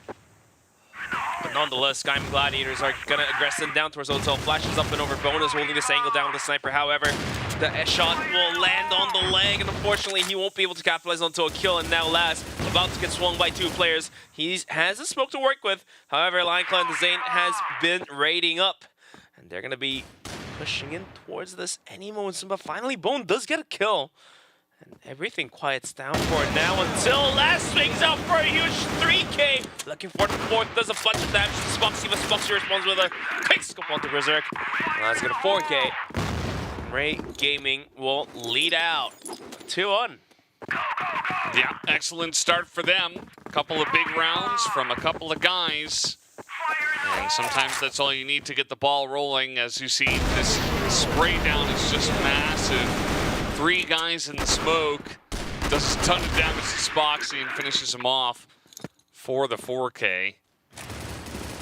It's a big moment for Laz, and I think Gaimin Gladiators are going to have to go back to the drawing board here as Spoxy gets 1, but gets gunned down by Muffin, who picks up a 2nd. Looks like someone was trying to sneak down the middle of the map. A little too aggressive in it. However, the rest of Gaimin, as long as they spot Laz out, they do have a bit of angle to work with. However, Lineclaw takes a beat down of a hell and has to fall back out after losing essentially almost all of his HP. Yeah, he's barely alive at this point. And you see Laz, he wants to finish the job. He's trying to push in there, but Rolly, sneaky, as always, gonna get in behind them. And now Zane says, well, I guess I gotta do it all by myself, but Laz comes flying out the window. And that is 3 rounds over to the side of Re, who, at this point in time, look like the big favorites on this map. Some really good stuff so far. Really leading out here now. Finally, Spoxy was the first one and saw all of a sudden Ray Gaming, their aggression might just get punished, but Bone picks up a triple kill in the process and keeps the round alive. Down to a 2v2 as Bone goes down. It's going to be a 2v1 Muffin. He has been hitting some naughty shots, but can he hit 2 more is going to be the question being asked here. Yeah, you could see that he saw his feet, so he knows exactly where Muffin was. And meanwhile, Spoxy is on the A site. Flex is going to B. So they're splitting up at this point, which is very interesting, as now the bomb is down. Well, at least Muffin's going to have no idea where Spoxy is. I suppose one of the benefits of going for a play like this, but I can't say I quite agree. I can't quite agree indeed as well. I'm on par with you for that one, but Muffin and Spoxy, the snipers at the duel. Who can draw the gun faster? Spoxy whips the first on pistols out. He wants to cheat this battle, and the cheat eventually is good to pass the test. I thought it was going to be fair and square, where both player had to use the sniper, but eventually Spoxy went for the secondary, and the pistol had more bullets than the sniper, of course. And Muffin probably feels a little bit, you know, anger about that one, that Spoxy didn't meet up to the promise. It's the Wild West. No promises are to be made or kept. Unfortunate. Yeah. Bones holding down mid, but there are 2 guys there, and Spoxy just peeks him. Just ruthless. Rolly's here once again. Oh, the miss by Flex, but he gets the shot with the pistol as now he's charging in. He's got some backup from Spoxy. Over the top, finds Berserk, but doesn't get the kill. And now Berserk surviving until the very end. Flex is playing circus around the whole of A bomb site. Had the last bullet hit a different spot, or had one more bullet, I think it would have been a clean circus of him. Nonetheless, rest of Gaimin Gladiators was able to get on the bomb site and get it planted, and Laz has nothing to do about that. In a 1v3 in 19 seconds, now spotted out. Rapin puts so much damage, but eventually the kill will be granted to the Lineclaw. Now we are once again tied to 3-2-3. Yeah, 33, it's really anybody's map from here. That's a gigantic grenade gonna hit 3. It's nearly 75 damage total. One shot from Flex is enough to take Bone down from 100 to 0. So we'll let that be. Flex having fun in the tower. That's a nice first shot from Muffin. See the Zane here close, but Muffin will not be deterred. And now from mid, Raffin gets taken out. Flex as well. It's going to be absolutely rolled over in that one. And Ray Gaming is right back on the board in the lead here, 4-3. 4-3 indeed. And they will need to really take this one in this current round to maintain the lead. Keep the dreams alive of going into the playoffs. Let's go bunch. Spuxy with the pistol runs in. I don't think Laz has it, and as I say that, the caster curse comes in full action, and Laz will take Spuxy down. Since we've seen Spuxy pretty good with the pistol, but apparently the rifle is stronger, and speaking of which, Laz will gun Dezane's head off as well. Yeah, the hotel is his. And the fact that Rolly has woken up here is it's doing a lot of work for his team over by the A-bomb site.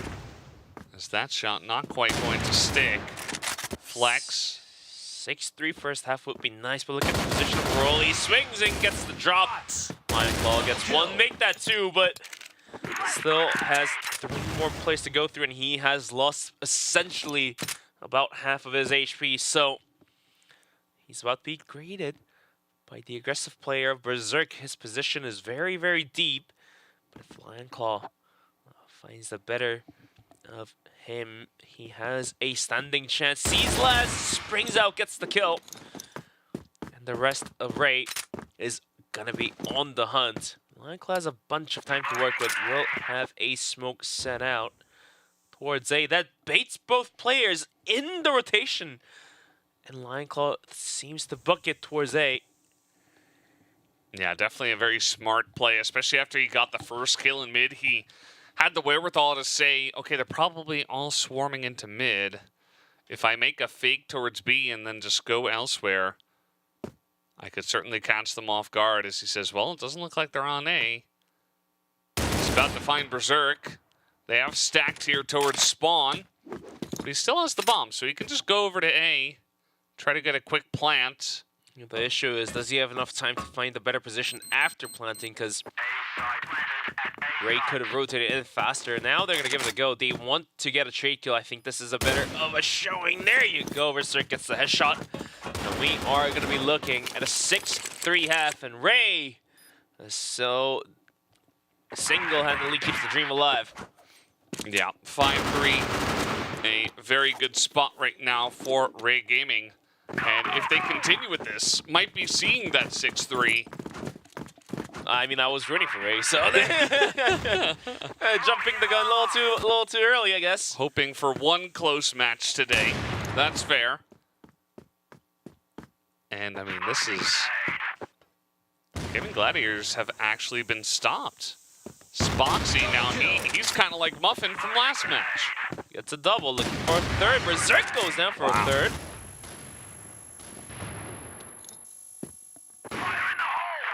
So 3 kills. Laz here on the flank. It looks like Lion Claw wants to reclaim that bomb. He's not going to need to, as it looks like Bone and Laz did go down. So 4-5.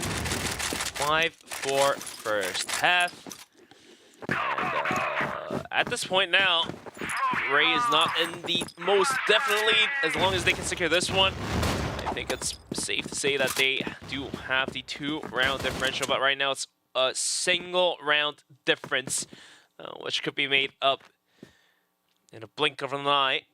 Side switched, Ray sending it towards middle. Zane has a vision, and Ray is going to go for the reset. But Raffin is deep out towards A long, and he might spring out, or rather he's going to fall back for a bit. Probably hurt the players running around on the other side of the corridor.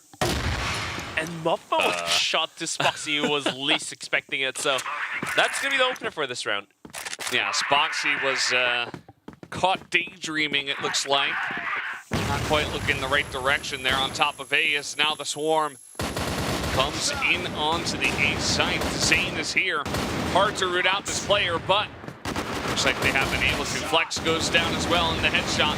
It's all up to Lion Claw. He's super low, and down he will be taken. 6-4 here. The lead goes over to Red Gaming. 6-4 indeed. Ooh, nice shot from Muffin. Once again gets a opening onto Flex. Looks like Ray is going to absolutely enjoy the current situation that they're setting in until early goes down to Pistol. Spoxy Raffin gets a kill of his own as well. So down 2 players, Ray. Eric getting stuck around the corner. Raffin with a double kill. As Berserk is on the full rotation for the hunt, but Raffin is already booked from the scene of murder. You can see they were definitely not expecting this. Berserk actually a huge kill, but Raffin looks like he might get the jump on and make some noise, and it still goes to Raffin. Actually, a very close firefight. Lad's got the jump here on Lion Claw, but it does not matter, as he will be taken out. And this is kept very close, 6-5. Really not sure what to expect from here, as perhaps we just go into overtime at this point with how close these 2 teams are. Oh, Bone is down. Now towards A, and now the Flood. Floodgates have been opened. Here they come, but Flex is there, picks up 1. Muffin, though, is hard to be stopped. As they push on in, Zane is going to take out Berserk, but Muffin gets another one. And it is 2v2. Big flank coming in quickly from Spoxy, though. Big round, of course, but now we're down to 2-on-2. Ray really looking to lead out here, and Gaimin desperate to tie it back up and end it here. There's the shot from Spoxy landing across the board, and Spoxy with the pistol make that a double kill. And this guy is racking up the kill points on the board. 17 kills already. And all of a sudden, we are looking at a tie. Valdez, this one hasn't been this much. It's getting very, very intense here tonight at the Eumena Regional Finals, the last day of the group stage. Yeah, it doesn't get closer than this, 6-6. As already another big pickoff on Laz. And he's been one of the guys putting up some big numbers for the team.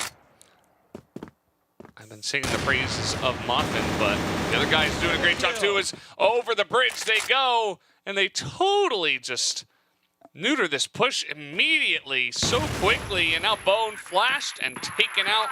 Kind of feels like Gaming Gladiators have found some wind underneath their sails bench. Only seems to be that way, Valdez. Because right now, Ray Gaming, they have to find this round for the tie, and looks like they are really willing to do so. Spoxy will go down to Rolly, and that might be the opening all they need to make this round happen in such a way. Down a player, Gaimin Gladiators going for a 3-1 split. C4. And 2 other members of Ray, they're going to be set apart outside of Hotel. Lion Claw, I think he has seen a glimpse of vision. Tosses a couple of nades out and falls right back. Calls in for the rotation as well, so 2 players move in. However, Bone guns down Raffin from downtown, and that opens a bomb site completely. But does Ray know this? Because right now, they're still lingering around. And Lion Claw swings out to get the kill, which eventually is traded out. Yeah, traded out. Leaves Zane Flex in a really rough spot. Gonna have to just hold 1 apiece to a site. Gonna find Bone, but not actually shoot him. As Flex is expecting more pressure on A, but actually they're already planting on B. So Flex is not in the right spot. And yeah, he's just gonna eventually get gunned down. 7-7. Cannot get closer than this. This is feeling like 100% we're going to overtime. Just the way that this is playing out. It's round by round. The way that these teams are trading rounds, that only seems to go on to overtime in it. But quick aggression from Gaimin down towards middle. Ground control is there from middle, as the rest of the players that was in the aggression will back out after leaving in anchor, which seems to be Raffin. He's been enjoying that spot, had a huge round while jumping across the board by taking a 3K, I believe. Nonetheless, rest of Ray still all alive, has a bunch of utils to work with as well. They're fully boxed in, but as I say that Muffin, this guy continues to provide for his team. Flex will go down, and that will be another opening. And does that mean, are we able to see a similar progression of Ray winning the round by Muffin taking Flex down in a couple rounds ago? Certainly could happen. Bones picking up some big kills here as well. Lion Claw all by his lonesome. He has Dzane on the off angle, but that was not quite enough. Laz super low on health, able to get that pistol kill. Is now running in with the knife.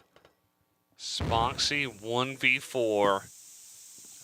And a dream in it. He's trying. Getting some pot shots in. The C4 will be planted just about now, and Spoxy's gonna go for the full rotation. Sees Muffin! Pistols good for one. Sees Bone jumping around, but not quite there to hit the shot. The timer is ticking away. And Spoxy, with dedication, will start walking in. Sees Berserk and gets the shot done, but Laz is there to get the shot in. Round won't be taken by Ray, and Ray will lead out. The question now is, can they maintain the lead? Because right now, the tendency of the rounds, that's going very back and forth. Yeah, felt back and forth, but there was a streak from the Gaimin Gladiators, and now there's a streak being built by Ray Gaming. They have 2 wins in these rounds under their belts. And, will that be enough, right? Yeah. Raffin pretty far up here. It looks like he wants to peek very aggressively. He's going to find Berserk at the same time. Looking for a third. 3 headshots, make it 4 in a row. And Lion Claw steals the ace. He doesn't care. They just want to get the wins. 8-8. 8-8 and Raffin. We need to see that replay because he was clicking heads as if he was taking the cake away from elementary school kids. Nonetheless, here's the replay, and look at that. Just 1, 2, 3, and 4. As easy as that, the round went to Gaimin. But here we go, tied to 8-8. This round is the critical round. Flex almost going down, gets his head stuck at the roof as well, but eventually is able to survive all the angles that was coming towards him. And Ray playing with a bit of patience. Not gonna swing anywhere just yet. They want to see if they can catch off any missteps that GG might make. Of which Lion Claw might swing. Laz is waiting. Laz goes down, and that's gonna be an opening granted to the side of Gaimin. Yeah, it's a pretty huge pick-off. He says, okay, Laz, the only guy that was over here. Also, Laz, the main fragger at the moment for Red Gaming. As we're looking at maybe a mid-push here. We got some flashes down on A, but this A push not really forming right now. As maybe mid to A is going to be the push, actually. Dzane big on top of the site, and he's got a lot of backup here. Rolly by himself gets taken down, and at least 9 rounds are here for Gaimin, as they are on the cusp of ending it here. They could just win and get the 2-0, or is Ray Gaming gonna come back? That's a big pick off to start, but Spoxy gets one back. This is the make or break for Ray Gaming. They have to go into overtime, but Dzane is pulling up a miracle of a double kill, looking for a third. Muffin is stuck at a hut, down to about 26 HP. Rolly is coming around the map with the C4. They have a free A bomb site, but isn't really free Valdez. It's rough, you know, they have a good position here, but down a member, it's not going to be easy, and down a lot of health as well on Muffin. He's got the right gun for the job. Right gun for the job indeed. However, Rolly is not going to post for the plant just yet. He's lingering out to catch off any rotations, but Gaimin Gladiators, they're not showing up to the scene in front of Rolly just yet. I think the idea in mind is to get up the bomb plant and just go on a retake, knowing 2 players of Ray are gonna be somewhere in the bomb site, not deep out in the bomb, not deep out in the A long, not deep out in maybe the back of, you know, spawn area. So I think they want to spend the time to give the room, but Ray knows that too. Ray exactly knows what's coming their way, so they're going to burn the timer to bait a rotation, but it's going to be a game of cat and mouse with the timer on the dynamite ticking away by the seconds. It's getting very much down to the wire. They're going to use some utility already. DAY3 also even pokes his head out, gets some info. Flex here on the long angle. Shot gonna miss here from Muffin. This Lion Claw, the one guy from long. The other two are coming in from behind from spawn. Flash over the top and in they go. Rolly gets the first kill onto the Zane. They don't have all that much time in place. Gets the snipe and the shot comes in from Lion Claw. And that will give Gaimin Gladiators the win. 10-8 in a nail biter as they will take it down 2-0. Had to come down to the wire, had to come down to the very last round. Ray gave it all and made it oh so close. Got to see Ponta made it to a 2v2. However, it just wasn't there for them to close it out and take us into overtime. Very, very close stuff. No overtime required. And now let's take a look at the highlights from this crazy map.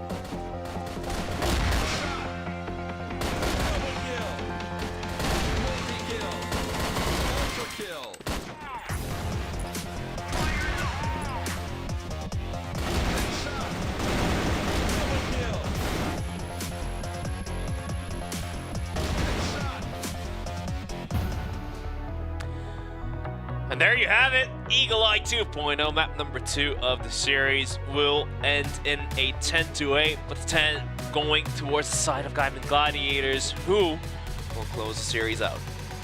Spoxy gonna hold on to a ridiculous KD in this tournament. I don't think he's going to remain at 2 KD, but he's certainly up there towards the top. And I would not be surprised if he picks up the match MVP, but let's see who it is going to be. As first off, we'll take a look at the match result, 10-6 and 10-8. Black Widow also felt pretty close. You know, that was a relatively close map until the sides changed, and then everything else changed. Yeah, of course, MVP. Who else but this guy? Spoxy.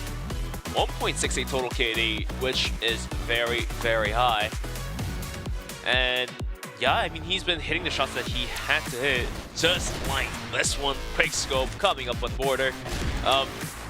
Besides the sniper kills, the pistol play also top notch as well.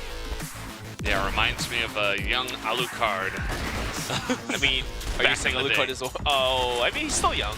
No, he is, of course. I just mean, back when I was first casting CrossFire, watching him, that's when I remember Oh, those you mean days. when the guy was really young?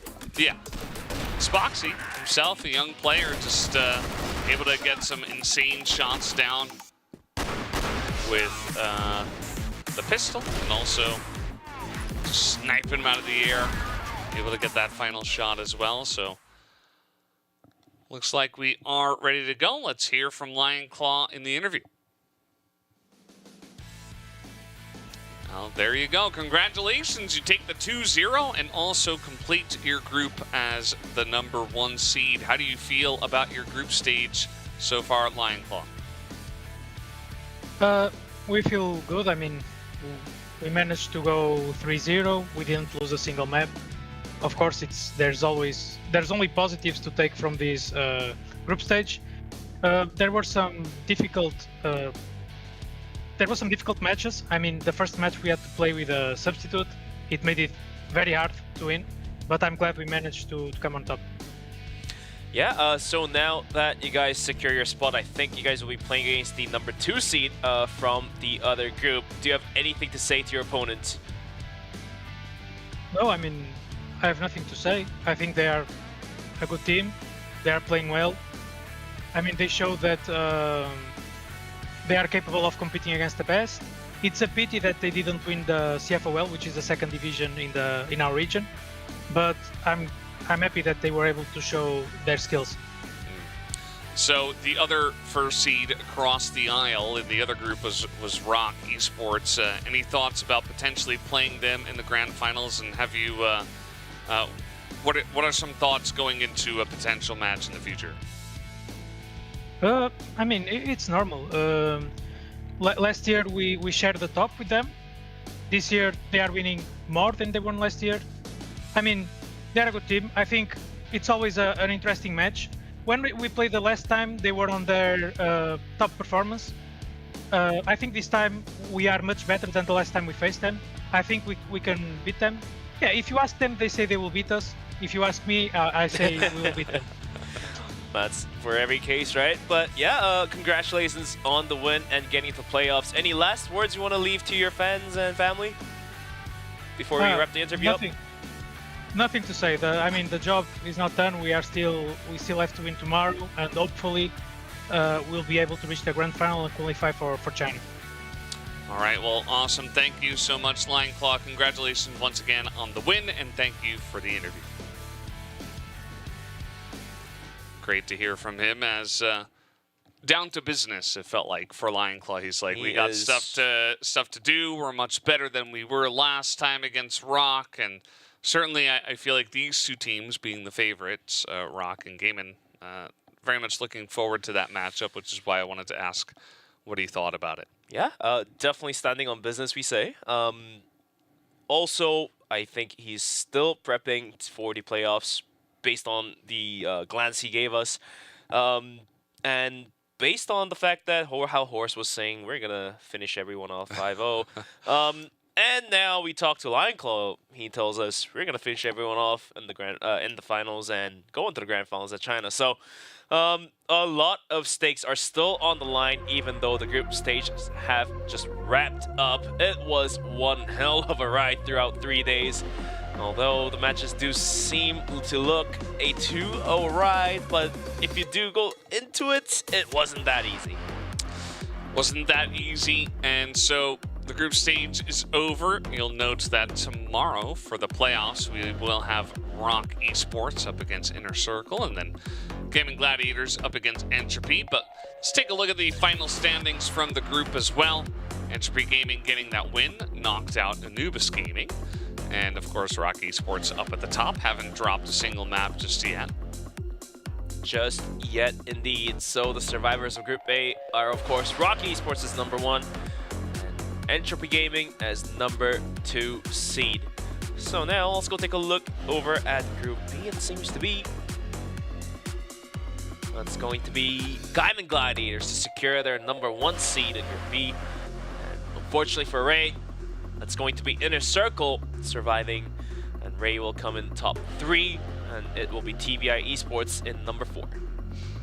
Yeah, so going to be a fun bout between the teams here that have made it into the playoffs as we take a closer look. Day 1 of the playoffs tomorrow, Rock Esports versus Inner Circle, and then we have Gaimin Gladiators up against Entropy.